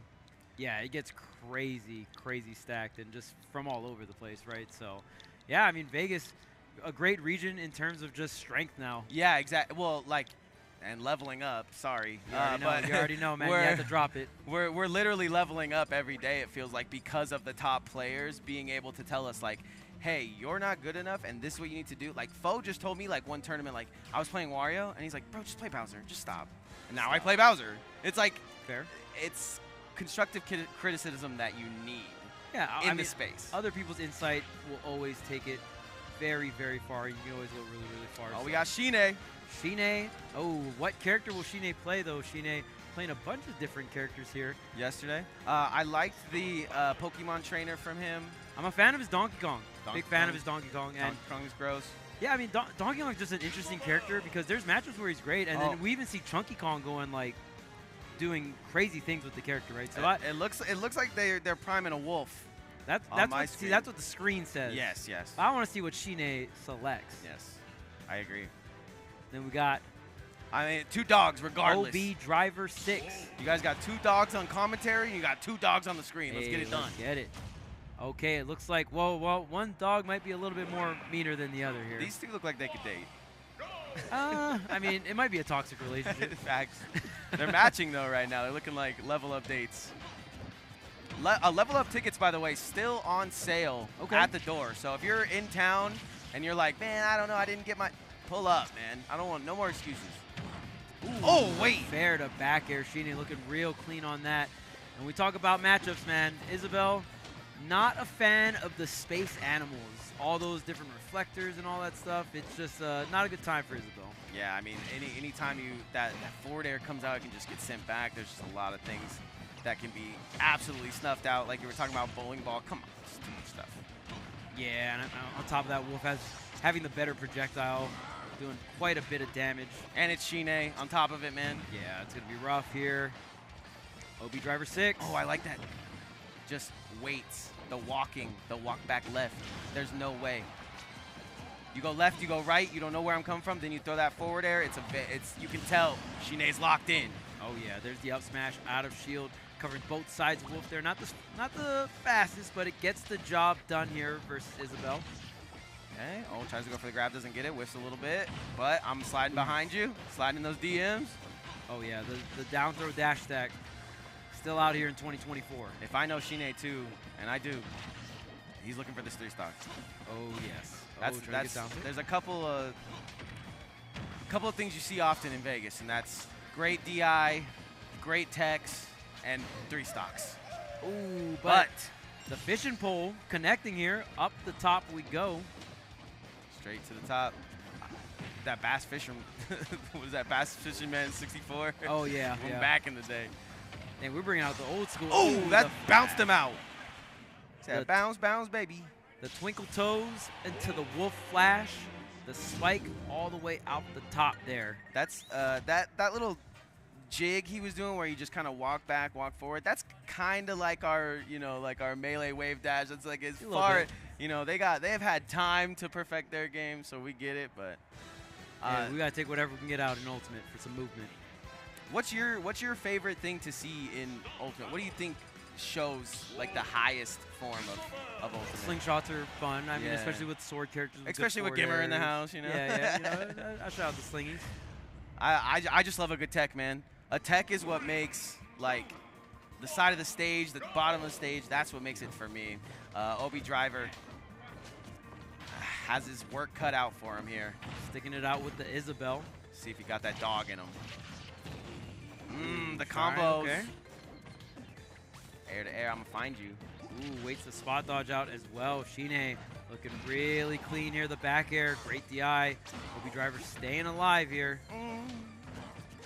Oh, nice shielding. I love a good walk-up shield, too. That's one of the things that Vegas taught me. Walk-up shield is like a fake gamble. It's like gambling with house money. Oh, yeah. I mean, I think walking is very underrated in Ultimate. That's the first thing I get taught. Here we go. Back air is going to send 1 stock down, and we got 2 left for OB Driver. Oh, turnaround shield coming out from Shine. Shield grab barely out of range. Wolf having some good speed on the grab, but not a lot of range there. Somehow gets out of that Lloyd's way. Follow up. I love it. Yeah, aerial combos. Extension, yep. One of the few times Wolf can rise up with the hitbox and then combo off of it. Ooh, down air into back air, trying to line up this edge guard. Down throw. He's lurking. Thinking about it. How? Oh. Yeah, oh, there it is. The boot. You got to weave the needle, thread the needle, if you will. Das Boot gets it out. Here we go. Let's see if OB Driver can get one here. He got one with the fishing pole earlier. Oh, and just hopping over. Okay, getting back into that Lloyd there. Straight Send it up. back up center stage. Straight up. Oh, okay. Again. Oh, he almost gets him. Back air. Just barely. Oh, he got him. Straight up. Not going to be enough to kill, though. 130. Oh, I thought we were going to go fishing one more time here for OB Driver. Oh, if that up air connected, that could have been everything. Like I said, I know Shine's looking for this 3 just for the bragging rights. Oh, there's the roll. Fair, no flash though. Maybe in the wrong position. And finally, Party OB surprise. Driver, yeah, that forward smash going to seal out that first stock coming out from Shine. But OB Driver wants to take this to a game number 3. Wants to cook a little bit on stage. A little bit of a uphill battle here. Oh, can you make it back? Of course. I got 2 of them balloons. 2 balloons, but the umbrella not safe enough versus the up smash out of shield. Shine with the swift 2-0 here to continue on winner's side of things here at Level Up Expo. Respectfully, one of the best to do it. And I'm going to have to say that like 80 times just because there's so many GOATs in the house, man. Take a look. Yeah. Vegas, how we doing out there? Level Up Expo. Hey. Looks good, man. It looks good out there. Yeah, and I mean, Shine going to a bunch of different places, but I would say spent most of his time in SoCal, right? And just plays so many different characters. It's really fun to watch. Yeah, Shine play first a time bunch I of met different him, I was inside of a hotel party for Evo, and there was just 5 Smash setups, and we were just fiending, but no more Smash at Evo. So. RIP.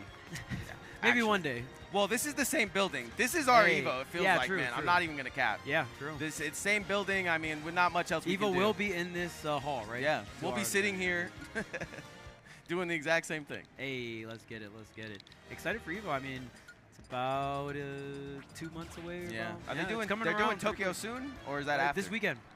Evo Japan is this weekend, same time. Tapped in. So, yeah. I mean, a bunch of crazy events going on this weekend, Level Up being one of them. Hope you guys are enjoying the content so far. We are going along through the singles bracket. If you're just joining us now, we are doing the last pool, so I believe pool D of the singles bracket. After that, we're going to get into the top 64. Damn, the cream of the crop. Too many. Shout out Nintendo. Capitancito's also here, right? Yes. Yeah. Yes. LaQuisha's in the building. I love because he's able to beat Sonic, and Sonic is usually first seed. I love telling my friends when they ask me, like, yo, so who's the best Smash player if you know so much about Smash? And I'm like, LaQuisha. They're like, who? Oh, am I? You don't know LaQuisha?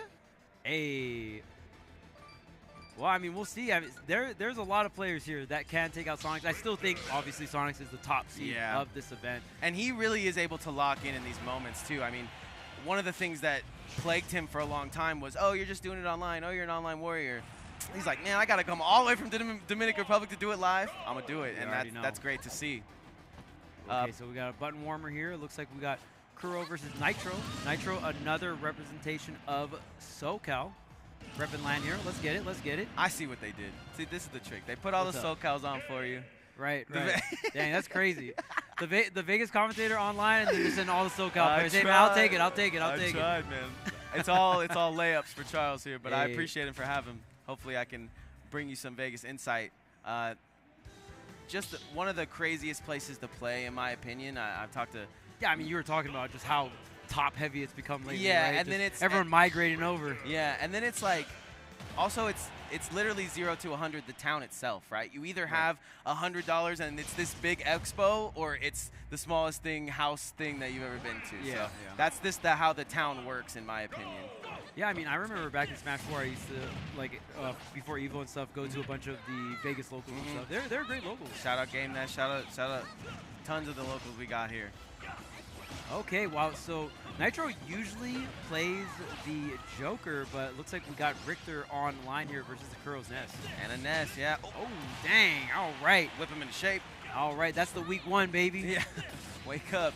We seen Zayul do crazy stuff with that Richter earlier, but a little bit of payback there. They're both looking for similar things. I'm trying to light you on fire and then send you to the Nether Realm. Yeah, the PK fire. And of course, the holy water going to be such strong ledge trapping tools. But the great thing about Richter, you're able to detonate your own, right? Unless you got to hit shield or hit them. The worst thing about the other side is you can't pick up a PK Fire. You can pick up a holy water. So True. They're both dealing with that right now. Unpick-upable. Yeah, young pick-upable. That might be the new rap name for me. Yeah, and it looks like Kuro definitely knowledgeable of the side magnet combo. So side magnet, very interesting move. It is set knockback. So there's a lot of guaranteed things you can do no matter the percent. And Kuro going for some of those double jump cancel side magnets and try to get those extensions. We'll see if any of those conversions kind of pay off here in the rest of the set. Let's see what we got. Kuro. Oof, getting bounced right there. PS2, would you say that that's, because we call it the Vegas special where the PS2 and then PS2 run back, but is that kind of an infection that's going through Smash right now in general? I think everyone loves PS2, man. It's commodity. And like when you're doing something like Level Up here, it just adds to it, right? You got the crowd, you got the big screen. It's very similar to what we're already doing IRL, so helps you lock in, I think. Okay, back and forth here for both of these players. Nitro had a really good opener, got a really good stock. Early stock, but Kuro bringing this back, the directional air dodge and getting through the ledge trap and still getting the PK Fire, but the up air, the trade, Nitro very willing to take. Yeah, that PK Fire did nothing. He said, I'm out of that. You're out of here. Yeah, both of these moves, very easy to escape. So, I mean, that's another thing PK Fire and Holy Water have in common. For the longest time, I thought PK Fire was invincible at Evo, but you can't just walk out of it, it feels like. Yeah. Sometimes I feel like with PK Fire, you don't even have to SDI. You just hold a direction and you're out. It's nothing too crazy. Okay, there's the Nair here. Nair off the platform, just trying to find his spot here. Looking for doesn't get the fire to go. Trying to ask him a question, but I'm going to eat all that damage. Yo, yo, yo, yo. Ooh, there's the double jump. Directional air dodge to the ledge, but Nitro covering all of these. Back air is going to kill. Maybe catching Nitro dashing to the left there. Cross stage shouldn't have been enough. Yeah, definitely DI problems right there. Doesn't go for the grab, instead goes for the double PK Fire. That was a little bit too much fire. Oh, there's a directional air dodge. Tries to trap the landing, but just a tad bit off, giving Kuro another chance. And we know that the Belmonts, not the craziest recovery here, so there's always a chance here versus the Belmonts. Yeah, we only know Belmin here in Las Vegas. So no Belmonts. Yeah. Oh, we got Ziola. It's the beta version of it. Yeah. They throw way less stuff. The range lane is crazy. Oh, I like that. When you walk at somebody's shield, that shows confidence to me. Yeah. Back air. Even with the set so close, I mean, he could die to 2 axes right here. So, feeling confident even late into this. That dash attack not going to kill, but he goes straight up into the air. Let's see if the Nitro's got it. Offstage situation here. You're going to try to set up some of these axes. Oh, he got the tech, though. He's going straight up, but he falls into the fire. He's going to give himself another one, and that is pro stuff right there. But still, the back air on to that platform is going to not save that kid. Man, he was whipping him up. That looked like when my dad used to be mad at me, man. You get the belt out, that was... Dang, not the belt. Dang, we taking it real old school. Yeah, yeah. Huh? Oh, yeah. That's all we got here. Nah, they were giving me stuff at the arena because... They're like, oh, you can't do, you don't know too much about this, or you don't. Bro, I played the first one. True. I played the first one, man. When it came 64? out. All right, yeah, same, man. That's what I'm saying. So I learned how to jump with Kirby and down B in 64. Yeah, all right. yeah. Nah, that's where I'm from. I was talking about more of the Mario Kart, but yeah. Oh, Mario Kart. Okay. You know what I'm saying? If they're giving me stuff about this or that. And that was crazy too because at that very last stock, Nitro had to angle that back air upwards, right? And obviously with the Belmonts, try to get the up air. With the Belmonts, you know, the ledge trapping and some of that other stuff can be a little bit simple, right? So some people will say, oh yeah, Belmont's pretty easy to play. Actually, very, very hard character to play because you have to angle your aerials up and down. And even for recovery, you have to angle it up to get the tether. So not as easy as some people would think. And there, as we talk about it, just that recovery being a thorn in the side of a Belmont. And Koru, like I said, is just, in my eyes, playing confidently in this matchup, even though it's so close. Yeah, I mean, honestly, Koru had an insanely not so great start, right? Nitro got the, the normal get up into the holy water, the forward smash to follow, and Koru still almost got that first game. So the fact that Koru is now in the lead here is spelling a little bit of trouble here. These for axes, Nitro. man, they do too much. Y'all online warriors with these axes, y'all need to chill. Okay, there's a neutral, but you need the stock. See, man. The PK Fire trade, and I mean, that's happened multiple times. And he's okay trading for it, but it's actually not in his favor. And that recovery going to help him out right there. Oh, misses the fire, though. Great shielding from Koru. A little thunder to set it off. PK's all around. Oh, I thought he was going to go for it. Oh, wow. Nitro went for it. Goes for both hits. All right, Koru. Evened up. Little neutral air. Yeah, I mean, you fire right back, but man, that feels bad. Exactly.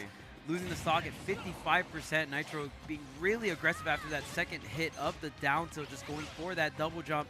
Angle up forward air, back air there. Probably a forward air, but man, okay, now getting the grab here. Nitro wants this. He knows he's got to win it right here. He's on last stock. It's all up to him. He's got that 50% percentage lead. He just needs to close it out, and you can tell in his gameplay that he's ready to do whatever it takes. Gets the holy water, finishes it up with a little whip. I mean, come on. Taking so much damage here. Great double jump to the ledge. Tries to get the reversal PK Fire. Nitro. Here we go. If Koru's going to do it, he's going to do it here. Fire's going to start it up.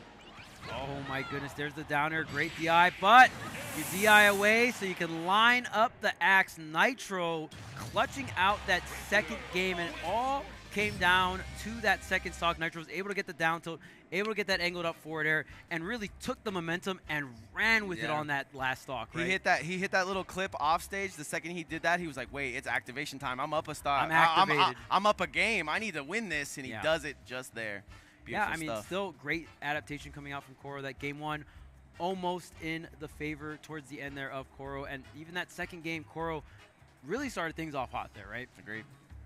I loved what I seen from Koru early on, you know, running its shield, being able to just fight 1v1, just ready to go as far as like, I'm down to trade with whatever we were talking about. I'm down to trade with fire. I'm down to trade with this. But, I mean, that axe. Well, I got to ask you a question, bro. Like, back of the head is ridiculous. Yeah, and Nitro was timing a lot of them where it's like, okay, well, if I throw axe here and then he throws PK Fire here, we trade PK Fire to an axe. I don't know, man. I think I'd rather take the PK Fire. Rock, paper, fire, man. Yeah, not a fun trade. The axe gonna hurt a little bit more, gonna take a little bit more stocks. But next up, we got Mr. E versus Scourge Mom. But before we get into that, just like this event being very fun, very lit, you guys gotta check out MomoCon coming up here May 24th through 27th in Atlanta, Georgia. We got Super Smash Bros. Ultimate 5K pot bonus.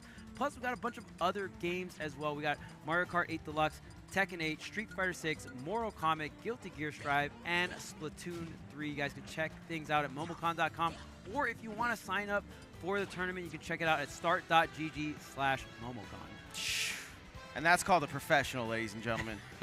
Thank you. ATL, stand up. Get ready for MomoCon for show. It's time, man. And the thing about Atlanta, I mean, we do have some Georgia representation at this tournament. Wrath and Jazzo did team, and maybe even more players came out. But, you know, Georgia has such a big history in Smash. Players like Fatality, Cola, right? Now Didi coming up as well, Wrath, Jazzo. I mean, there's so many. You know, it's the land of the Roy, land of the Falcon, land of the Sonic. There's so many amazing players coming out of Georgia. Very strong state. And it's just so, on top of that, like, to have them here and to have Wrath be like, I'm kind of Vegas, I'm kind of, you know, and because he's kind of learning a lot from Sonics. They're obviously head-to-head matchup, but at the end of the day, they have teamed before, and they're willing to work together, which is very scary for the rest of the world. Oh, yeah. And the rest of the world also here. I mean, Dominican Republic. I mean, I'm going to sound like Mr. 305, but Colorado, Utah, Vegas, California, SoCal, NorCal, they are here, man. And they're coming from all over to come out to level up, and I can only be blessed and appreciative that we see some high-level Smash from this point. Yeah, and Mr. E hot off his win from Spargo. So Mr. E coming out here and still letting everyone know he's one of the best Lucinas to do it in the biz. But we got Scourge that ain't Mom. no mystery.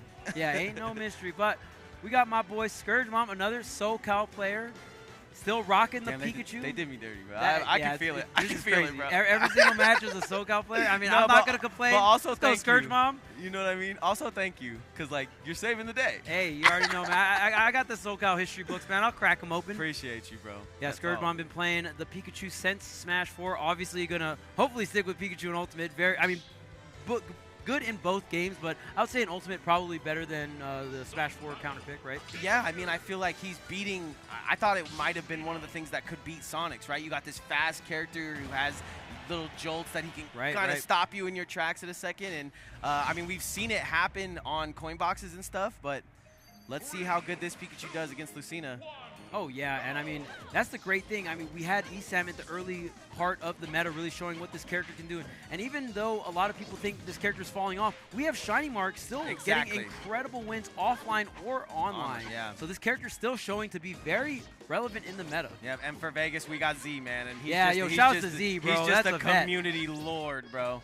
I need him here more than anything just to get my Vegas chance going. That's what I'm talking about. Shout out to Z, man. All right, Green team. Hey, you already know. You already know.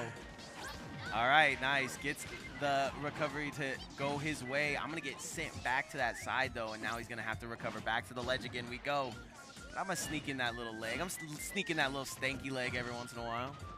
Yeah, and it's interesting how Pikachu's, like, obviously before, you'd always go hard off stage with Pikachu, but now I see a lot more Pikachu setting up the T-Jolt for the ledge trap or the two-frame, where it's like, okay, well, if you stay on the ledge too long, T-Jolt hits you, and then you kind of force some timings from your opponent here. A little bit of back and forth, but Mr. E able to get that first hit, to get that first stock here. We'll see if Scourge can come back and clean it right back up. I can definitely see Scourge, like, doing the right things, but just a little bit misspaced, and that can be because of the sword is in the back of your head. Like, I know that thing, I need to be this far, and that can get you mixed up a little bit here as we both get back to ledge. Going for the regrab, a little tricky here. Scourgemon with the back air, setting off the offstage situation, trying to line up another back air. What an air dodge. Yeah, and able to get back to the ledge. Are you kidding me? Oh, I like the wait. A lot of Smash Ultimate, for me at least, is waiting out these iframes on some of these get-ups and certain things like that. Oh, that's enough. Hey! Saved him with the second T-Jump, but it's all right. We're picking it up with the forward air on the ledge jump. Scourgemon staying in this game, only 46, now 61%, but wow, Mr. E answering back with his intangibility. Oh, yeah, 86 extra credit is going to be probably enough to get this second stock, too. So, great little extra credit moment for Mr. E. Gets scooped up. Is the combo, though. Okay. Wait a second. Oh, no follow-up after. Almost sets up the sour up air there. Sour up air leads into a ton of damage. You can go for some of the loops as well. And, yeah, that's the one thing about Pikachu. Once you can start trading with those multi-hit neutral options like the neutral air, back air, or forward air, that's when it's really going to start to hurt, especially if you got a big sword like Lucina. All right, even this one out in percentage-wise, but a stock up is Mr. E. Good back air. Follow with that forward air, but not going to find it. Back air again. That seems to be his way in. That seems to be the whole... Nice. Okay, there's a sour up air there. Catching him. If he can find him slipping here, great. Get up attack. Like, get off of me, man. Get this. Ooh, that shield looking low, though. Exactly. Baby shield. Got to get on out. Oh! But the call out on the quick attack there. Scourgemon not going to the ledge, but wants to go for that reversal. Mr. E calling it out. And that first stock looking very tick for tack, but right around that second stock, that's when Mr. E started going for some of these quick attack callouts, getting some of these trades, right, and really worked in the favor of Mr. E. That was the first time I've ever seen a Pikachu get cut in half, man. That was... Dang, a slice. I bet that tastes delicious. I bet, oh, Pikachu tail gotta be high on the Slowpoke list. tail's up there, right? Yep, yep. Shouts to Gen 2, you already know. I just love being able to come to an event like this and just have like-minded individuals, man. It's just one of the best things about community-based fighting games, man. You already know, man. Like, I can be like TCG, and then Rod's like, oh, yeah, I got this deck. And I'm like, I'm going to cry.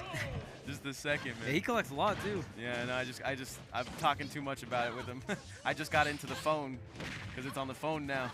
Oh, nice. Y'all got games on your phone. They finally did it. Yeah, they finally did it. Great SDI on the back air, though.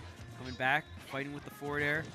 Ooh, Scourgemon going for the parry, but just a tad bit off timing there. And that's the thing about parries, a little higher risk, higher reward. Yeah, he's able to get the hit off of the up B, but it's like not worth it right now for him in a lot of these situations because Mr. E is able to retaliate, perfectly spaced. Great weight right there. He's even going to mix him up, get the grab and the follow-up. Get him out of here. Getting the back air, and as well as not even getting hit by the T-Jolt there. A lot of Pikachu, Mario, Dr. Mario, you want to go for that double jump, set up that projectile to kind of cover you, right? But if your opponent calls it out, the punish can be absolutely devastating. Nice.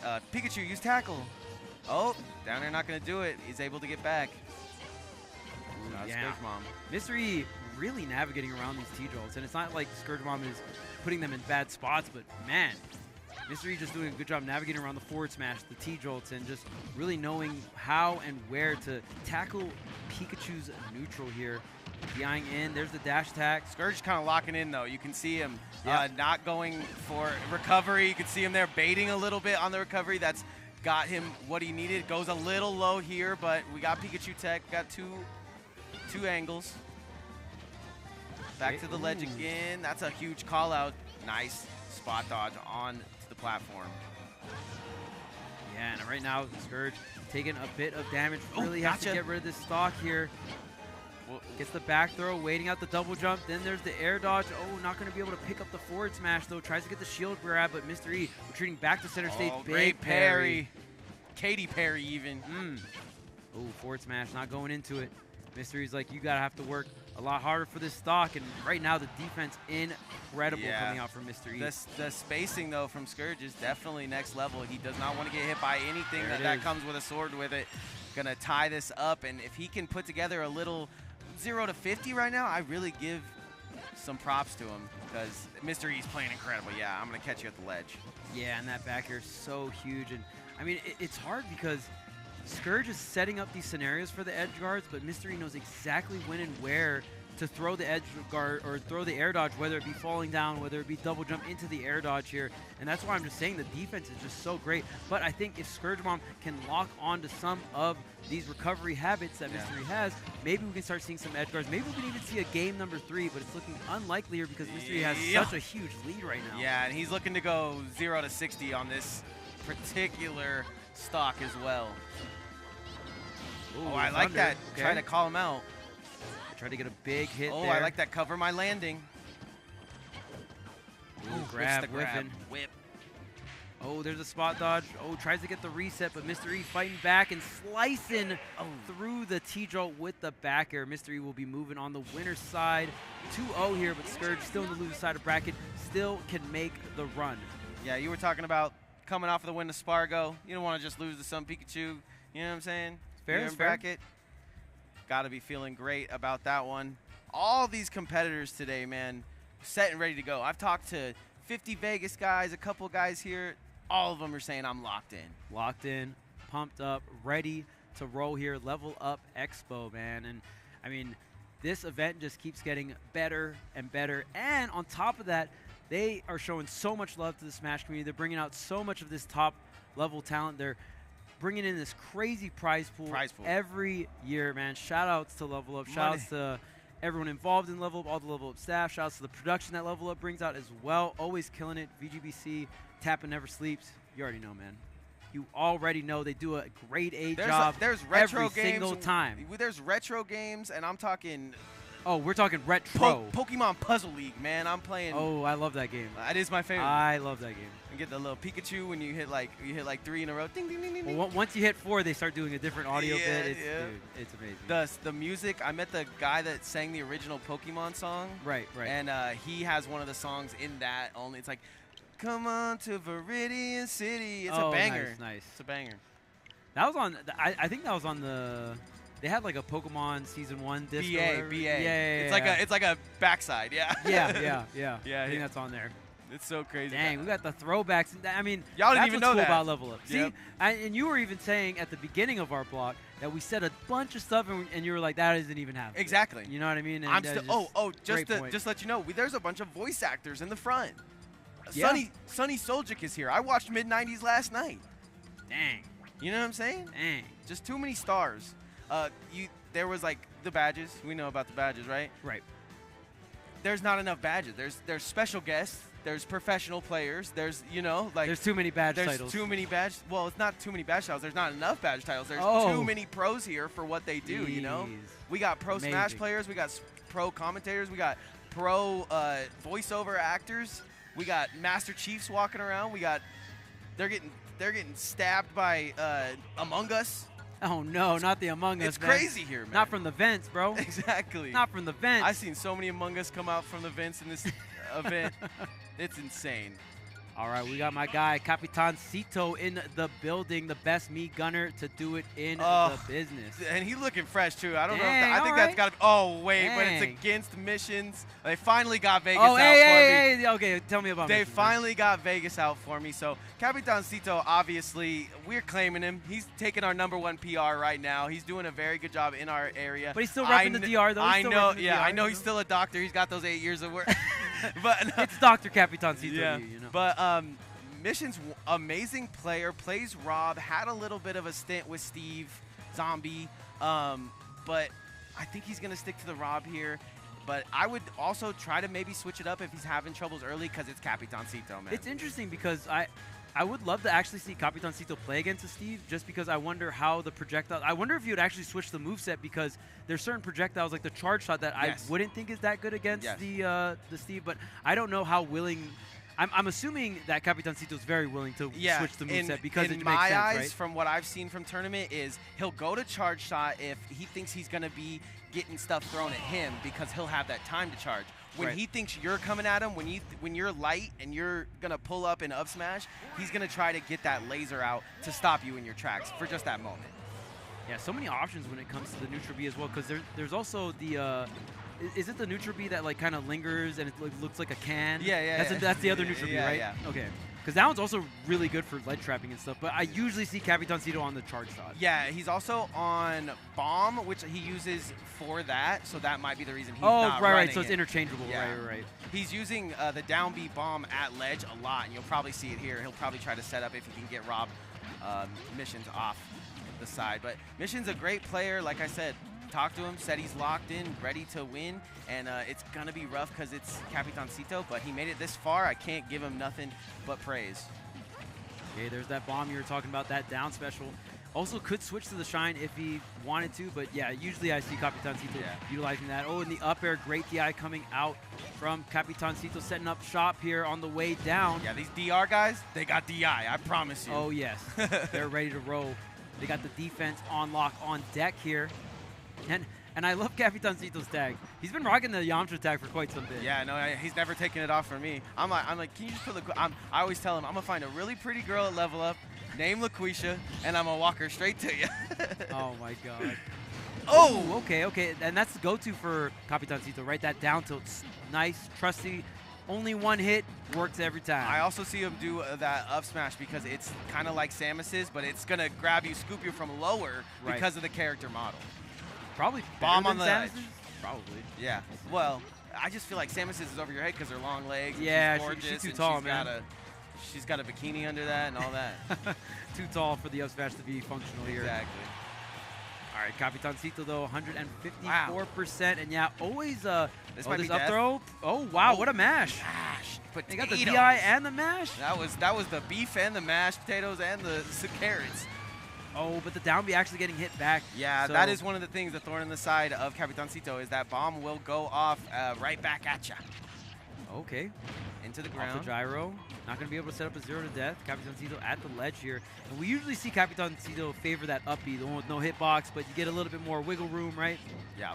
And top on the ledge here is going to confirm the fact that he's going to be able to get up for free. He's going to slam him up into the ground. Followed that forward air, got it a little early on that, but is able to get back to ledge, and or not. Yeah, he's still pressured by Capitancito, and that just goes to show you he is a grandmaster. Shout out Grandmaster who's here, but he is a grandmaster at playing the ledge, man. I don't see a better. He'll charge a shot, he'll put a bomb there, and he'll hang. And that DRDI is disgusting. And I love how Capitancito will also turn his character around, and look at the maneuverability on that up B. That up B can get you out of anything. That's an action movie move.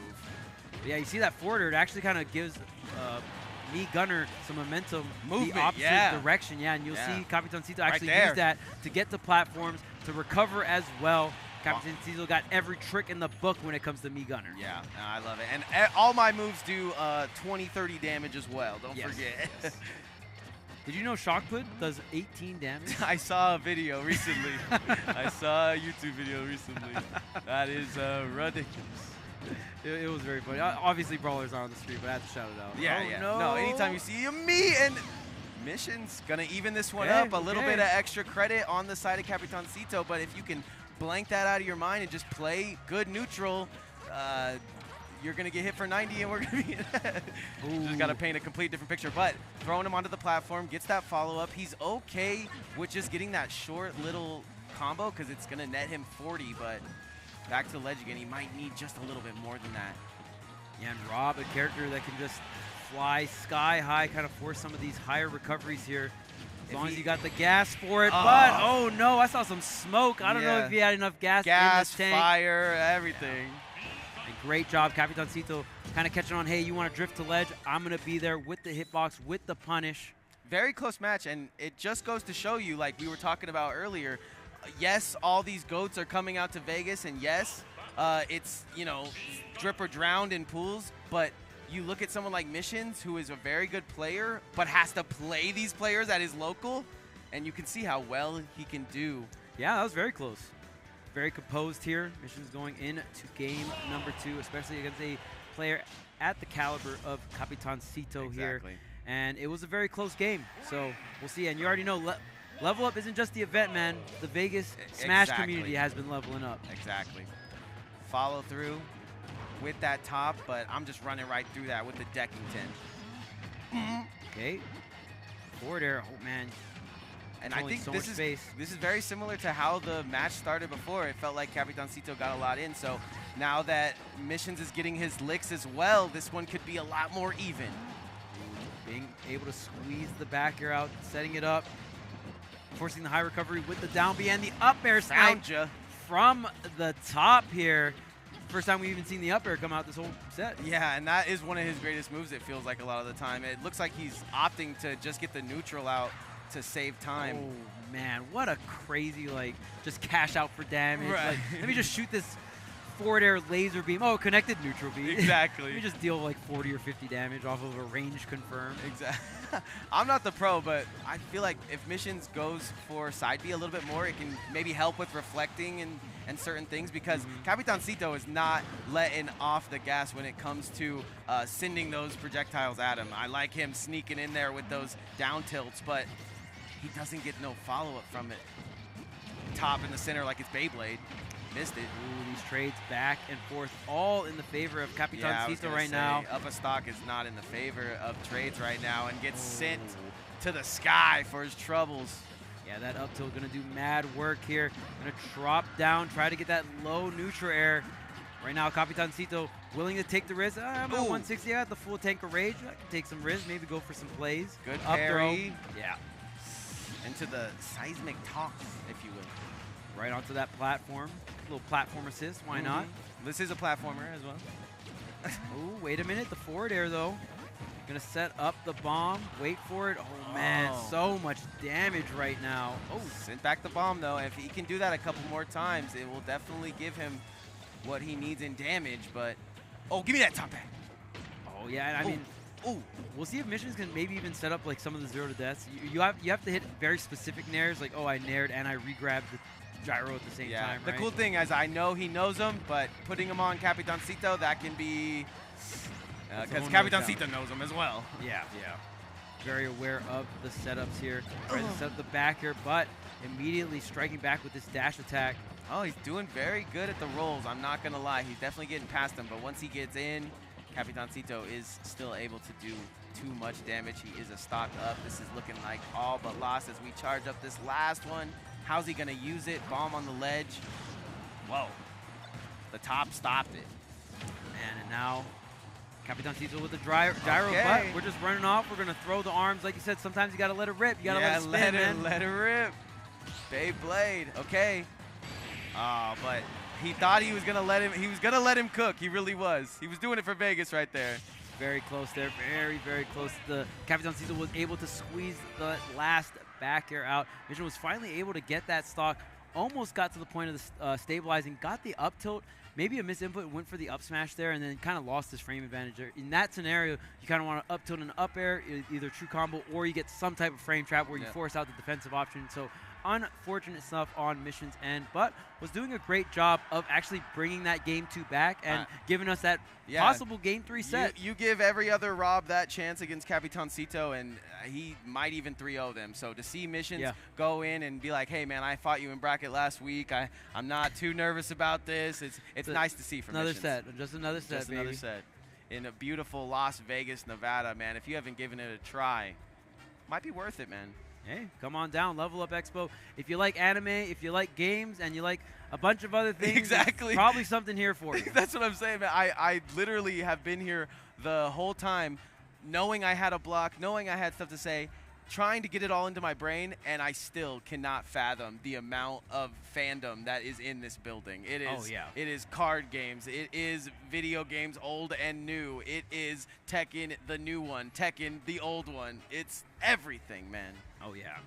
I was even watching, I mean, Chris G is here was here and then also entered the Marverse 3 Ultimate. So got to watch that as well. That was super fun to watch. That's what I was saying earlier. There's emotes here. PokeChamp is here. You know what I mean? Yeah, like, that's crazy. That's just absolutely crazy to think about. And nothing but goats. But in your first block, appreciate you for running 2 blocks today as well. I mean, no problem, man. Just been the GOAT, stayed the GOAT, never left. Give me a third if you guys want. I'm always down. It's a great smash. Dude. Watching Vegas Smash, watching a bunch of SoCal players, it always takes me down memory lane, man. Nobody does it better than Chuck Nasty, man. Thank you. Player coming up right now, we have a rough one. Okay, so what they did was when I told them, hey, make sure Vegas is on stage and I'm represented and I can represent them well, they decided to send all the SoCal players. Well, for you, at the beginning.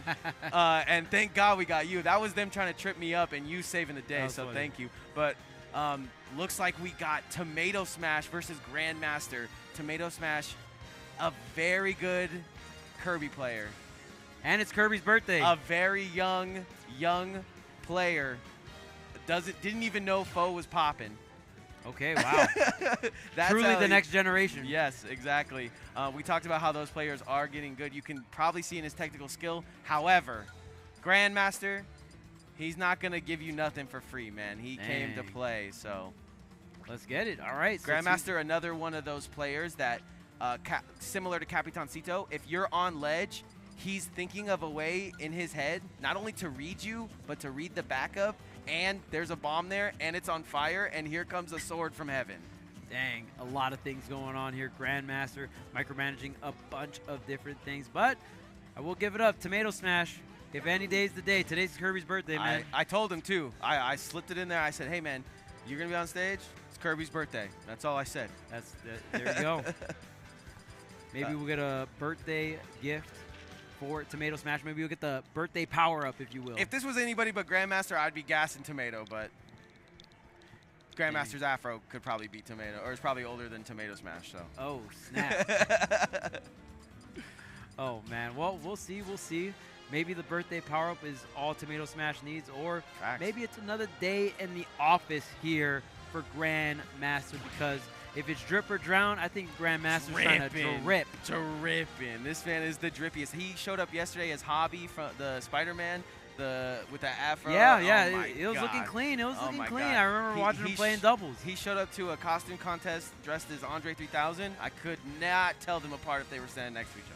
Yeah, I believe Grandmaster got 4th with double Robin. Yep.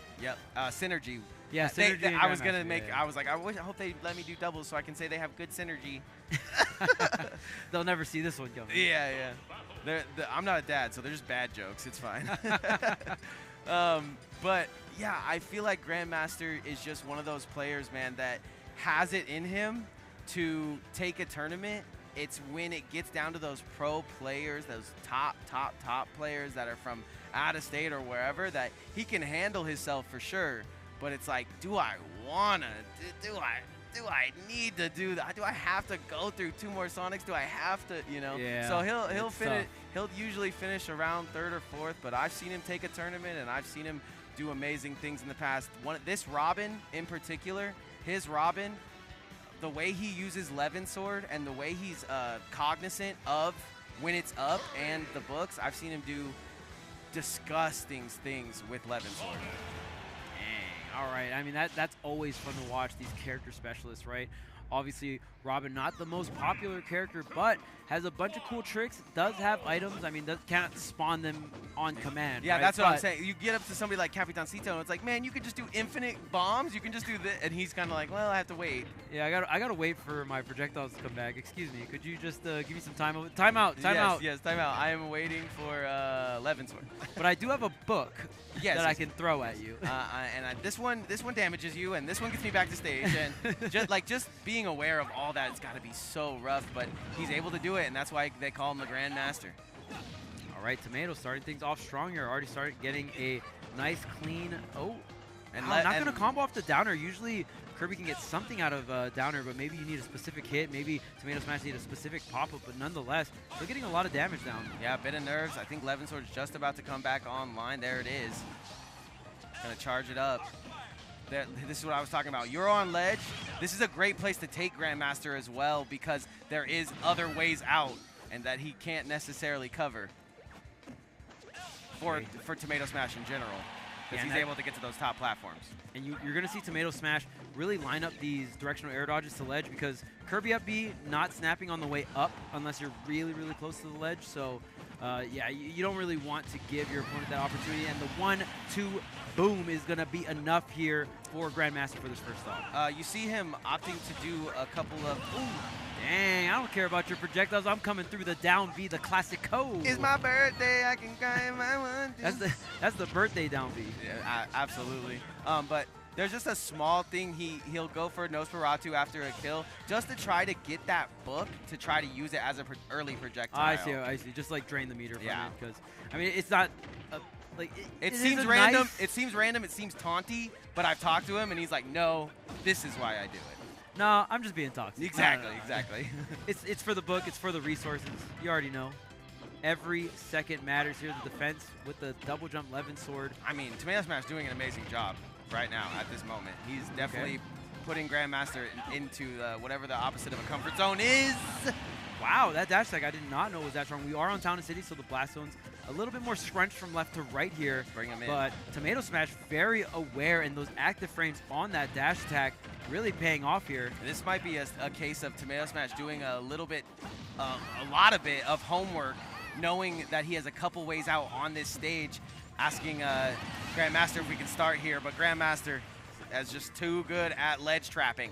Yeah, and I mean, that does look like a forward smash. Don't be fooled. That's the down smash right there for Robin, and there's so many active frames. Catches your ledge hang as well. It's very hard to get through that. Ooh, that shield looking tiny, but gonna go for that back throw.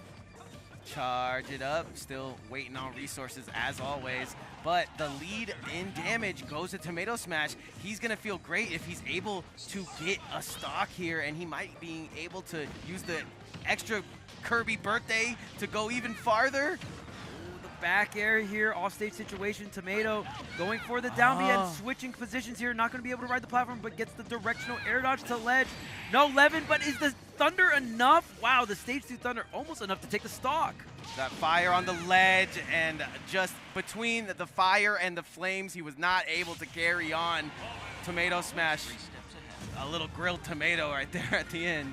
Could not get through the fire and flames here for Tomato Smash, and even if you tried to crouch under the thorn, well, there was the fire on the ground, He might have been able to low profile? Maybe. It was weird because just everything's set up all at once, right? So it's hard. So maybe you're able to crouch, maybe not. Because Kirby got a very low crouch, but yeah, might have hit the top of his hair. Like. Yeah, and then, I mean, maybe Grandmaster just lined it up. So there is one frame of vulnerability when you do normal get up in the shield that you could catch someone. So I'm assuming that Thorn is very active. Yeah, absolutely. And Kirby, pretty light, so even if you get hit by the weaker end of the Thorn, could be enough still to get the KO. But nonetheless, and he was up there in percentage, so we see. Yeah, but Tomato Smash does a great job, a great showing nonetheless, and might even be able to carry over if he gets a good start like he did last time.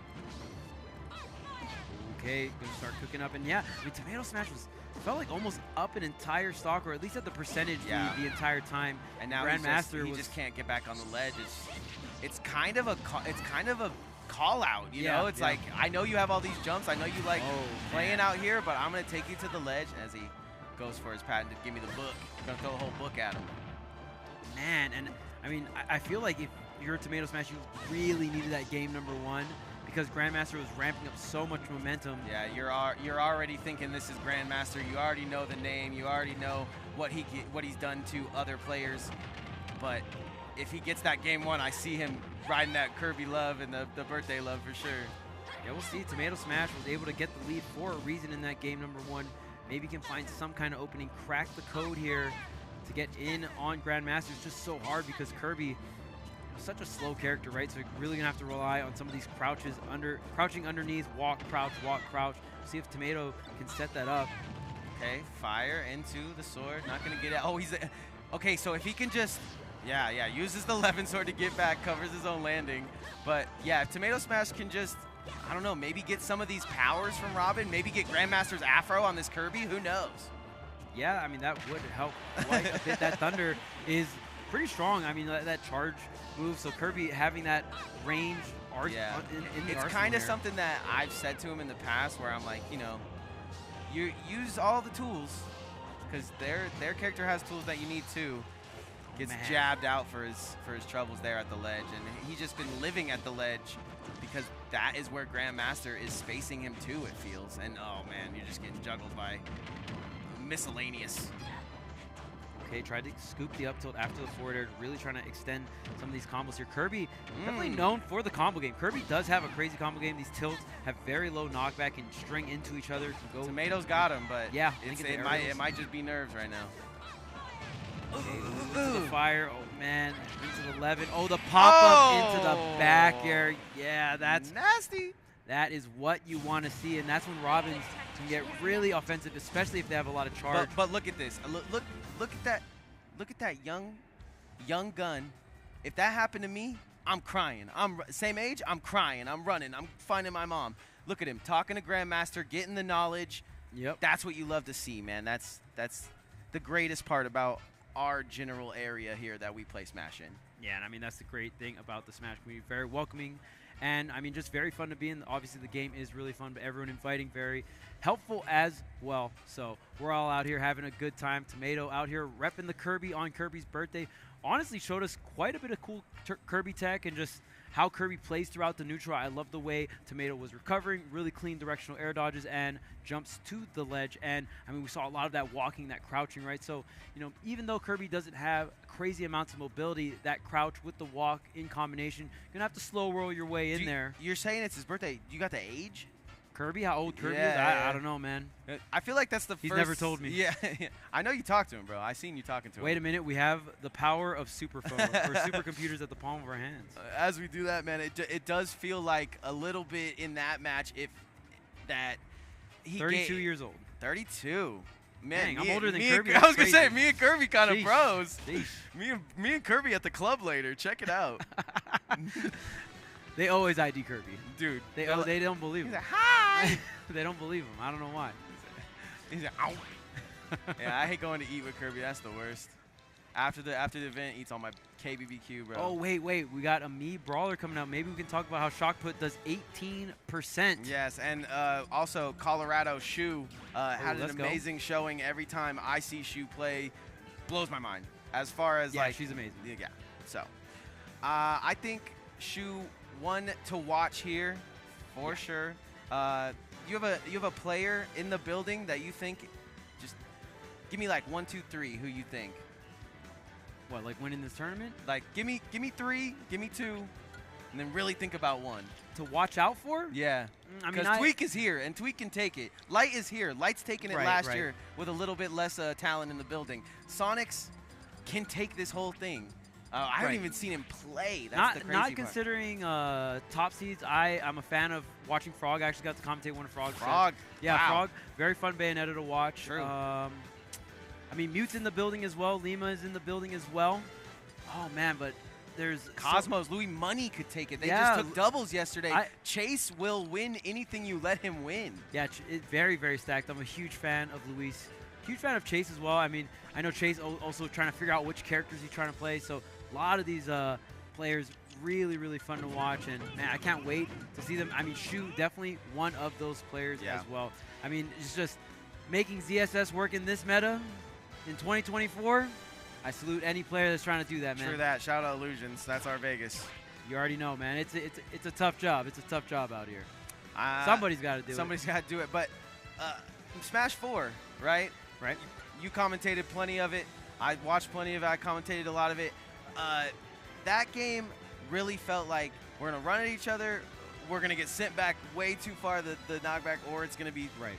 This game just feels so clean as far as when you get hit, as much as you fly back is the amount. I'm gonna pull it back. I'm gonna be able to DI a lot of the saving things that happen, right. But I'm not seeing enough text right now. I'd like to see more text. Text on the stage, text on the ledge. I feel like that's what makes a game like Melee and stuff like that look so crazy. Bro. Yeah. They get hit. They're on the ledge. There's an inch left. They tech the side. They're back.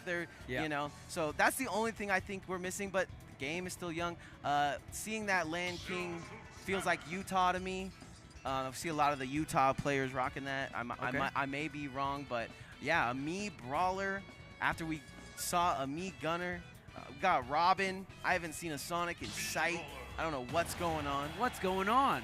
But I hope you guys are enjoying it. I know chat's enjoying it. Oh, trust me, we're going to see a lot more Sonic in top 64. Here it comes. So we're chilling in pools right now. We got the Mii Brawler. We got the ZSS. I mean, 2 base game characters here going at it. Yeah, Shu came down and kind of ran Edgeguard one year. And then I believe Edgeguard too. So, I mean, one of those players that I'm looking at to go crazy at this tournament. Yeah, but these characters kind of got the combos on deck, right? And then, of course, the feint jump, a little discount flip jump / kick. And, we're going with the burning flame kick for the recovery. There goes both. Not going to get that stun gun to go off. Follows up still a little bit misspaced right now, but I have faith that Shu will be able to rein it in. But does Mac use shock foot? I want to see it. It does 18 damage. Oh, he does not use the rapid punch. He said 18 damage ain't enough, all right? I thought you meant will he use it in the set, but you meant does he use it at all in the character collection? I mean, maybe if we let him know that it does 18 damage, maybe he might change his mind. 18 damage. 18%. Someone link the YouTube video immediately. Exactly. Ooh, takes that whole chin. Ooh, we got the piston punch online. Okay. Oh. I mean, it's like you were saying earlier. Big shouts to anyone that plays this character still. It's been nerf after nerf, huh? Oh yeah, I mean it's just rough too. Like no one in 2024 is gonna get hit by nerf. Oh, we're gonna have a moment of silence. Okay. Well, that just happened. Because I mean, essentially, when you're playing up against ZSS, as long as you don't get nerf flip kicked at 40 to 50, you're good. Yeah, it's one of those things though. I know it's coming, you know it's coming. And even if you get nared at like 40 or 50, there's certain scenarios where it's like, oh, well, if I DI in, then you won't get the spike, right? We actually saw it earlier. Mac DI like up and out and did not get spiked, right? Which one of the Miis do you think is the worst? We're talking about 18. We've seen how good Gunner can be. Bro, it's so weird because now Mia is playing Sword Fighter. I think Brawler's the best for sure. I still think Sword Fighter's the worst. Yeah.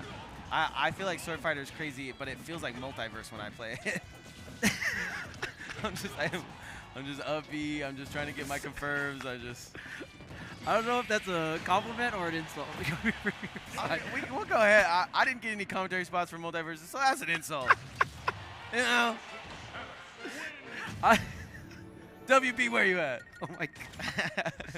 Because I didn't play the newer build yet, but the older build I was a fan of. Me too. I'm a killer. I'm like top 4 Jake, swear. Ooh, top 4 Jake? Swear. Okay. But I don't know. That game was definitely fun. Yeah, it looked a little slow when I was seeing it. Oh yeah, recently. yeah. The memes were funny. Yeah. Like Brawl Ganondorf. It's like the Spider-Man meme where he's like dodging the punch slow. Slow it down. I just dissed you. Shu, though, able to take that match as we reminisce on a game that is coming back. I don't know.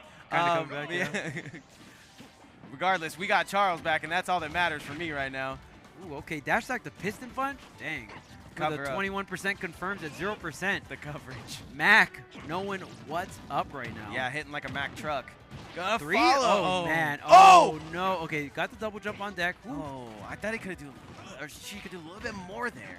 Yeah, I mean, it was tough. Shu did go for the triple back air, and maybe if went for the kick, could have got the stock, but nonetheless, still good amount of damage here for Shu. Come on, Shu. Yup. Ooh, snatch, the grab, the stall with the neutral B. Oh, You're in the berry. ground. Oh, I like that. Not even going for the up B. Diglett dig, Diglett dig. Trio. It's time. Great episode. Yeah, one of the best. Mine is Pokemon Raceathon, or Oh, the Ponyta? Yeah, that one was good. To wrap it down. Yep. Ooh, there's another grab, and I mean, this time we got Mac with the lead, but on the platform, the lead Charles? has evaporated. No tech means no stock for you, Shu, with the back air on lock. Ooh, the get-up attack to say that was a cool combo. My turn. Back to ledge again we go. Center stage is where you want to be, Shu. Right where she needs to be. Gonna retreat back to the ledge. Headshot. Yep. There's a down throw, waits for it, but the kick's coming through with the fastball here. Mac getting the combo starter up till... Mac Daddy! Mac Daddy slam! Dang, and Mac setting up the falling up air. And we're talking about falling up airs into up Bs, but this time we get the falling up air into the down air, just deleting that stock. You got an air to flip kick, I got falling up air to dare, bro. Perfect, and that worked perfectly on ledge, because guess where you're going? Straight to the depths. Now you're buried, though. Oh, that was the immediate mash there. That was quick. That was swift. Yeah, that was Taylor Swift. We're not talking about that new Oh, album, yeah, no. Old stuff, old stuff. Yeah. I'm not even talking about Taylor's version. I like the scooter stuff. Oh, okay, though. Gonna whip it into shape. Wait a minute, though. Mac has a pretty large lead here. Shu gonna have to figure out some kind of KO setup. Maybe another berry could do the trick, but Mac just throwing. Oh, but you're on the platform, and I called it out. You got up too fast. No invulnerability frame's gonna help there. Yeah, the tech in place getting covered by Shu. The back air on deck, and now it's a couple combo strings, and it could be an even game here. Shu being so evasive on this DSS. When I commentate with Foe, this is one of the things he goes heavily into, how good that running up smash is and how good you can kind of taunt it and run up grab, how good run up grab is, because they're always looking to shield, so. Yeah. Oh, for sure. Of course, Mac's still throwing out these neutrals, but Shu doing a really good job of kind of drifting back away from these hard drifted neutrals, right? Knowing that Mac is trying to overshoot and compensating for that, for it to almost connecting here. Oh, I got you in my web, my electro web. Oh, man. Shu setting up this ledge trap. Not going to get to the ledge roll here, but again, spacing back, and I mean, doing an incredible job of not getting hit for so long. And the forward it looks all but lost for Mac, but like we talked about earlier, the damage that this character is able to put out can be very crazy and add rage on top of it, but it's not going to matter. Shu, with the Shu, at the top of the blast zone is going to end. Double up air to end the set there. And, I mean, it's interesting because we saw Shu kind of playing on the back foot there towards the tail end of that game number 2, doing a really good job getting a really early lead. Mac fighting back, but, man, I mean, Shu just really locking in on that second and third stock. And Mac shutting down almost every single one of Mac's approach. Yeah, so sitting in top 64 at a Las Vegas. I'm gonna give it an A. We'll get an A. Give it an A. I'll give it an A. Give it an A. Yeah, good aim, good aim. I'm gonna give it an A. Sitting here in top 64 with Utah versus Colorado. I mean, crazy. It seems like everyone's here to me, guys. Oh yeah, everyone's here. Everyone's trying to get out of this pool. Like you said, it's drip or drown here at Level Up Expo. The talent pool always increasing, the prize pool always increasing, and I mean the gameplay always increasing as well. Leveling up, it's only gonna be worse. This is the worst it's ever gonna be, right? That's what they say. Yeah, exactly. And so much games as well. If you guys are tuning into Smash, there's a bunch of other games here at Level Up Expo, and even some wrestling. Yes. Right? Yeah, I mean, I'm not gonna get in there. Paul, every year, that's the first thing Paul says to me. You gonna get in there? You gonna take a hit? Take a shot? I'm down. You gonna shoot your shot? I'm in down. The wrestling ring? Oh, I almost commentated it one year. I was this close. Really? Yeah. Dang, that sounds fun. That story of my life. I was this close. Dang. That sounds extremely fun. I have no idea. Yeah, because you just go over there. I mean, you're just going to get hype, right? Doesn't matter. Yeah, just get hype. Just get hype. That's a great practice to get the Smash Ultimate right after that. You're coming in hot and fresh. But right now, looks like Coronado 8 versus Rosario. Says Colorado plays Shulk? I thought Colorado plays Inkling. Or am I? Yeah, no, I think this is, they thought the Shulk. Okay, You got it right. You got it okay, right. Okay. I was like, dang, man, Colorado gave up on Inkling? I thought Colorado was never going to give up on Inkling. I did, so the first tournament I did here, Arbiter casted with me. Okay. Nice.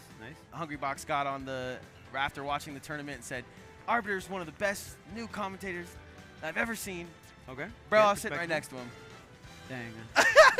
I was this close. No, and then I commentate a tournament with the kid himself, Hungrybox, tell him the story, gives me a fist bump. It's all good. I feel like a lot, and he's in the building as well. Yeah, so shout out to Hbox. I can get my fist bump live. Hey. I feel like I had somewhere I was going with that story, but that all happened, so. Hey, man, shout out to everyone else on the caster grind. Hbox included. Yeah, Arbiter Hbox included. Yeah. I mean, Hbox been. I mean, he's still out here competing too, man. He's still. I actually commentated Hbox set earlier. He's here for he did 3 rests in a row. Yeah, he was resting. He's resting. He's sleeping. Bro was resting. Well rested, unlike everybody that went to the club last night. Of course, and yeah, Hbox here for an Alienware activation. So if you guys want to check out some Alienware, check out some Hbox. There's a meet and greet going on. I don't know exact time and stuff. But you guys can check it out. Secret Lab, clicks. I mean, the Army. The Army's here. The U.S. Army. Charles, the Army's here. I used to be a medic for the Army. What's up, Army? That's what I'm saying. I went over there. I was like, if they tell me to do a pull-up, I'm out. Pull-ups are tough. They're rough. All right, so we got Colorado on the Inkling, and, of course, Rosario on the Shulk here. Good call, good call. This is a throwback matchup. Remember when everyone was like crazy faith in Shulk, and everyone had like everybody online for the first week was an Inkling. Potential, man. Just because of this, you can see how easy it is to slide into a grab and the popularity of Splatoon at the time too. So you're 100% right on that. I love we're doing blue versus pink. Oh, that's where I was going with that story. Hungrybox told me a bunch of questions, and I got one right. It was what character shoots out projectiles different color depending on the skin, and I was like, that's got to be the easiest question in the world. Yeah. Come on. Yeah. That's it. I know a little bit more than that, Hungrybox. Come on, give me something harder. Exactly. Oh, okay. Bomb gonna. Oh, the smash art though. Great. Smash art perfectly timed. Speed right after that so that you can stay up out of here. What's that? Busters? Ain't no busters at this tournament. Ooh, that Buster art. I mean, that was 2 neutral exchanges and already 60%. A couple of 2 pieces here, the back throw. And this Buster art has done its job, and we're back to jump. Jump. The house is jumping. Okay, but gets up smash at the center of that Pokeball. Captured himself a Shulk. Yeah, but I mean, what is the price? 87% and counting here. Extra credit. B+ extra credit, I'll take it. Yeah, Rosario doing an incredible job. Almost gets the call out the forward throw with the smash art here. Oh, I'm going down there. Whoa, really? Okay, had the jump art, and hey, yo, reverse Uno real quick. Literally. You thought I was stressing out here? Jump art, double jump, up B. I'm the one getting the KO on you, actually. You thought I was feeling you? I'm on stage with it. Back to this thing. I'm in the full. This is what I'm coming cosplay as next year, just covered in pink paint. I'm actually interested in why Colorado didn't hold that jab. Maybe he was just going to use too much ink, right? Because it does use the ink on the rapid jab. He might need to charge up. Oh, there's the Buster art. Tries to get the up smash here. Barely off the mark. Honestly, Colorado has not taken that much damage here. Another back air connecting, and the shield art force. Okay, there's the backside. Going to switch the jump, and now no more shield art. Nice coverage with the down smash. He's able to find the ledge. Can he set up something? Is going to get past the slash. Wow, that was... And calls out the recovery, so we are back to pretty much even. A little 38, a little 77 ain't that much. A little invincible damage, if you will, coming off that Angel platform. But man, that was really impressive stuff from Colorado. That like jump neutral air dodge to get past the slash and just getting the jab punish, which led to the KO. Colorado knows this matchup, has that matchup experience. Man, it just seems like Rosario can finish this and has had the whole set in his favor at the moment, but I'm starting to see some cooking from the paint one. from that paint squid. Nah. Cross stage, is it enough? Absolutely, with the smash art, not even close here. Yeah, like we talked about, was in the lead from the beginning to the middle to the end. The whole story was about Shulk there, but there was little lights flashing on that inkling that there's an inkling that he might have been able to do that. Yeah, I mean, it was tough. It was tough. Rosario started that game 1 with such a huge lead there, so Colorado playing on the back foot here, and Inkling usually wants to operate with the least amount of rage as possible if you're trying to go for up throw, up air. And I mean, just thinking about this matchup in general, I don't know if it's tough for Inkling or not. I just think Inkling really relies on rapid jab or up throw, up air, and if you can shield art out of it, that's gonna, you know, really change up how Inkling gets the damage, how Inkling gets the KOs, right? And Shulk's just such a wild card. 1 second it's shield, and then the next I haven't done shield the whole time, and I'm just bustering the whole time. It's just really up to you, very customizable in-game character. There, waits for the tech chase. I like that lingering Beautiful. forward air. Wow, catching it twice here, resetting to the ledge with the up B and still having the stage control. Colorado playing fantastic. I'm behind you though with that little squirt gun. This is actually technically called Pinkling, Charles. I don't know if you knew that. Oh, okay, okay. Actually. Factually. Exactly. Okay, there's the shield Monado art. We don't just say shield art, right? All the Shulk mains out there. Monado. They're not a fan if you just say shield art. You gotta shield Monado art. Don't let me and Charles get into them frames, bro. You don't want that. Don't piss off the Shulk this way, right? Don't piss them off. I'm purposely coming for everybody, just for the credit. All press is good press over here on this side. Smash mid shots though is gonna be looking like Shulk is playing confidently enough. Okay. Gonna get back to ledge again. That was weird. Like the shield art kind of got drained really quick from the rapid jab, but then fell out, but still ended up getting hit. That was weird. I don't know if that's maybe it was just Rosario messing up the shield art transition. Oh, side B gonna get canceled out real quick. I like the movement I'm seeing from Calderon. Oh, wait. Oh, the parry. Yeah.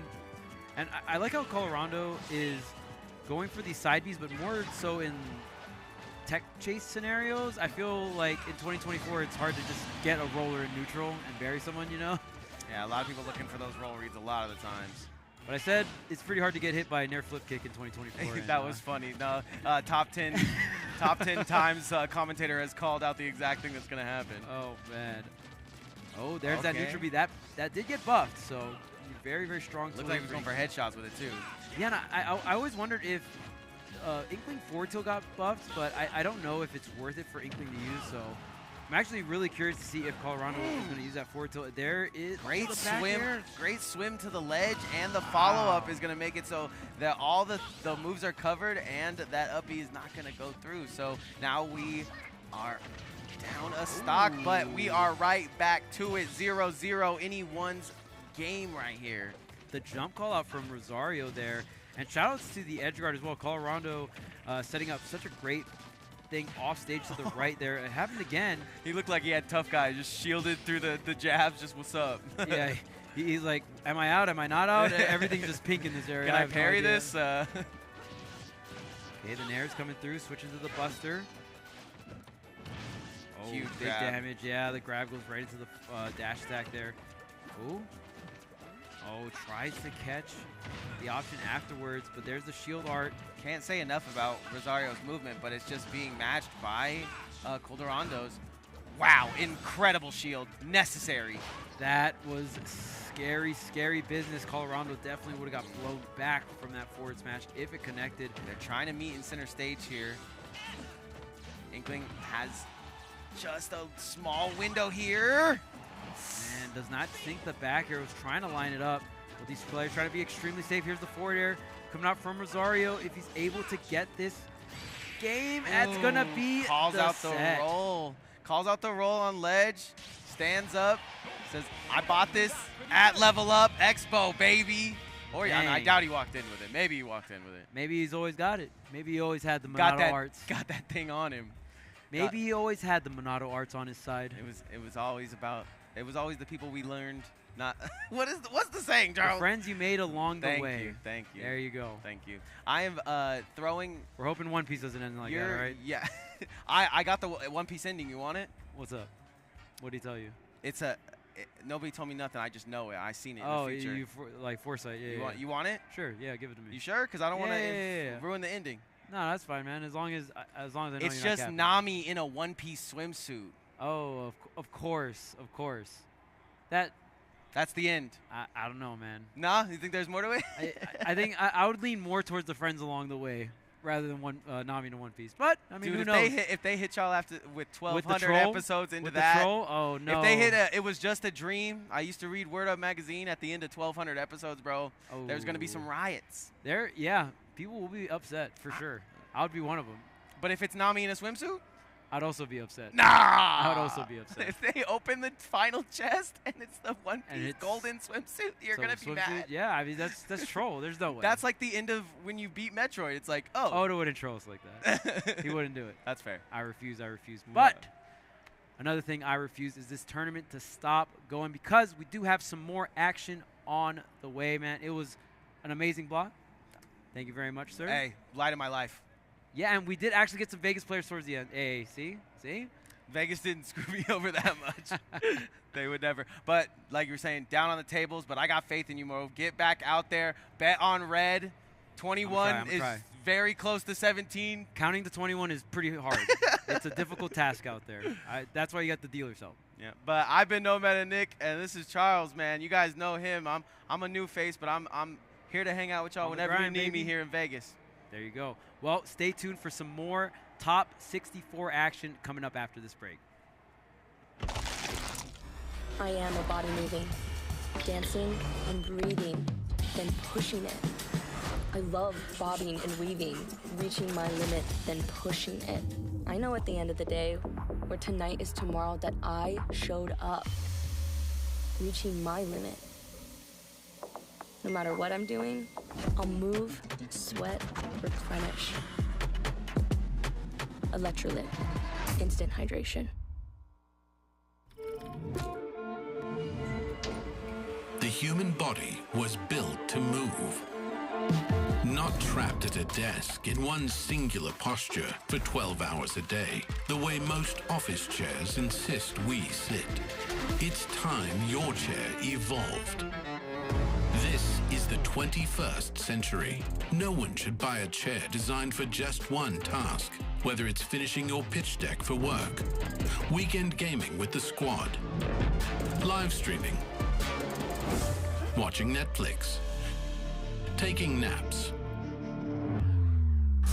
or preparing to win a world championship. Your chair should support you across a full range of activities and postures. This is Secret Lab Titan Evo, ergonomically engineered for you. Gamers, hybrid workers, artists, backing your every move, from the boardroom to the world stage, for hours at a time, so you can do it all. Secret Lab, ergonomics for the 21st century.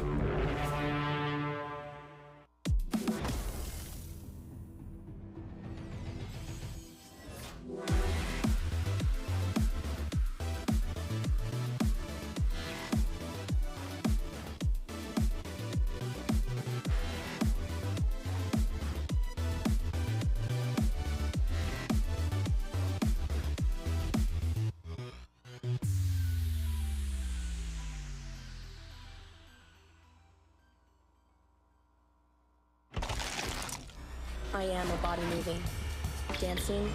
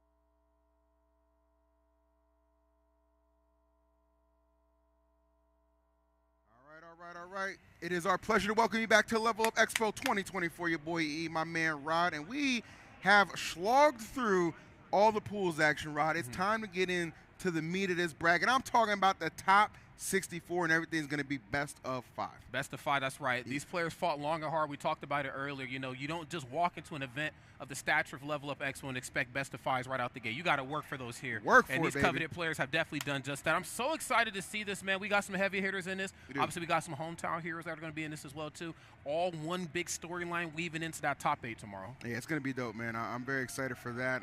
And, of course, you know, the thing that I love most about the event is, of course, we're able to invite back the defending champion. Light is in the bracket. We're going to get to see him on stream as well. Already got a lot of matches queued up and ready to go. It's going to be an absolutely good time because, as you know, got to get before we can get the top 16 or even top 8. You got to get through the top 64. You got to see some of these sleepers that you might not have on your radar that are prone to make some upsets, especially those who are from the Vegas area who might be defending the region. I'm talking to you, Van. Okay, talking to you. So expect some great things out of that. Yeah, no doubt about it. I mean, depending on who you ask, you could maybe make a strong argument that top 64-32 might be the most exciting part of the bracket just due to the upset boulevard that's about to take place. Top 8, you know, is pretty much formation. We know what that's going to look like. Or statistically, we have a good idea. I checked my EE stats earlier. We have a good idea what it's going to look like. But this right here is where we're about to have some fun. It's time for crime, as I like to say. This is going to be great. Yeah, no doubt about that, man. Going to be a good one. I think we're starting off. I could see it on the screen right there. Louis Money will be opening up against Ludo. Ludo, very good Mario player, by the way. You guys might not have Ludo on your radar, but you should. This guy is an absolute beast. And, of course, Louis, well, we know what Louis brings to the table. I like to call Louis the side event bully because when it comes to side events, he takes care of business.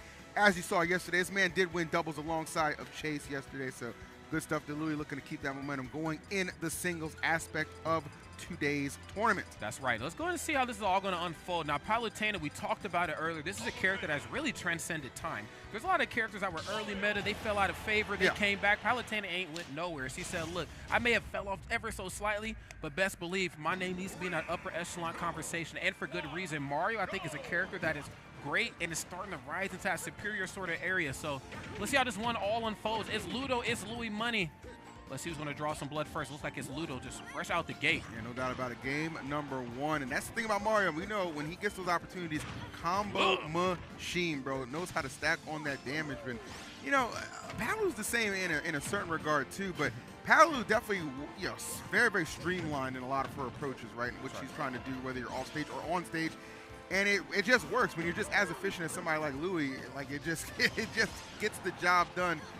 Yeah, Louis Money is a goddamn machine. I mean, there's just really other way to put it. I mean, anybody that can pilot Dr. Mario to this sort of level is absolutely insane. And carrying over that same sort of aggression with the Dr. Mario to the Palutena, getting that first stock taken, this one's looking really good right now. And Palutena is one of those characters, when they get the lead, Phil, they don't really let go. Yeah, there's another kind of hidden gem aspect of this particular matchup, too, that we might not have taken into account. Remember, Louis has a lot of experience against Kurama, one of the best Marios in the business. Bro. 2 NorCal boys who've gone through a lot of wars together, whether it be at larger tournaments or local. So the matchup experience, I would wager, is certainly going to be on the part of Louis Money, as he is demonstrating early in this game 1 as a pretty solid lead and only continuing to grow it as Ludo searches for some answers to get in, but all he's met with is a bunch of hitboxes. Oh, no doubt about that, and more importantly, some very scary hitboxes as well, too. That dash attack has just really been the stuff of nightmares. That explosive frame 6 option, it just kind of breaks that zone that Mario likes to kind of empty hop around in.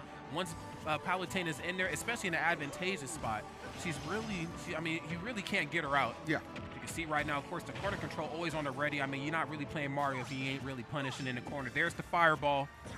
Can't quite get what he's looking for, but busting that shield up. It's the Mario Tornado and dropping a shield at the last second. Phil, he's a madman. Had that shield working overtime, baby. Like my uncle back at BG&E, we just trying to pay some bills. We're trying to pay some bills.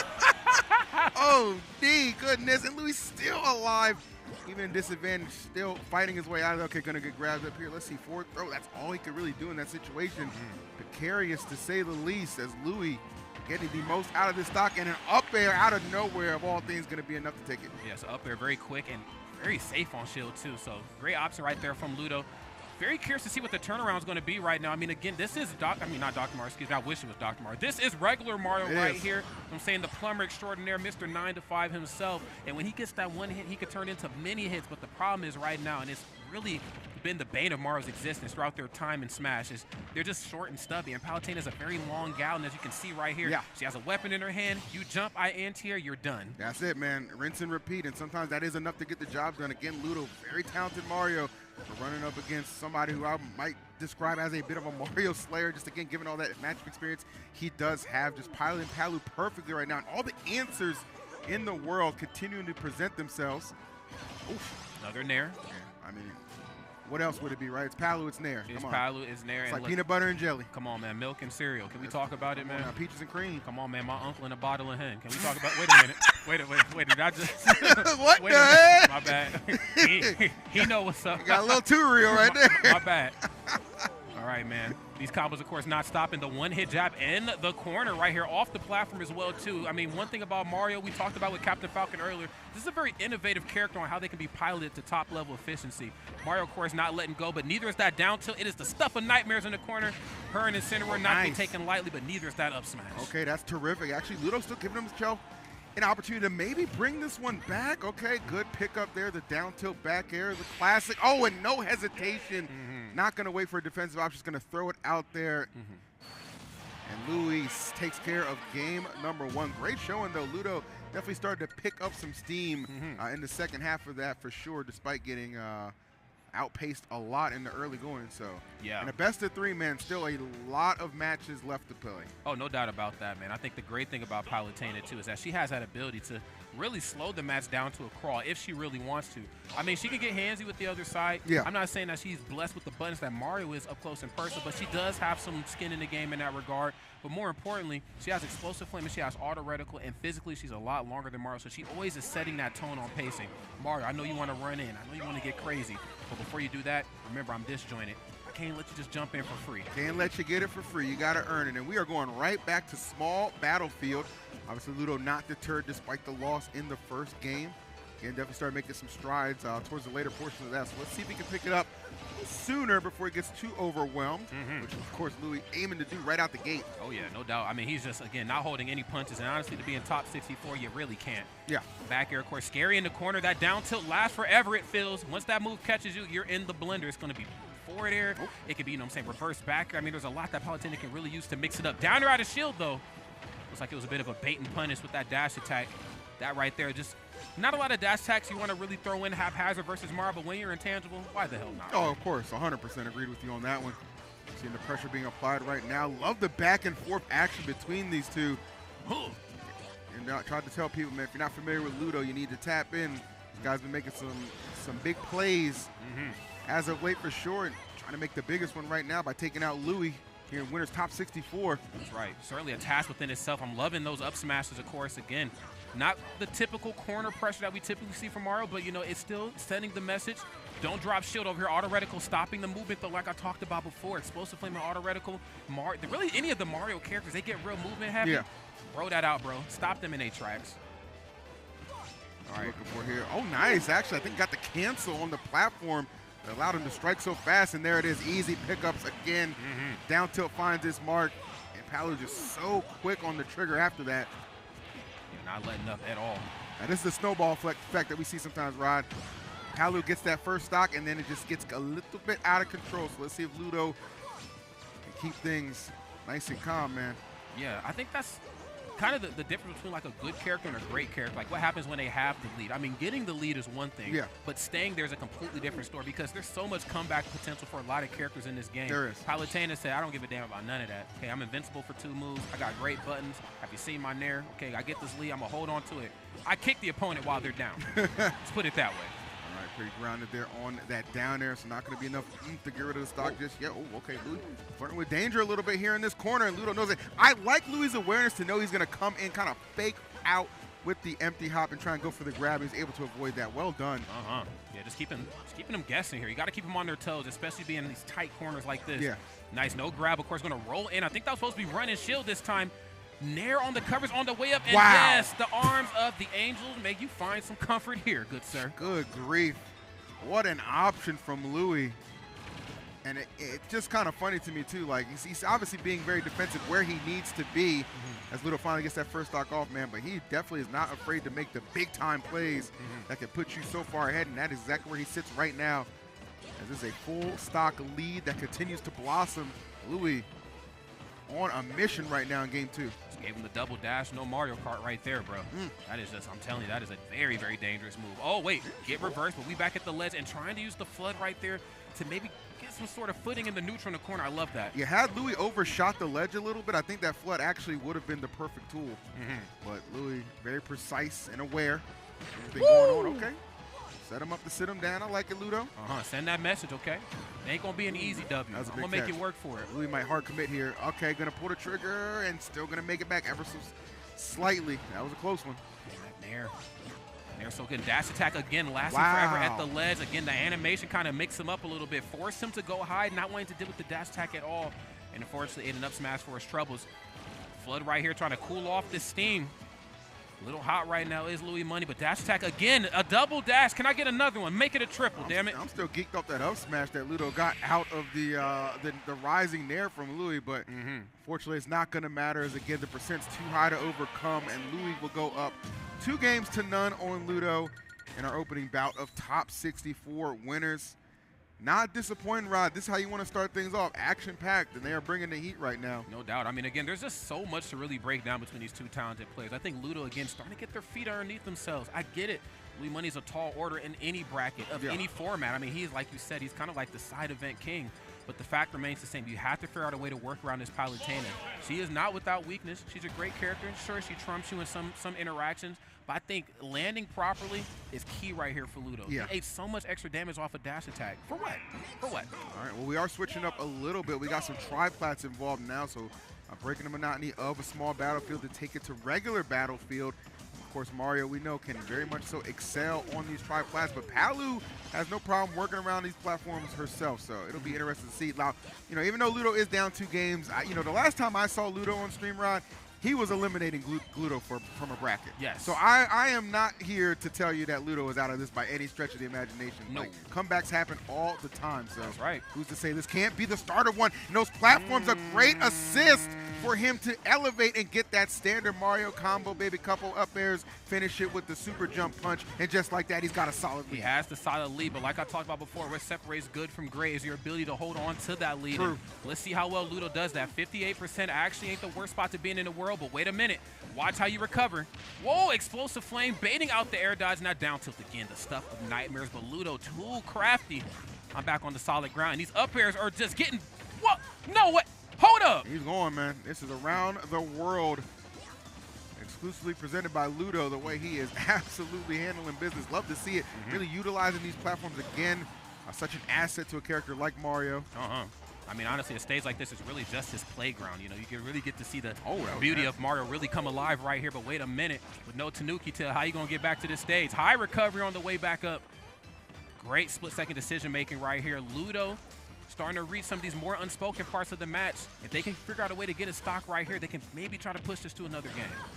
And Ludo's looking very intense. These explosive flames by Louis Money coming out pretty considerable amount for sure, and one of them probably going to hit pay dirt on that one. So this is going to be an opportunity for Louis to close the gap in the damage. You know what he's looking for, any of those Palu aerials to get some combos started. There's the first one right there with the nair, followed by the fair as well. Not going to get the most out of that, but you got to start somewhere. You definitely got to start somewhere, and I think Louis Money said wherever I'm going to get this started at, Phil's going to be towards center stage. I cannot play the ledge game anymore with Mario. He's starting to figure some things out, and up air being the very dangerous frame 4 option that it is, I don't really have the buttons to go toe-to-toe with this anymore. So I got to figure out a way to bring him to me.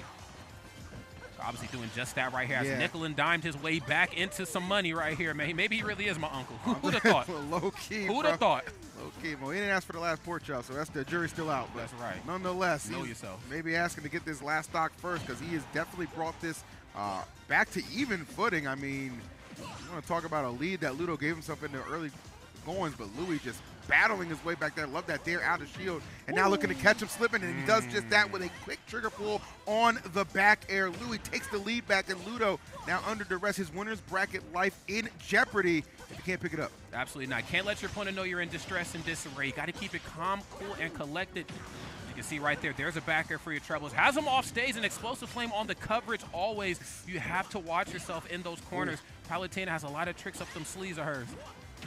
It's so wild how Louis uses explosive flame. I love it. Was everything calculated, and these whiffs from Ludo, man, they are really starting to get him punished. And this is, this is a lot of percentage on Palu as well. Like, you do not want to take a forward smash or an up smash right now. No, you do not. You might seal your fate here. Could be very well be curtains. Okay, teleport getting him back safely. Let's see how he gets out of this corner, if so at all. Damn, that's such a good move. The movement options from Louis, keeping you guessing, bro. You know, it's like whack-a-mole. I don't know where he's going to pop up next. That's right. He said, you guessed it. Come on now. You was right. Onside it is. Oh, that might get him. Yeah, okay. Shout out to Dr. E. Gad, man, hooking Mario up right there at the flood. Left her leaking right there and falling to her demise. That back air. Finding this mark. Oh, okay. Like the attempt, for sure. Okay, fireball. Flood again, pushing him back. If we could get an up air string started on this platform, or with this platform assistance, there can definitely be a conversation to be had that he could steal this game back. There it is. Wait a minute. Okay, nice. That's -3 on hit. He almost had it. You can see, man, when Louis Money gets caught in the corner, you have to see the great, platform, cancel stuff come out from Palutena, because she's really stuck between a rock and a hard spot. Those moves are too safe and too quick for Palutena to deal without a shield. Yeah, bro. Yeah, Louis like, okay, I'll take the damage, but please don't send me to the skies. Not what I'm trying to do. That's how the first stock got ended. Oh, nice positioning to get the back throw. The Palu classic right there. It's got a bunch of different names, but I just like to call it effective. Effective right there. Super effective. A critical hit, whatever you want to call it. It got the job done. Louis Money going to move on to that next portion of winners. The loser side of bracket just got that much scarier, Mr. Phil. But, yeah, for sure. Yeah, we'll see how the rest of this all shakes out. Louis Money, of course, played that one, just really ran scrimmage to the very finish, man. I mean, he just knew exactly what it was that needed to be done. Mario, of course, a very talented, very scary character. You have those aerials in the corner. We got to see that nair and that nair and up air really come out to play in the corner, which really forced Louis Money to dig deep and really mix up the recovery options on the way back to the stage. And as you can see right there, it paid off in a big way. Absolutely, man. That was fantastic, and I really appreciated seeing that. Game 3, Ludo obviously coming out the gate swinging in a major way, but it was nice to see Louis having to kind of scrap and fight his way back into it. Did just that. Again, you can tell he's just very comfortable in this Mario matchup, and it certainly does show. So congratulations to him for taking the first game in our opening of Top 64. That's right. Good stuff. Good smash, Rod. I mean, that's what we asked for. We asked for, Pools was Pools early. It was nice to see some innovativeness. We got to see some new characters, some diversity, some variety. Them Toon Links was going ham. That was cool. Ooh, yes. Shouts to Marco. He's like. But right now, I think it's all about business. Yeah, and for sure. At this point in time in bracket, we want to see the heavy hitters, man. And Louis Money, of course, always showing up for this part of the country. I think, honestly, bro, he's transcended just the NorCal thing. When it comes to the western part of the country, you don't want to see Louis Money over here, man. He's kind of in charge of this. He's that guy, man. He's that guy. Listen, Louis never seen a regional he didn't want to win, okay? And he usually gets it done. So, you put him in an environment like this, he's got to be one of the betting favorites. But there is a slew of other talented players as well, man. You got to be on your P's and Q's if you want to take down Level Up Expo. And a very generous, guaranteed $10,000 prize pot is on the line, so a lot of money to be made here besides just the prestige of getting that dub, man. Cash out with some coin as well. That's right. Absolutely, man. There's a lot of ways to spend that money here in Vegas, man. We've been spending a lot of our money on some nice dinners, but tonight I think it's time to get a little crazy. The good type of crazy, though. Good type of crazy. We're responsible adults these days. That's right. That's right. These days. These days. Yeah. That's right. That's right. But yes, it's going to be a great time, of course, here in Vegas as always, man. Also nice to be in Vegas. Some nicer weather as well, too. I think last time we were here was in February. It was a little cold, which was cool. I was able to break out the trench coat, remember? Sure. Now I'm like, put on the shorts, man. This is kind of cool. We can do the hotel jacuzzi on the roof and everything this time. A lot of options, man, to get comfortable. It's kind of crazy. We talk about the weather being nicer, and it certainly has been, except I would say with the exclusion of yesterday evening. Remember, we got caught in that rainstorm that was coming down out of nowhere. I was like, what the heck is this, lightning bolts? I thought Thor was angry, but coming down. Hold on now. I would be too after that last film. Let's be honest, bro. I'm still angry about that. I don't want to see that again. Taika Wahoo. Bro, don't ever waste Christian Bale. Act like that ever again. That had me. Despicable. Hot. Despicable. Y'all know what we're talking about. It's okay though. I heard Thor 5. They're supposed to take it back. Good. They're supposed to handle business. We need to handle business, okay? Because that last one, I feel like y'all owe me money after that film, okay? Okay, bro. Wait, you paid to get in? God damn it, Phil, we can't take you nowhere, man. But we gotta take the chat on this journey real quick. Let's go and take a look at the schedule, friends. Let's take a look so y'all can know what we are doing. It is, of course, Saturday, man, and we've already taken care of pools, so that's why I see Phase 2 up there, baby. Phase 2 is Top 64, which will all be winding down and whittling down into top 16. which will be opening up tomorrow at 12 p.m. PST. Oh, yes, sir. For Super Smash Bros. You can see a whole bunch of other slew of games we have as well. Tekken 8, Street Fighter, Guilty Gear, Mortal Kombat 1. I mean, the list goes on and on. Even Ultimate Marvel vs. Capcom 3. You know what I'm saying? Who doesn't love that? So a lot of great stuff happening here. Never a shortage of events and things to do here at Level Up Expo. That's right, and also put together by some of the best production teams in not just the gaming space, but really just the world. VGBootCamp, Tampa Never Sleeps, and of course CEO Gaming right there. Some of the pillars in the gaming space. Okay, you need your tournament stream, weddings, funerals, bar mitzvahs, you name it, quinceañera. These people can stream any old damn thing for you, trust me. Low key, bro. I've seen it. Listen, they ain't lying. Yeah. And how can they power up too, Rod? Man, come on, bro. Let's talk about it. Electrolit. Electrolit right here. I mean, it's in the title, lit. Come on. You know what I'm saying? This is how we keep the energy up. I don't know about y'all. Bro, listen. I don't know what y'all doing over there, but over here? That's right. Electrolit. We keep it lit. That's right. Y'all still drinking water. I need y'all to evolve, okay? It's about the electrolit. I've drank so many of these, bro, I can see sounds now, bro. I see the world like Neo did, bro. When those numbers was falling, I was like, oh, bro. That might have been them tacos earlier. I don't know if that was the electrolit. All right. I got a trip to the throne in a second. Anyway. Can we get another matchup here, Paul? What's going on? You will never see the throne. Oh my goodness. We watching some different thrones up here, friends. It's true, man. We having a good time up here, man. Hope you guys are too. Always appreciate everybody who spends their Saturday with us, whether you are in the arena. I don't know if you can hear us or not. Whether you're in the arena or you are chilling in the Twitch chat, keeping it lively and fresh is what we're here to do. I know I'm actually pretty much looking forward to our dinner tonight. I know we're going to try that place at the Venetian. Yes, sir. That Shannon recommended. I think it's called Yard Bird, if I'm not mistaken. So that's going to be it. They had like this. I saw the menu. They had like this, like a biscuits and gravy type chicken thing, and I was like, okay, who's Southern Grandma they got back up in there? Right. I need to take a look at the cook before I eat stuff like that, though, man. Because if I see Steve, you know what I'm saying, from across the street come out, I'm like, don't cook no biscuits and gravy, bro. Okay, I need Miss Mabel to come on out, okay, and her assistant Miss Leanne Seeley. I need them together with the biscuits and gravy. Period, bro. That would be a W combination. I would agree with that. What's the favorite meal you've had while we've been in here?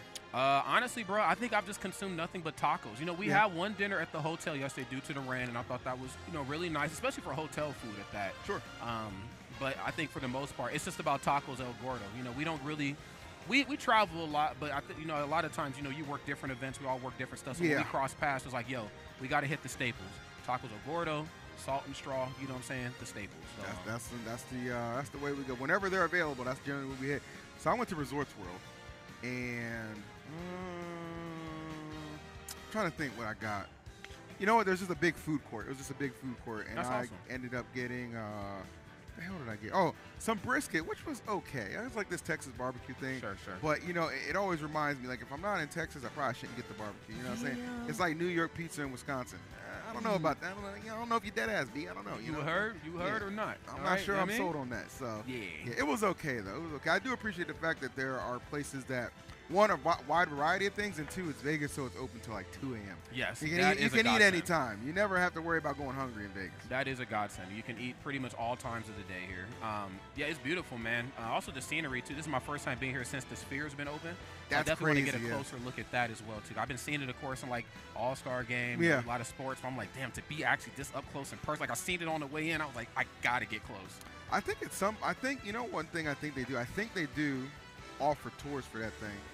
One of these days, maybe even the next level up, we need to have a tour included in our package. Be like, look, Colt, all right, surely you can work something out. We can do some promo for them. They can do some promo for us. How would you like to see Level Up Expo on the freaking Sphere, bro? Bro, I mean, they've already put esports up there once or twice, I know, bro. I'm saying they have. We need to keep it going. It'd be sick. Yeah, Las Vegas has a Times Square now. I mean, they had a fake New York, but now they got a real Times Square with the Sphere, bro. We got to see it. We got to see it. This place is crazy, bro. I saw Charles was telling me how he was driving through, and they demolished the like the Flamingo Hotel. Really? That area, because they're going to put in like a baseball stadium or whatever. Yeah. I guess they're making Vegas a little bit more family friendly. Not to say that it wasn't before, but they're starting to add more things in the surrounding area. The basketball is here now, which I think is huge. I feel like we should have had like top professional elite level sports being played. Well, yeah, I mean, having Summer League here is great. I think eventually, like when they get like an actual team, that's going to be crazy. They already got the Raiders, man. They got a hockey team. Vegas is just becoming that spot. Esports is popping off here. Low key, man, might be time to make the move. Come on, bro. You need a roommate, man? Yeah, come on. We talk about it because LA done fell off, bro. I was never an LA fan. You know that, bro. We was never there, bro. Come on, bro. I went there a couple times back in the day. I said, this is Hollywood right here. I said, get me out of here. This is crazy. Get me out of here. So, in case you guys are just tuning in, welcome to the stream. We're currently just waiting for some other matches to catch up. Louis dispatched his opponent pretty quickly, so we gotta wait for some other matches to catch up so we can put some other matches here. I do have an update though. Apparently MVD lost 3-1 to Shine. Yes, he did. I'm looking at it right now too. MVD lost 3-1 to Shine? Shine. Oh, it's pronounced Shine? Shine. Well, it's spelled Shine. We knew that. The heck? Put a dash in your name. Shine beat MVD. I'm sorry. Shine. I'm reading Shine. I don't know what to say. Okay. I guess because the end's capitalized.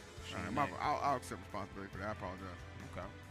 Fair enough. My bad, man. Right. My bad. Well, MVD, of course, being a Las Vegas resident, right? He's here again now, right? He's been here for so many years. I think MVD lives here. Okay, yeah, so we need him to hold down the fort as well, too. He's on the loser side, so now we have Ludo and MVD down there, which is going to be even more scary than what we thought it was going to be before. Let me bring up this damn chat. We need something to talk about. What's up, Jims? What it do, baby? Yeah, that's the beautiful level up arena, and those are the chairs where the players would go if we had any. That's right. If we had any available. If we had any. That's where they would play, just for the record. That's right. Welcome back to your favorite podcast called Ask a Black Man. I'll tell you what, be careful what you ask, because you're going to get the answer. That's right. I got my goons in the chat, and they're mods, so have care how you speak. You know what I'm saying? You know what I'm saying? Hello. What's up? If we had one, that's right. That's facts. you going to take one? I don't know, man. It depends. You know, them dealers are a little rough out here. I'm not going to lie. They said we should play instead. I don't know about all of that. Low key, give me a controller, man. Did you see what I did in Coinbox? Oh, you know what? Hello? You did have a good run. Hello? Lakers up by 11. Does that mean anything? Absolutely not. Yeah, it means there's about to be a lot of disappointed Lakers fans after the second half. Are you kidding me? EE and Rob money match while we wait. Well, that'd be fun if I had any money. I'm broke, baby. Okay. I'm a Kai Pfeiffer and paid in for no money. I'm broke, baby. I don't think you guys understand. We do this out of the goodness of our hearts. Hello? Thoughts on Sydney Sweeney? Generational talent. Yes. Absolutely. Very talented. Generational. Love to see more of her in things. There you go. Maybe like the MCU coming soon. Maybe some superhero films. Or less things. Well. Hey, bring that top 64 edges. God damn it. Can we get a matchup here? What?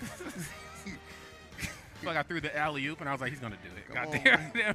D Wade and Bron. Right. D Wade and Bron. Oh man. Oh, who we got? Oh, we got Light up here.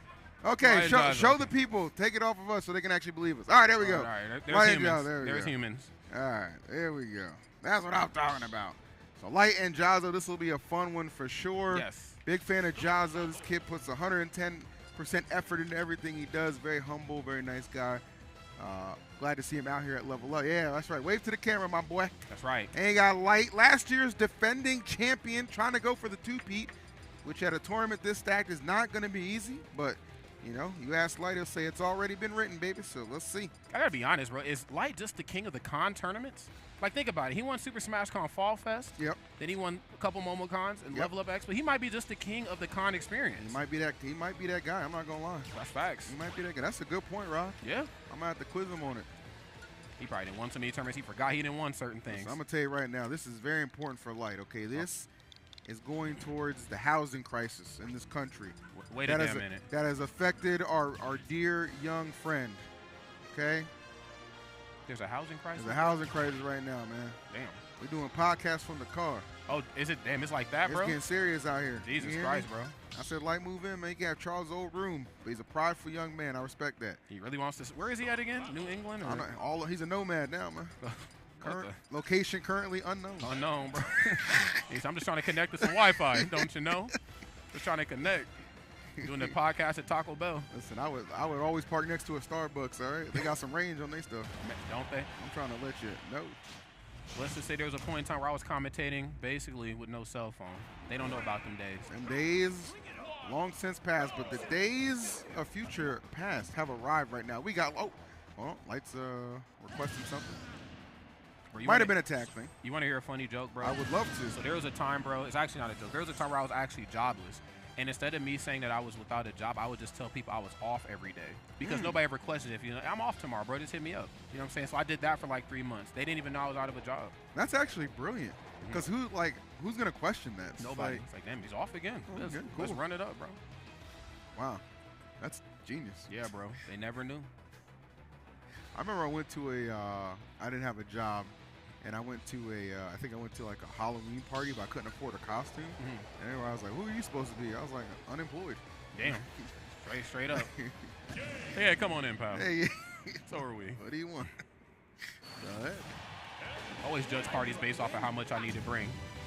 See, I just can't bring like my appetite, you know what I'm saying, my charisma. I know y'all ain't got no money here. Y'all shouldn't be hosting no parties. That's a big fact. What the hell's going on here? Boy, I tell you, it's always something with these top players. That's right. Some prima donnas. Only want green M&Ms when I play. He said, I need my smart water a little more chilled before I compete. Right. Speaking of, can I get a cold one? Can I get a cold electrolyte? Can we talk about it, man? Right from the fridge, man? I need a cold electrolyte. Do I need to shine the electrolyte signal? Okay, look. Somebody from the front or the tournament, if you're in the stands, if you see the electrolyte case, open the case. Bring an electrolyte back here for Rod. Yeah, okay? Bro. I need to power up. I give you permission to come behind the black curtain with an electrolyte for Rod. That's right. I drink the electrolyte like how Bane drinks that Venom, bro. I'm about to power up. Well, if you ever saw Batman Beyond, you listen, hold on, man. I know, right? My days are numbered. Side effects may vary. That's right. I said, this can't be the same one that broke my boss's back. Wait, what's going on, Paul? What's the hold up? Tell us. Oh, there's no rumble? We got to get that rumble on, man. You got to be able to feel them hits. I got your rumble right here. Got to be able to feel them hits. Sheesh. No worries. Oh, my GOAT. Yo, thank you. That's what I'm talking about. That's the homie right there. I know. That's Tampa never sleeps, bro. They stay on it. Come on now. No days off. There's a reason we ride for TNS. TN best. TNS the best, ma. Electrolyte's the guava version, too, bro. So, you know, really? I didn't know they had guava. Oh, I got apple. Apple? Whoa, damn. They said, yeah, give the black guy the apple. All right. I guess it wasn't grape. That's right. It sold out. We got 2 of those up here. I didn't know they had apple. They said, don't ask. Dang. And you got guava? Guava, on trade? I do not. Hello, bro. I got to go to the bathroom soon, bro. I do not. I do not. No, sir. No, sir. I'm dead over here. Damn, they got this thing bulletproof. I can't even. Okay, here we go. That's the guava special, man. They only printed a handful of them. Wow, that's really good. All right, well, we are currently waiting for the rumble to be restored. It looks like they did it. Excellent job, gentlemen. 2 smart young individuals. I knew they could figure it out. That's right. We in there, man. Let's make sure our settings and everything's correct. We don't want another .9, don't you know? We don't want another. We don't want another underdog boost being on. One day we're gonna tinfoil hat. Let them know what really happened that day. You're a madman. Is the community ready? That's right. They not ready, bro. I got the detective trench coat. Says something ain't right. It never is. All right, here we go. I'll tell you what is right, and that is Light and Giles are getting ready to throw down, man. After many years, many moons, it is time for crime. Let's get it. Fox and Ken. All right, and I would say, you know what? These 2 players, it's going to be worth the wait for sure. You know what I'm saying? I'm expecting some really good things here. Obviously, I know Light very comfortable against the Shotos for sure. It's very comfortable in general. He's just that kind of player. Yes, sir. It'll be up to Jazzo to see what he brings in response to Light. But I think Jazzo's been like practicing a handful. He's really been working out, and from what I've seen, man, Jazzo is definitely trying to take that next step. And I would say he's a player who could certainly be on the cusp. This is a very talented young man. He just needs to make sure he keeps his confidence up You got it's a best of 5 to work things out. So don't let the first game, depending on how it goes, deter you. It might just go in his favor, Rob, because he is exploding out the gate. That's right. Sure you can, friends. Okay, remember the name. Whoa, and then the great read, as always. The great thing about Light is that you might have his number, but you ain't going to have it for long, okay? That's true. If I come back, man, and we're in close quarter combat, I'm going to figure out a way to get this stock taken. Wait a minute. Well done. Jesus Christ, 55%. Hard to believe that this character is available at base roster, I tell you. Yeah, I'll tell you, Ken is definitely one of my favorite characters to definitely kind of watch, because I think Ken just has so many explosive factors about him, right? Love characters that like to use the close quarters as well. Oh, okay. Bit of a misinput. Yeah, that was definitely an accident for sure. Might have created a slight opening for Light, trying to take full advantage of it. Nice use of that fair, and then the up airs to boot, where Light can really excel a lot. Nice. Watch out for that focus, too. That could be the difference maker in some of these single hits that Light throws out, but the double hit, courtesy of the Nair up smash, always the perfect combination. It's going to give him an ever so slight lead. No doubt about it. I mean, again, you know, Ken is just one of those characters where once he gets that in, I mean, it's pretty much a bad time for you. At that point, it's just an execution test. You know what I'm saying? It's a button time test. But I think the great thing right here is that even though Jazzo in the deficit, the position right here that is given him, he might have to be able to turn this into something. Nothing off the back here. Nair would suffice as well, too. -2 on hit, but doesn't matter. We're going to go for the shore you through the platform at that. We heard you like platforms after doubles yesterday, Light, so come see me. I like how you just threw that out there. Just no concern for anything at all. Saw Light kind of shaking his head a little bit like, I didn't really expect that option, but maybe I should have been aware. Right now, Light 54%. This is some scary territory. Yes, it is. As a Ken, we got to make sure you watch that shield, too, because Ken can definitely take that out. Anybody's game right now. Okay, directional air dodge on the way back down. Wants to keep this match on solid ground, of course. Can't allow him just to short hop Nair, and even if the Nair misses, he can go for that frame 2 jab immediately and cover that distance. Oh, and there's back air. Nicely That's done. going to close it out. Great placement, too. Jazzo right on the cusp of getting that W, but Light just a little more clutch down the stretch in those waning moments. But, you know, let that put him on notice. Like, look, you got that first game, but don't think for a second that this set is going to be anything sweet. Jazzo came to play. You know, I think this is one of those matches where, you know, the players' characteristics really kind of can help and aid them, if you will. You know, I think Light has always historically been a very confident player, but what happens is there are some character-player combinations that can take that confidence away from him. Yeah. And I think Ken certainly has the ability to do it. I don't know if it's in Jazzo, but I know it's in Ken for sure. And once you make Light starts to second-guess himself, it really becomes a bad time. We've seen it time and time again in more unfavorable matchups, of course, but I'd imagine Ken can definitely get it done here, too. There's up smash as we kick it off. Quick 43%, and we're just rising up to the top. Jesus, man. Yeah, this is, wow. Come on. Okay, yeah, all right. Fight back, my brother. That's right. Fight back. Fight back. Even Jazzo's player cam was just like, what the hell's going on? A little shock to your system. Light, great follow through right there. Left eye didn't initially pull the trigger on the up smash right off the bait. A lot of patience. We'll see if that gave him a huge lead right now. Sheesh. Kind of found a gap in between that combo. Of course, Nair very quick and more importantly, very, very safe. Even so safe that Fox might struggle to find the right punish. Smart on Light, just to hold shield. Double down tilt. Gonna go for the Tatsu that time. Cancels. Give me that up tilt. Watch bro. that. Oh, my Lord. Watch that shield, bro. Oh, my goodness. And watch your step off this stage right this way, sir. Let me show you where the abyss is. I love that for Jazzo because it basically completely wiped out Light's lead. Like, it made it a complete non-factor. Just like that, he has assumed the lead. This is what Ken is capable of doing. Leads be damned. Damn. He will send you to the blast zone at any point in time. What a 180 switch we are seeing right now. Jazzo absolutely unleashed. That's right. Just a complete reversal, man. I got to give it to Jazzo right now. Playing it very, very solid. Letting the damage come to him. Wait a minute. Watch yourself. Nice. The immediate focus attack. He knew something was after that down there. Jeez, man. An immediate 61. This is got crazy. You in the corner. If you told me a minute ago this would be the status of this match after what Light did on that first stock, I'd call you crazy. Yes. Jazzo said, nah, bro. You ain't got to call. No, don't call for me. Call him an ambulance. That's right. Jazzo said, I'm not here to play right now.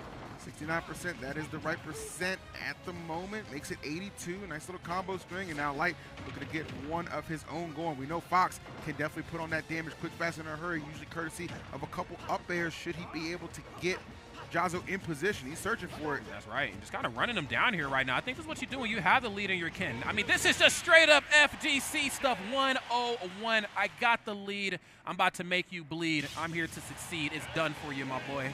Jeez. Are they able to communicate with those Headsets? That's hilarious. I didn't realize that. Yeah. After you KO somebody, I would just insult them. Wow. I'm mad Jaza looks so confused after that. Like, damn, I just really beat you down. It's like, yeah, you did. Don't be confused. That was crazy, bro. Played well. Light had such an amazing first stock, and it just did not matter. Like, wow.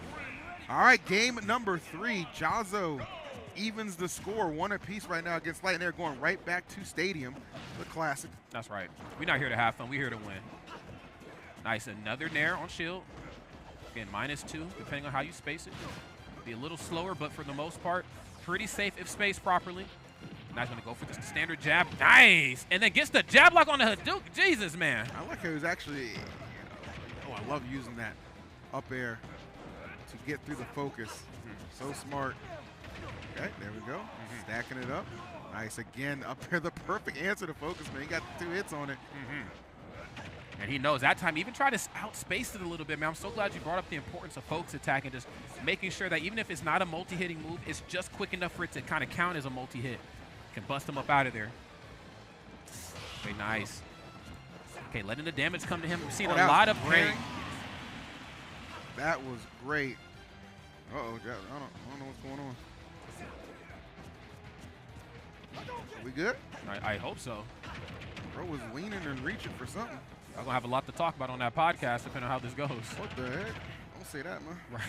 Hopefully all good things. All positive things, Rodney. Oh, speaking of positive, Light in the positive right now in terms of positional advantage and framed at it. That nair getting busy in the corner. Rapid jab, of course, not allowing any easy access points back onto stage. I'm everywhere you don't want me to be. That dash attack, so good. Stuff of nightmares, of course, for Ken. Explosive frame 4 option, bro. What's up with that shield, though? I need to know. He's trying to put it down right now, and this time Light able to get a huge lead and try not to let it go, but Jazo finally makes that first stock fall by the wayside, but the immediate response, Light. I mean, nair up smash, the Fox classic, man. You know, you want to talk about B&Bs, man. It don't get more traditional than that. And here we go, Light on a rampage right now. Fox with so many multi-hits to just break up all that defense that Ken is trying to put out there, man. But Lord have mercy, great spacing as well, too, these two. Yeah, the spacing has just really been immaculate. Going to go for the first swing on up tilt, of course. I believe frame 3, so obviously one of the quicker, I mean, well, not one of the quicker. There's a lot of quick options, but definitely the safest and the quickest one right there for that interaction. But of course, not quite. Yeah, not quite enough to get it done. That'll do it, yeah. 1-2, baby, 1-2. That's right. You brought it up beautifully, bro. I mean, again, up air, perfectly timed in conjunction with that focus attack, where you need to focus on the next match, all right, bro? Low key. Convincing win from Light in that third game. We'll see if Jazo can even the score. Dun, dun, dun, dun, dun, dun. I'll tell you right now, Rod. I'm listening. Talk to me. As soon as this set ends, I'm going to make a mad dash to the restroom. Okay? Okay. What? What are you looking at me like that for, Paul? This electrolyte is hitting in the right way. I know. I'm going to be boosted with the energy. Sheesh. I'll be back before the next players even sit down. Damn. Dang, what is going on over here? What's all these technical issues? You know, back in my day, we just played Smash.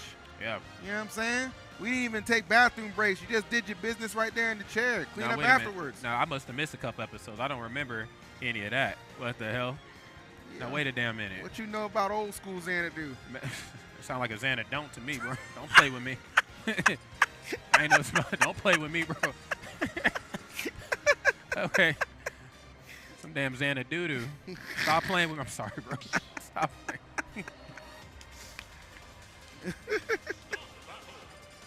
Oh, chat. We're having too much fun out here. Hope you guys are good too, bro. Also, shout out to Duelist, of course, one of my GOATs in the FGC. Always love seeing them at events. Homie, to say the least. Oh, all right. We are getting ready. Game number 4. Jazo needs this one to even the score up, where it's going to be a 3-1 and a handshake in the favor of Light. The way Jazo played in game number 2, man, even in game number 1, even in a losing effort, Definitely think it is possible for this one to go the distance. Notice we're switching up the scenery a little bit more, Rod, taking it to small battlefield this time. That's right. Close quarter combat right here. Maybe something that both parties are kind of looking for right now. I think there's a lot of avenues, a lot of aspects, in the last match where I feel like Jazzo just didn't hold forward enough. There's that fear factor that we need to establish early on. Jazzo doing it just that has the lead, 69.8%. What is Light to do? And Jazzo absolutely fearless right there. Gets that first stock off with 0 issues. He's in the triple digits though, so there's going to be some room for Light to make this comeback a reality. Getting pinned up in this corner though, not where you want to be. Okay. Guarantee you that. No, absolutely not. Man, Ken is such a hard-hitting character, bro. Yeah, he really is. Like, he can just kind of be everywhere. And of course, his ability to mix it up on the fly. So, I mean, we talked about some characters that can just innovatively be piloted. You might be dead. Oh, yeah, I was going to say, you might be dead. Jazzo said, I don't drop those, but I will drop you. We are probably, Rod, heading to a game number 5. God damn! If this trend continues. Lord have mercy, swinging. That boy swinging at Ghost. Ain't nobody there. Nuh-uh. He said, oh, and Jazzo had to jump out the chair. Did y'all see that? He said, bro, this is VR. Wait a minute. Jeez. Jazzo said, dang, look at Jazzo. Look at Jazzo. Stop playing, Jazzo. Stop playing with him, Jazzo. Jazzo. Come on now. Stop playing with him. He said, Zone 4. You know I'm from in Atlanta. Stop playing with me, bro. Snow on the bluff, baby. I tell you, bro, the players play down here. I don't know where you from. Come on now. God damn. Look at Jazzo, bro. He said, bro, somebody come cool me off. Yo, Jazzo really poked You his heard? whole chest out and said, we in this. Game 5, Light Jazzo. Let's go, baby. This is the defending level up champion in a little bit of trouble right now as we are headed to Stadium for the final game of this set, Rod. It's getting spooky. Yeah, it's getting real spooky right here. Like you said before, they were seeing ghosts earlier. Let's see how this one goes. Okay, so early on the up tilt again, but both sides kind of count their punches a little bit more carefully here, and for good reason. It's going to be very imperative, I think, from what I'm noticing. Light has to get the lead first, right? He's got to be the one to remove the stock first. Above all, oh, that backer might do it. Oh, it is. Wow. Okay, what a connection. So important for Light to be in the driver's seat. That is how he maintains this momentum and the lead at that, though. Jazzo will never forget what he was able to do in game number 2. Made a crazy comeback. Can he recall some of that magic again? Lord, he's going to need it right now. Lord have mercy. Yeah, he's going to need something here and fast. It's getting real scary. Nice FADC, no need for the crumple. And nice up tilt right into the shore. He's going to get it done. I think Light was a little greedy going for that up smash on the platform just because of the predicament it put him in had it not connected. An extra little additional boost. And this is Jazzo saying, okay, look, you gave me this extra sense of life. I'm going to go ahead and try and take full advantage of it. Even at 144, the man is not afraid. FADC backwards, loving the movement, gets the parry, and that time actually rolling backwards. A bit of a misplaced option right there from Light. He's usually good at reading those rolls backwards, but let him off the hook just to put him back on it. All right, and Light very smart too. Everything you're seeing coming out from Light is a multi-hit. This man is making sure to leave no room for that focus to be an issue at the moment. Full control right now on the ground. Doesn't even really need to approach. No, he doesn't. I mean, he's really playing this one as safe as he possibly can. He knows he has to lead. He's still holding forward really out of a courtesy to him. Really, he should be playing a much more defensive game, but this is Light we're talking about, man. Yeah. Light is putting him in a blender right now. This game number 5 has gotten out of control. Jazzo. Hold up. No. Hold on, man. He could get this stock taken. This could be party time. Yeah, he was mean mugging earlier, man. Now he just like, no. That's right. He's looking the other way. No, I wasn't looking at you. Wait a minute. Okay, you might want to look into this. I got this shore you always on the raid. The aerial one, very dangerous too. FADC backwards, he knew. Oh, big swing. Okay, nobody home there. Let's see, could Jazzo take advantage of this? No, unable to connect. Light firmly in control of this one, and that might do it. The 1-2, that'll do it. Light, game 5, able to take care of business. Jazzo said, put that hand down. Give me a hug. Give me a hug. Give me a hug. I didn't mean nothing by me mugging you, man. I was just feeling myself. Exactly, okay? bro. That's what I like to see. Some good sportsmanship from 2 of my favorite competitors in the venue. Congratulations to Light. But that sets the tone early, Rod. Let you know. That's right. It ain't nothing easy real quick. No. I'm going to go set out on this track meet. Be right back. Okay. Wait a minute. Wait. Okay. Phil didn't have to exit. Hey, everybody. Sponsors. So that bathroom break was brought to you in part by Electrolit, okay? He had 3 of these earlier today, 1 during lunch, then, of course, 2 on the broadcast, and now he's in the restroom, okay? Electrolit, it works, okay? It gives you the energy. It gives you the feel needed to succeed, not only off the sticks, but more importantly, on the sticks. Be sure to hit up Electrolit, okay? Maybe come into a Watch the Throne stream near you, okay? We kind of want to turn this into something here and fast.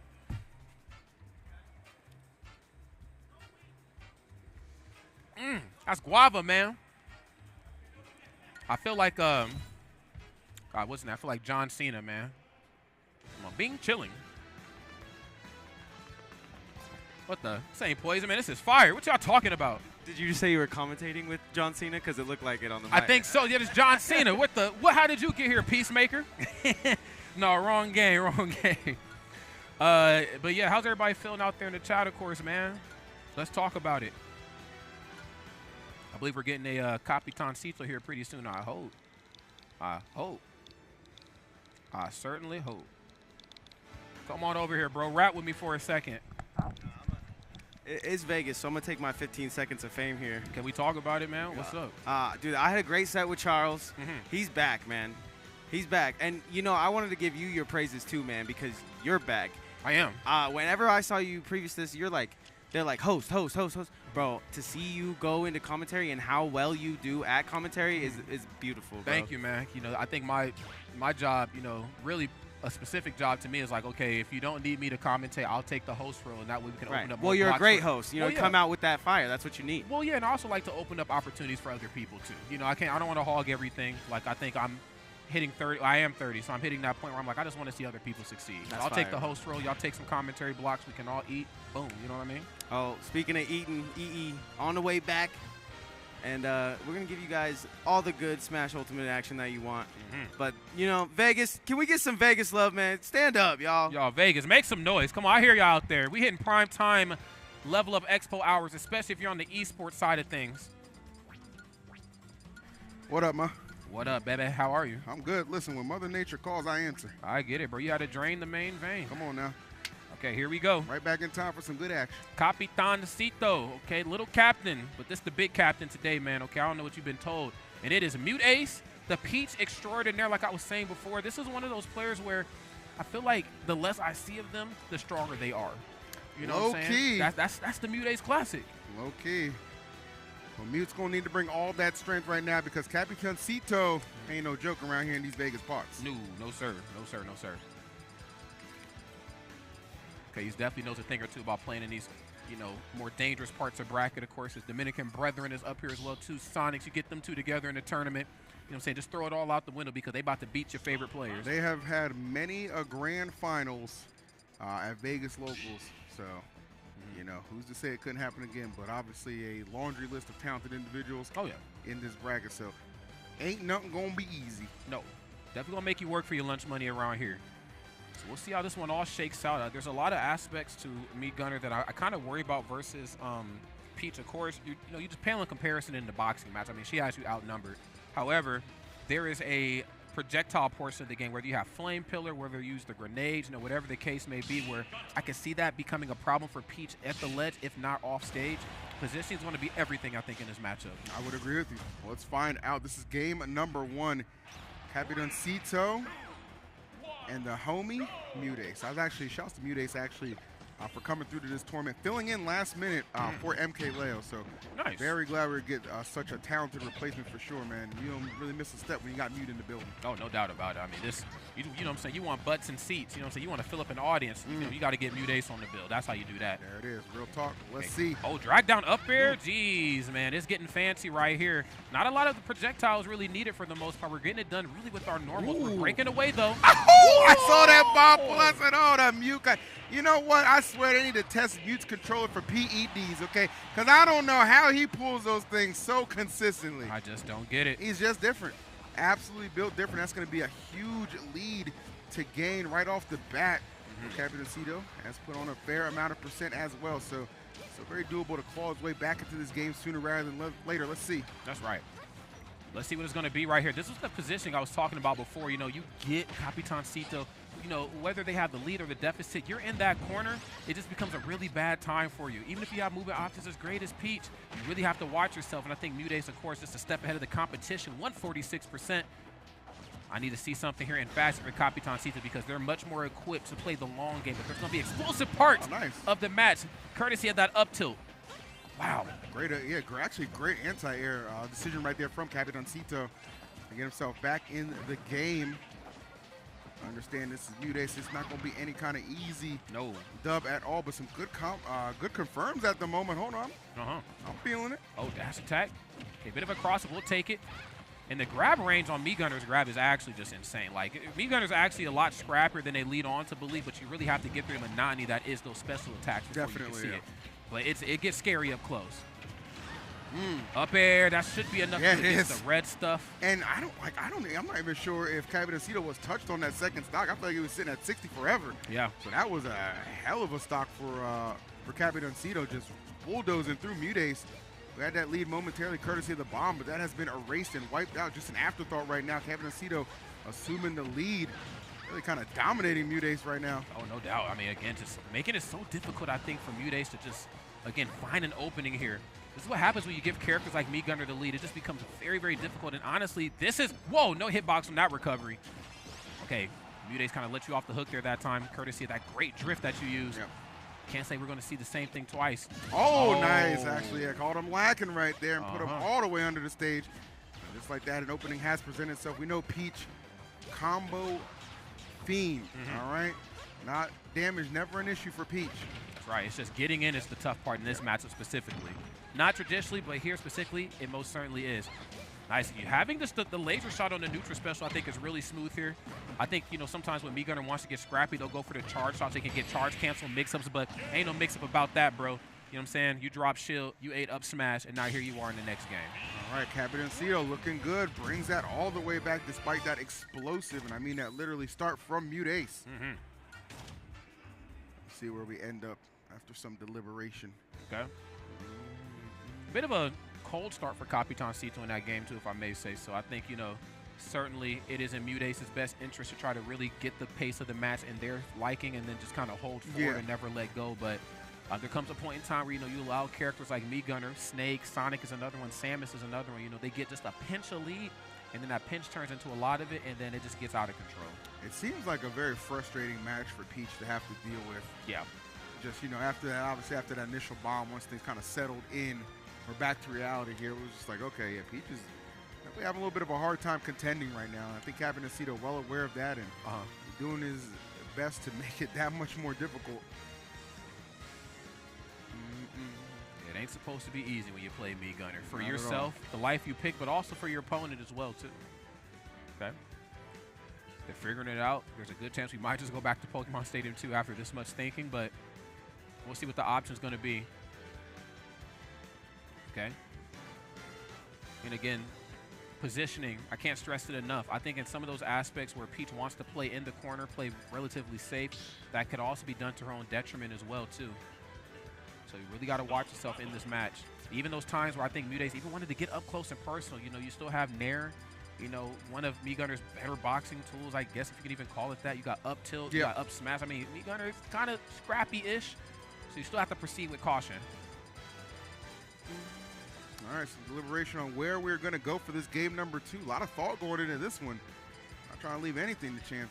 Listen, I feel you. Yeah. This much money on the line, I'm taking my time, bro. I said, I feel you. Looks like Town and City going to be the selection. Okay. Town and City it is. Tall ceiling platforms for some of the time. I'm going to need Mute to upgrade those glasses to some Zennies. Zens, can we talk about it? Now, you can see everything. That's right. We're going to talk to you about it, Mute. Do you hear me? If he loses, I'm going to blame it on not having the Zens. That's right, man. Gonna who? Here we go. All right, Capitancito Mudace game 2. I'll tell you what, you use a tag like Yamcha and you actually get some dubs. That's impressive. Bro, because he ain't used to that. Yeah, this is brand new territory. Right. Everybody eating good right now. Oh, I know that's right. Okay, lands with the Nair and trying to eat with that dash attack, but again, maybe not getting the actual damage itself, but I think it's certainly something to note. Dash attack sometimes, if space properly, you will end up on the other side of your opponent. Yeah. That's something I think Mudace needs to take some notes on. Nice. Up tilt in the back air. Or up air, excuse me, into back air. It's looking good here. All right. Nice. Mudace understanding there's nowhere to hide for you right now, man. No platform, so you got to fight me heads up. Back air, very safe on shield.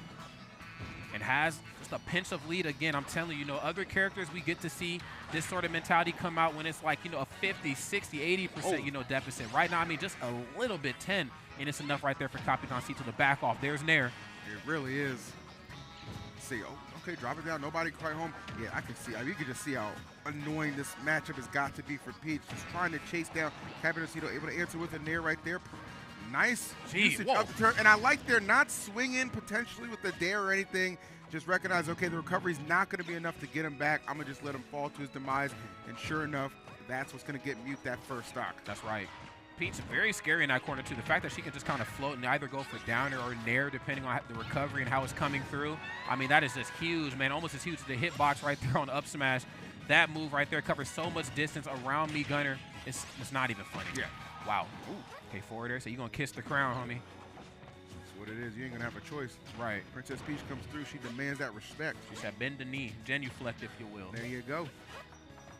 Okay, grenade to stop the aerial approaches. Very smart, controlling the terrain of the match here. So many options from Peach are just cut off just by the nature of how Capitan Cito is operating. Knee Gunner is no joke. Okay, we're trying to whittle down that shield a little bit. Constant pressure right there. Peach Bomber into forward air, not letting Capitan Cito breathe. And those opportunities, they seem to come few and far between. But when you see the opportunity present itself, does not let it go to waste. And you see the results right now, really beginning to flourish as this lead has opened all the way up. Oh, and I like that too. Completely spaced on up air going through the edge of the stage and the platforms as well. Okay, great situational awareness right here, but you need to pay attention to the situation at hand. Mudace has a very commanding lead and is showing no signs of slowing down. Turn up in hand. It's a very dangerous Peach here. That it is. Oh, all right, whiffing on the grab right there. This continues to allow Mudace to build upon this lead, and that's going to do it. Throw it right back at you. Fisher remix, shout out to Ice Spice. And that is going to be game 2.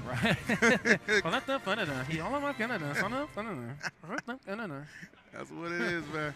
Can't always understand it, but you can feel it. That's right. I like to watch her videos on mute. It's the only way. There you go. Game 2 goes the way of Mudace. Some great adjustments. Actually, that stage helped out a lot, too. A lot of space to work with, and opportunities were not let go. No, absolutely not. I mean, that's just adjustments one-on-one, and that's the wonderful stuff you want to see when you see players like Mudace playing this portion of bracket. It's, again, backs against the wall. Yeah. It's not a, I hate this situation, my opponent is whatever. It's what am I doing? Looking inward and then figuring out how you need to adjust. Capitan Cito is a very talented player. Definitely. Me Gunner seems to be in some avenues of this matchup. Very difficult for Peach to do it, like we kind of prophesized coming in. So smart on Mudace for doing the work, but like Kobe Bryant said, the job ain't done yet. We got a lot of work here to do. Job ain't done, man. Best of 5. Definitely always. Generally, the better player does typically win in that. So we're going to see which one of these two is playing better on the day. You making some slight adjustments before we get to the next stage. Now, funnily enough, we've seen the up special with Me Gunner that doesn't have the hitbox on it, which I think is good. You know, if you can maneuver it properly, you'll be okay. But also, it probably goes the furthest distance. Then we also seen the laser shot, which, again, you know, I think frame 9 or 10, so a slightly okay option. I think, you know, you get some jab locks out of it, depending if you can get some hard knockdowns.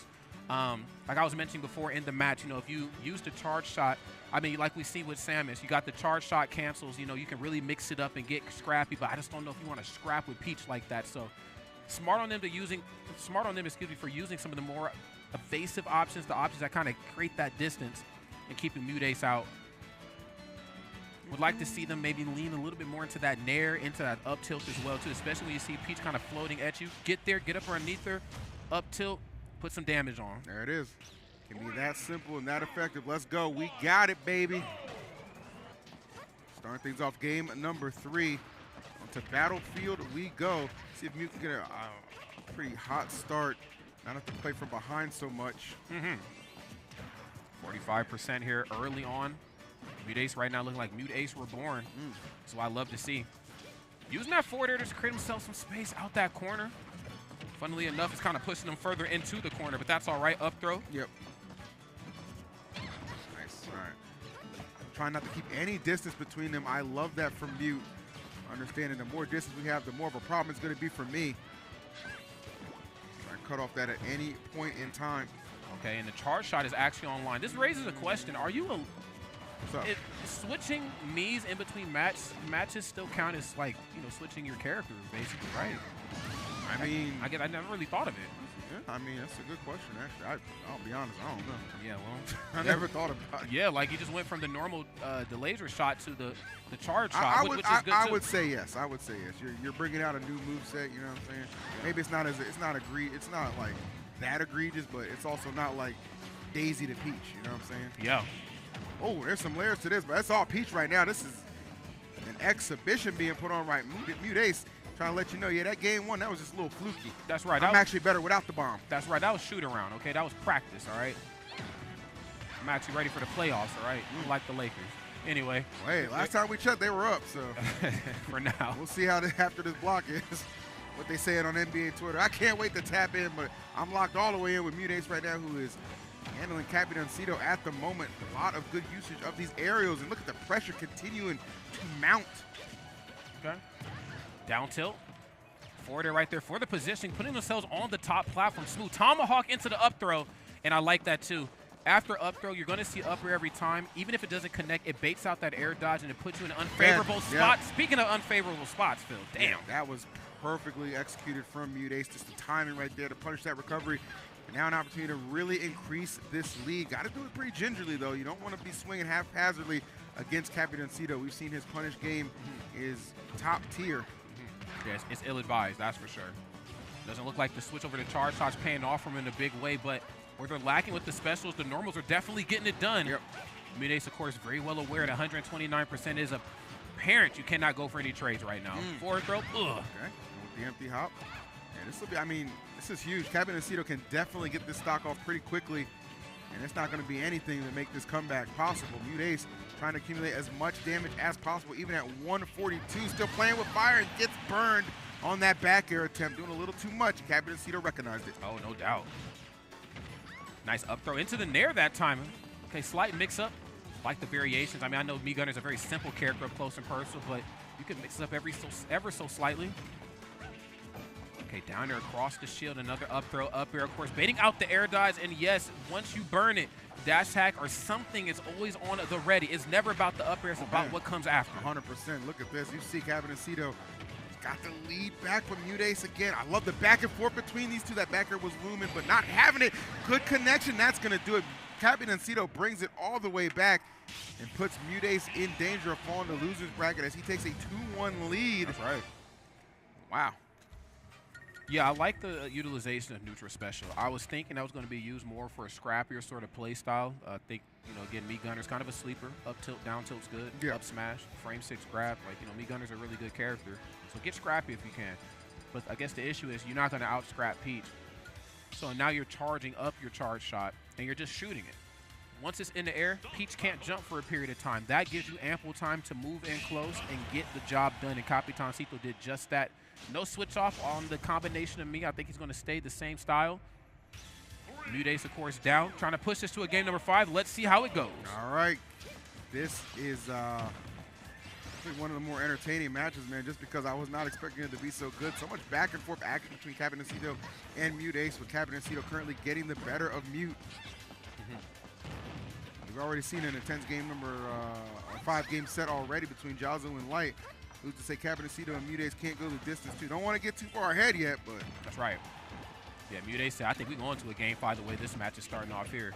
Down there on shield, and nice. Looking for the up smash immediately, trying to stop the cross up. Great presence of mind right there on Mute Ace, just to back up back here in the corner and turn up, getting stuffed out. This is just scary hours here, and catching every spot dodge, every air dodge with just multi-hitting moves or moves that cover both sides. Mute Ace, of course, is staying a step ahead here at Capitan. Yeah, and Mute Ace is very well aware, too. Okay, I got to get this stock off, you know, sooner rather than later. You don't want to let Capitancito hang around with this much rage on him. especially with all that trickery those Mii's can bring to the table. So yeah. it has got to be an urgency, and still Captain Cito will not relinquish, but that turn up right on the money. Snipe gang in the building. That's right. It's like wanted to wait out the recovery, but unfortunately just made it a little too late. Muday's making them pay for it. Has a lead. Let's see what this is going to turn into. Uh-oh. Yeah, I'm going to jump over that, bro. And fake them out, too. Made it so like he was actually going to jump on the top platform, got in between his attack and the platform. Talk about precision and split-second decision-making right there on Mudace's behalf. Uh-oh. Let's see. Oh, that's yours, bro. The booty is strong. Jesus Christ. I think it's coming through, man. He said, look, I'm going to use all this and then some to get to this game 5. I'm trying to see it. Right. Nice. Back and forth we go. Mute just taking him from left to right off the stage now. Okay. No, man. And then the up B on the way back up. I mean, the pressure just not stopping. There's that up tilt, though. Quick move, of course. No back hitbox in that, so you got to make sure you're faced the right way. Very similar, I believe, to how Bayonetta's up tilt works. Forward throw. And the grab range and the frame on that is so good on me, Gunner. Once I break that zone, I'm ready to box a little bit. How are we looking here? Just trying to land. All right. Ooh. Okay, dash attack still. I mean, it doesn't really matter at this point. I mean, if you're Mute Ace, you're just kind of big chilling at this point. This kind of lead, you are in an exceptional position to say the least. Yeah. Just kind of rough that a lot of what me Gunner wants to do is either going to come off with something like super risky, like just running right in on Peach and going for up tilt for up smash, or looking for some sort of projectile setup, which it seems like Mute Ace is kind of mitigating here. It's kind of down to an exact 0, so yeah, damn. Okay, double up air into forward air. Nothing off the down air. Ooh. And of course the corner control. The corner cops are here, bro. You're under arrest. Come on now. Big. Uh-oh. For a minute there, I was actually getting a little nervous. I was like, uh-oh. And I realized it's still whole stock deficit. Yeah. Captain Cito still got a lot of work to do. Mute trying to make the rest of this match just a formality, letting them know, like, look, I'm going to game 5 whether you like it or not. Okay. They get up attack, like a bit of an aggressive option. We usually see like a roll or possibly a jump in. I mean, they usually land with Nair, but pressing the heavy buttons on the way back up. I get it. Okay, nice. Looking for the jump in, too. Great read right there on Mute Ace. Maybe shades of what's to come. Up smash, of course, a very solid kill tool in Peach's toolkit. Oh, the crown. Yeah, that'll get it done. Okay. Sometimes it takes a little while, man. Just the pacing of this match can shift so many times. It goes from fast to slow, but I'll tell you what, it is always entertaining nonetheless. And we got a game 5, Mute Ace making it happen. That's right. Making it happen, Captain. All right. Game 5 is upon us, friends. Got to see what the adjustments are going to be right here on Capitan Cito's side. Again, Mute Ace has done the work. They have looked inward. They've figured out where they went wrong, and now things are starting to go right for them. Capitan Cito, of course, a little cold right there in the beginning. Never really had a chance to heat up. Yeah. I think, again, Mute Ace wanted to play the game of normals, and again, Capitan Cito, you kind of pale in comparison in that regard. But then you want to lean into your special attacks, which I get. You got your down B, you got your charge shot. Those are great tools. Mute Ace said, get that crap the heck out of here, bro. It's not hitting me. So now what are you going to do? There ain't no games out here. I'm eager to see how this one is going to unfold. Game number 5, Mute Ace, Capitan Cito. Mute took that late flight in last night. Mute was like, look, I came in at 1 a.m. I'm trying to make it do what it do. Got ample amount of sleep, though. That's right. Charged up. That's right. Ready to go. So I came to see something. There it is. That's right. Mute's good. You're not worried about it. Oh, man. Yeah, he definitely ain't worried with the way this match is starting. Up B. Okay, nice. On shield. All up in your face, man. This is exactly the position Capitan Cito does not want you in. I cannot afford to have you in that zone. Or, excuse me, breaking that zone. Need to keep you as far away as possible. Yeah, 100%. But this is exactly the kind of start that Mute is looking for already. That 1, 2, 3%, bro. That's the triple digits staring death in the face. And Mute Ace continuing to just pile it on. Meanwhile, it's only taking, what, 25. Capitan Cito got to be aware of this. Oh, my Lord. The tracking right now. Okay, Z drop on the turnip. Oh, yes, and then trying to just fight their way out of the corner. I feel like, you want to spend some time in the corner because of your toolkit, but I think it's probably in your best interest just to stay a little bit more towards center stage. Okay, down B. Nice. Forward air. Called all of that. Like Capitan Cito was trying to escape out of that left side. Mute having none of it, and just like that, what a dominant lead we have. Mute has amassed in this pivotal game number 5. Somebody about to see the losers bracket one way or another. Oh, yeah. Looking anything but good for you here these days. Okay, yeah, only 36%. I can't help but to feel like Capitan Cito's kind of getting cooked up here right now. Has to figure out a way to switch this up. I'd almost argue, you know what, man, if the long-range game ain't working, get up in there and mix it up a little bit. Show me something new. Man, that's a big fact. Come on now. Okay. Nice. Side B right there on the covers on the way back. Tomahawk into the Toad. Damn. That's a good fake out. It was, yeah. Because typically from that position, you see her come through like that. It's going to be like a float cancel into something dangerous. But just went for the positioning. Let me get you off stage real quick. I know your up B does have a recovery on it. Dang on, this is a straight up beat down. I mean, to get it to a game 5, oh, gotta watch out for that stitch, but to get it to a game number 5 and for it to go down like this has got to be disheartening. Capitan Cito, no answers from Mute Ace. No way of getting off that ledge safely. The pressure, enormous, and 1 stock to go for Mute Ace. And that's where when Mute Ace is like angry and seething and just clearly annoyed, that's when it really just turns up to a whole nother level. And this is like just facing the wrath. This Angry Peach, main, bringing everything to you right now. Oh, yeah. The reign of Peach right here, not stopping anytime soon. Bloodline too strong. Forward throw. Nice, and again, yeah, it's just all about positioning right now. The movement options are serving just to be a little too much right here for Capitan Cito. Nice. A little bit of a drift right there on that up B, up tilt. Caught you slacking on that platform, but it's still not enough. Again, I think the sort of aggression, the sort of mentality you have to get out of this deficit is not working to your play style. Playing so far away, when Peach has to leave, you might have to actually get in and get close. Let's call it for what it is, You bro. ain't wrong. Imagine that. I mean, at this point, it's just like, you know, if you're Capitan Cito, you're just like, I mean, I guess 1 hit at a time. Like, Yeah. what can I really do? You know, I've already allowed myself to get into such a hole and such a deficit. You know, nothing short of a miracle is going to bring it back right now. Uh-oh. Okay, brought it back at the bottom of the map right there. There's Nair. Oh, there's the air ball. Okay, okay. Oh, all according to plan, maybe? We'll take it. I mean, it's 1. You know, unfortunately, though, this is not one of those situations where you're trailing by over 100 and it's last stock each. No, Mute has a very comfortable lead as you see 2 stocks attached to that Peach below. Yes, and if this was any of the other Miis, like maybe like Brawler specifically with this raise, I'd be like, there's still a chance for a comeback. But again, in order to get the job done with Mii Gunner, you know, what you have to do versus the actual play style that Mii Gunner's going to present, you know what I'm saying, it's kind of oil and water right now. It was apparent you needed the lead earlier. Bring yourself out of deficits, not quite your thing. Another Nair, though. Oh, triple Nair. Right. You know what? Make it 4.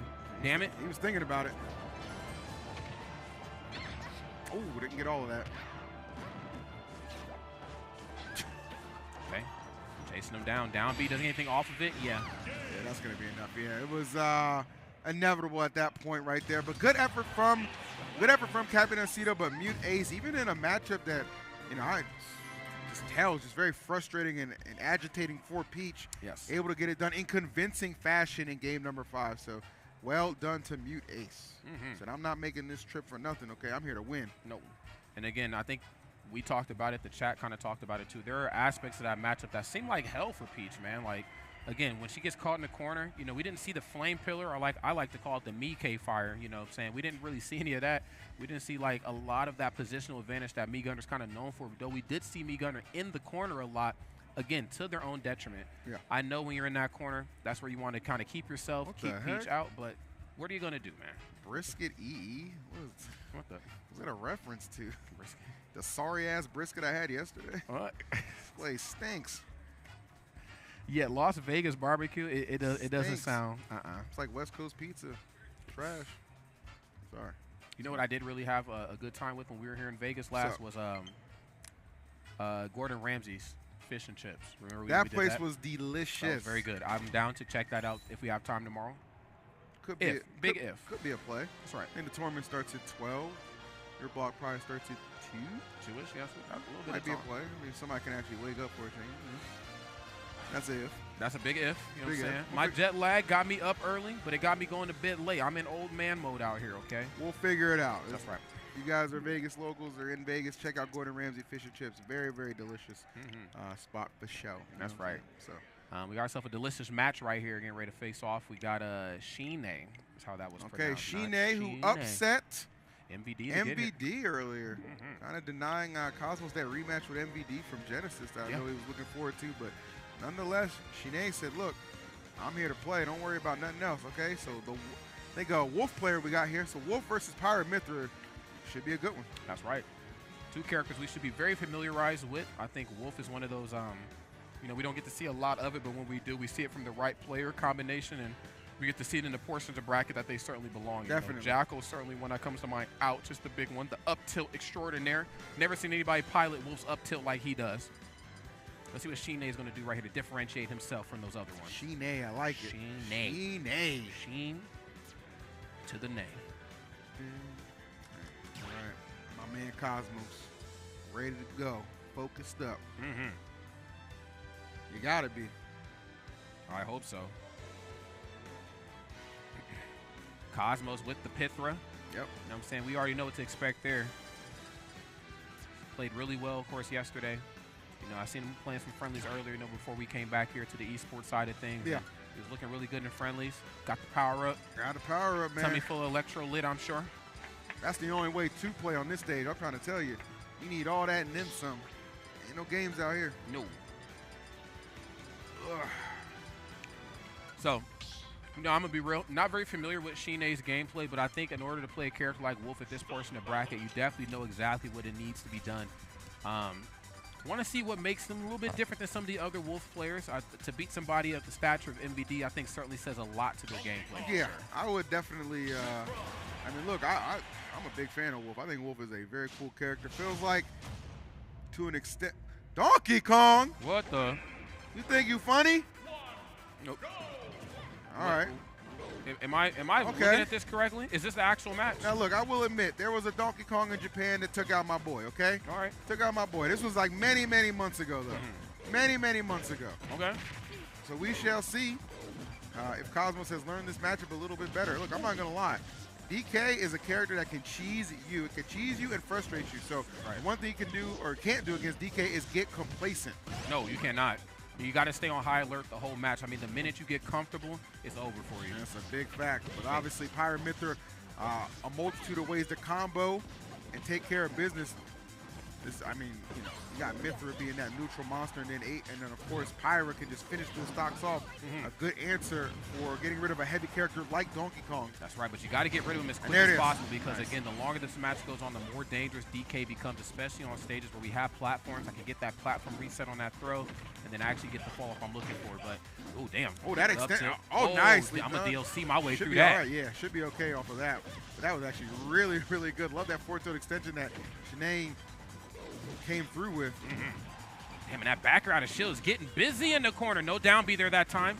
Nice and very smart. Knew that if they jumped off stage that they would try to come back up on the ledge and do a neutral get up.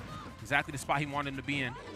He said, do it again, bro. See what happens. Do it again and see what happens. He might not make it back, though. No, going to go a little too low to make that one back. So all that harassing that was done by DK in that corner actually ends up paying off. And considering how hard DK hits, this is not a comfortable lead for Cosmos to have right now. No, absolutely Foresight not. Getting him out of another predicament, Rod. Oh, wait a minute, but got himself put right back into one. Oh, okay. Created himself a lot of space here. Maybe he's realizing Pyra is actually the play in this regard. Again, just kind of two juggernauts swinging at each other here. Falling up air. Nice, I like that. Full commitment, because a lot of times you'll maybe wait for that air dodge. Some players will try to mix you up and save it, but Cosmos said, let me just go full swing right here. What's the worst that can happen? And in that case, not a dag-on thing. That's right. Has a very comfortable lead right here and doing exactly what he needs to do to extend it. Uh-oh. Looking for a little bit of a reset. Maybe waiting for this to see what option Shine was going to expend first. Waited just a little bit too long. How you going to get off that platform, bro? Come on. Okay, struggling right now. Mithra just everywhere DK does not want her to be. Oh, but it's Pyra, though. Oh, all right, Shine is in a lot of trouble right now. Cosmos full lead. This gimmick play thus far with the DK has not paid off. Again, like the edge guarding, though, that's going to be a stock, maybe? Yes, okay. Going to come up just a little bit short. Brother. 131%. You got to wrap this one up, and that might just do it down tilt into up air. Not quite enough, but that, again, I like what Cosmos is doing right there. He's just swinging immediately. He's not giving Shine an opportunity to maybe elect to do a defensive option like an air dodge or something like that. He's just like, you're just such a big target. Like, even if I whiff, what are you going to do about it? You're just going to land, you know? You're too big. Now, if it was Wolf, it'd be a slightly different story. I might have to add an extra layer to it, but because you're such a big target, I know that this is a position you just don't want to be in. I'm wondering if the felt like that scouting report might have been a little off right there. Sticking with the DK, though. Paul, did Shine play Wolf, or was Shine always playing Donkey Kong? What's going on here? Oh, that. I mean, the notes say Wolf, so that's why I'm curious. Right. But I'm seeing all this DK. So Right. I'm starting to wonder. And the DK ain't bad neither. Nice. Holding Yeah, shield listen, immediately because he knew that he was going to be on the way back down with the button. I've seen DKs take out snakes before, too, so I'm just going to throw it out there. All right, but apparently he played Wolf earlier, but nonetheless, right now, it's the DK is electing to bring out against Cosmos and a losing effort in the game in first game, but we got game number 2 here. Oh, got it. So I need to switch over to Pyra immediately. Uh-oh, down there into up smash. It's looking good here. And of course, like you mentioned before, just swing it immediately when you get DK off his feet, not electing to go for any sort of air dodge bait. I got to get this damage. I got to get it as fast as possible. But at 136%, there's still a lot of opportunity right here for Shine to shine. That's big facts. Okay, back here. Back to mid throw. Oh, you are quite fortunate. That could have been disastrous, but nice. I like that actually. Kind of tapping a little bit and baiting out Shine to swing, having that force smash at the ready, and this is where you can extend this lead considerably on that big target that is DK. I mean, your head's just over the ledge when you're trying to recover. I mean, you're in such a bad spot, but there's that back here, though. Frame 7, bro. Come on. I need to see it again. Can I see it again? Might have to, man. Oh, I like that. That was a great answer. And it what? Oh, hold on, DK? no. Okay, man. Hold on now. I need the experts to look at bro, this. What? How did you die? Wow. Well, this is not going too well. Not going well at all. I'd expect a character switch here pretty soon, but I mean, maybe the DK can show me something else. Nice. Gonna go for the forwarder here. No spike. Blazing in, showing him a lot of respect here. Yeah, Cosmos is not playing any games, completely manhandling Shine at the moment. Nice. Okay, great combination there finally, but Combination. I mean, is it too little, too late? I mean, you got a lot of work to do. That's for sure. Yeah, you most certainly do here, and I think a lot of what's happening here is you're just being outpaced by Mithra. She can just be everywhere. And then right when it's your time to strike, Pyra's here, and now you can't go for any trades.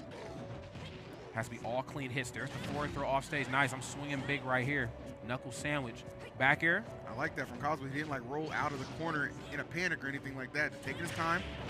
Ooh, this is getting spooky. Hold on now. Yes, it is. Shake short hop back here. If it gets down to a final stock, anything can happen, but Cosmo said, I'm not going to let that be the case. No. Goes up comfortably 2 games to none. One more for Cosmos. All right. Cosmos playing really solid right now. They're basically just doing all the correct options, right? You know, like against DK can be very scary, but if you keep a cool head about you and you play your character, you know, the way Cosmos is playing, I mean, Aegis clearly has the advantage here. I'm not going to cap, but the ability to get that damage up so well, and then edge guard, I mean, yeah, it's the Aegis special, you know what I'm saying? It's the Aegis special. It's a Cosmos special, too. I mean, he just wants the most for the less. It's Pimp C, man. All right, trying something different. It looks like the Wolf has been selected, so it was not just a myth. The Wolf does exist. Going to give Cosmos a little bit of a different look here. Expecting a little bit more of a fast-paced match. We shall see. This can kind of pay off for him. Let's see how it's all going to unfold. Now, Wolf, of course, I think just when it comes to buttons and normals and just how that works in conjunction with his frames, I think it's a little bit more at home with this character. I do like the idea behind DK. Can I cheese out some W's this late into bracket? The answer is unfortunately no. But let's see what this Wolf is going to show us. Okay, well. Yeah, don't jump on me, bro. Yeah, thus far, he has not shown that he can get some damage yet, but it is still very, very early, of course. But that is a lot of damage to take unanswered thus far. You want to go ahead and get something going. Good catch, and that might aid up the jump, too. I think so. They caught him. There's the down to an immediate forwarder out of shield right here, getting used to these buttons. Shine, of course, swinging very quick and safely out of these corners. But spending a lot of time off of their feet here. Very impressive. Jeez. I'm very impressed with the control that Cosmos has been put on right now. Yeah. I mean, this is crazy. But here we go. Wolf, I already know, has all the tools to get those combos started. And at high percents like this, a back air at the wrong point, can it be disastrous? Woo! Love that, though. The DLC get out of free card. Foresight into up smash. See you later. That's right. And again, that kind of comes down to some of the linear approaches I think some of the Star Fox characters have. Again, you know, it's very hard for them, not necessarily to mix it up, but it's very hard for them to be like, hey, I need to do something out of the ordinary that's going to keep you on your toes. Yeah. My whole philosophy is, you know my moves, you know how good they are. It's just damn hard for you to stop them. But that time there kind of came back to bite them. Be reversed on the neutral special now. And nice, there's that dash attack coming through and breaking the zone. Some patience. Looks like he was waiting for the roll in on the grab, but got beat to the punch right there. Absolutely was. Sensational gameplay thus far from Cosmos against Shanae, who really kind of let those first 2 games, maybe, I don't know what happened with the DK play, maybe just an experience thing. He was confident there, but Cosmos was having none of it. And now the Wolf coming out and having no effect at all. And just getting met there on the recovery. Might not be able to make it back. And even if you thought about sniffing that ledge, Cosmos said you still gonna be dead. Convincing lead right now. Shanae, though, finally slays that stock, but you are a whole one behind, and Cosmos on the verge of getting this 3-0. That's right, Cosmos playing out of his mind. There's the down throw right into the up B, getting some of that safe damage put on the board for themselves. Nice short hop forward there. Again, this is just the Wolf stuff one-on-one, the bread and butters that we needed to see in some of those earlier interactions finally starting to come out. Okay, parry on the aerial, but you know I got a sword in my hand, so just because you got the parry doesn't necessarily mean you get the follow-up, bro. That's big facts, man. Come on, you know better than that. He's speaking nothing but truth right now. Try to shield. Wolf is one of those characters that does have that ability to bring games all the way back. Oh my goodness, that forward tilt ate up everything. Oh my Sheesh. Definitely very hungry at that ledge. Up tilt is going to not be enough quite yet. Ceiling a little too high. Percent's not speaking into the favor of Shine.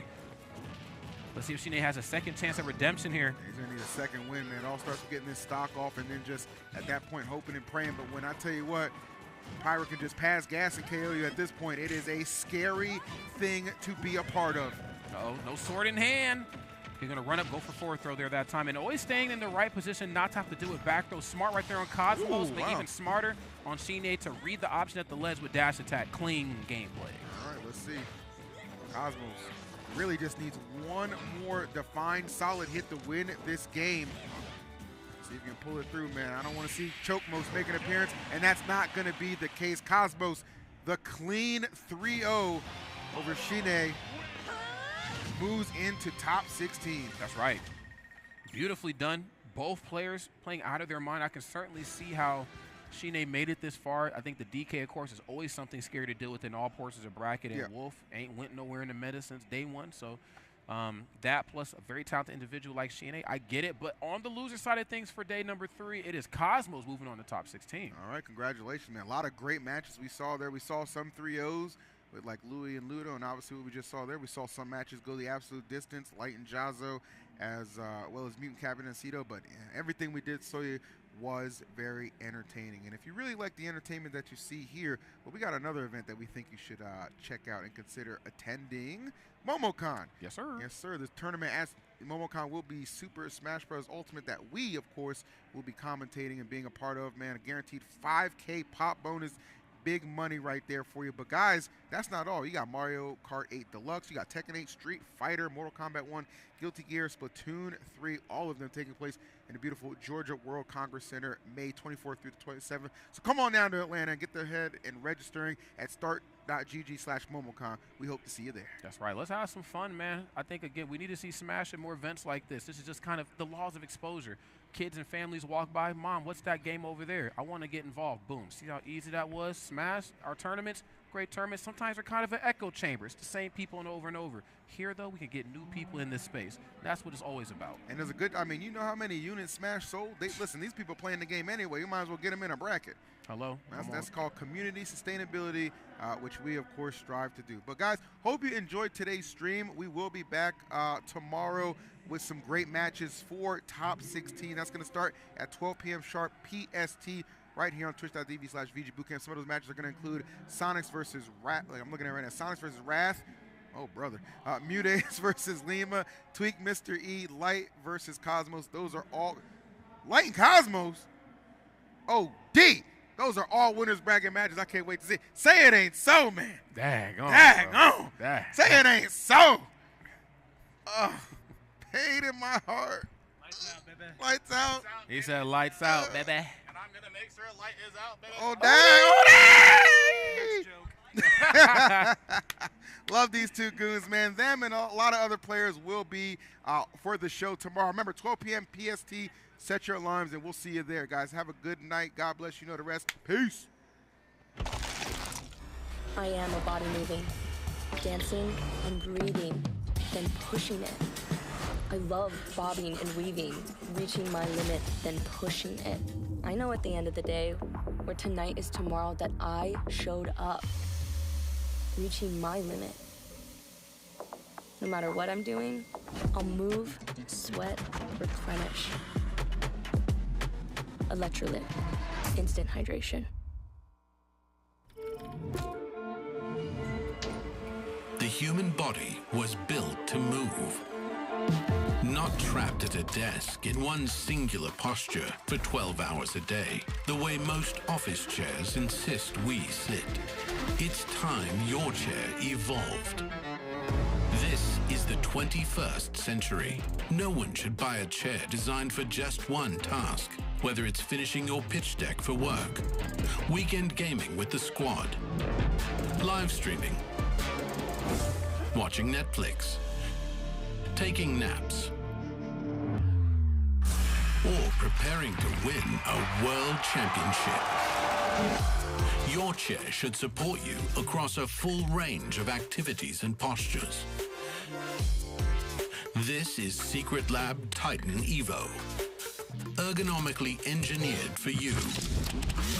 Gamers, hybrid workers, artists, backing your every move, from the boardroom to the world stage, for hours at a time, so you can do it all. Secret Lab, ergonomics for the 21st century.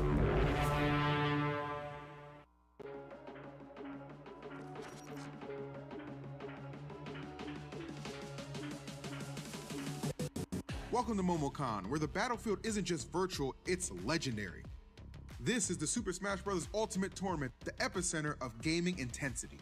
But MomoCon is more than just pixels and controllers. It's an all-ages geek culture convention. It's where the lines between fiction and reality blur, and the game never ends. And in the heart of it all, the Super Smash Bros. Tournament continues, where legends carve their stories. And the burning question on every Smash player's mind, can Light defend his back-to-back titles and get that coveted three-peat? Join us Memorial Day weekend in Atlanta, Georgia for MomoCon 2024, where the game is just the beginning.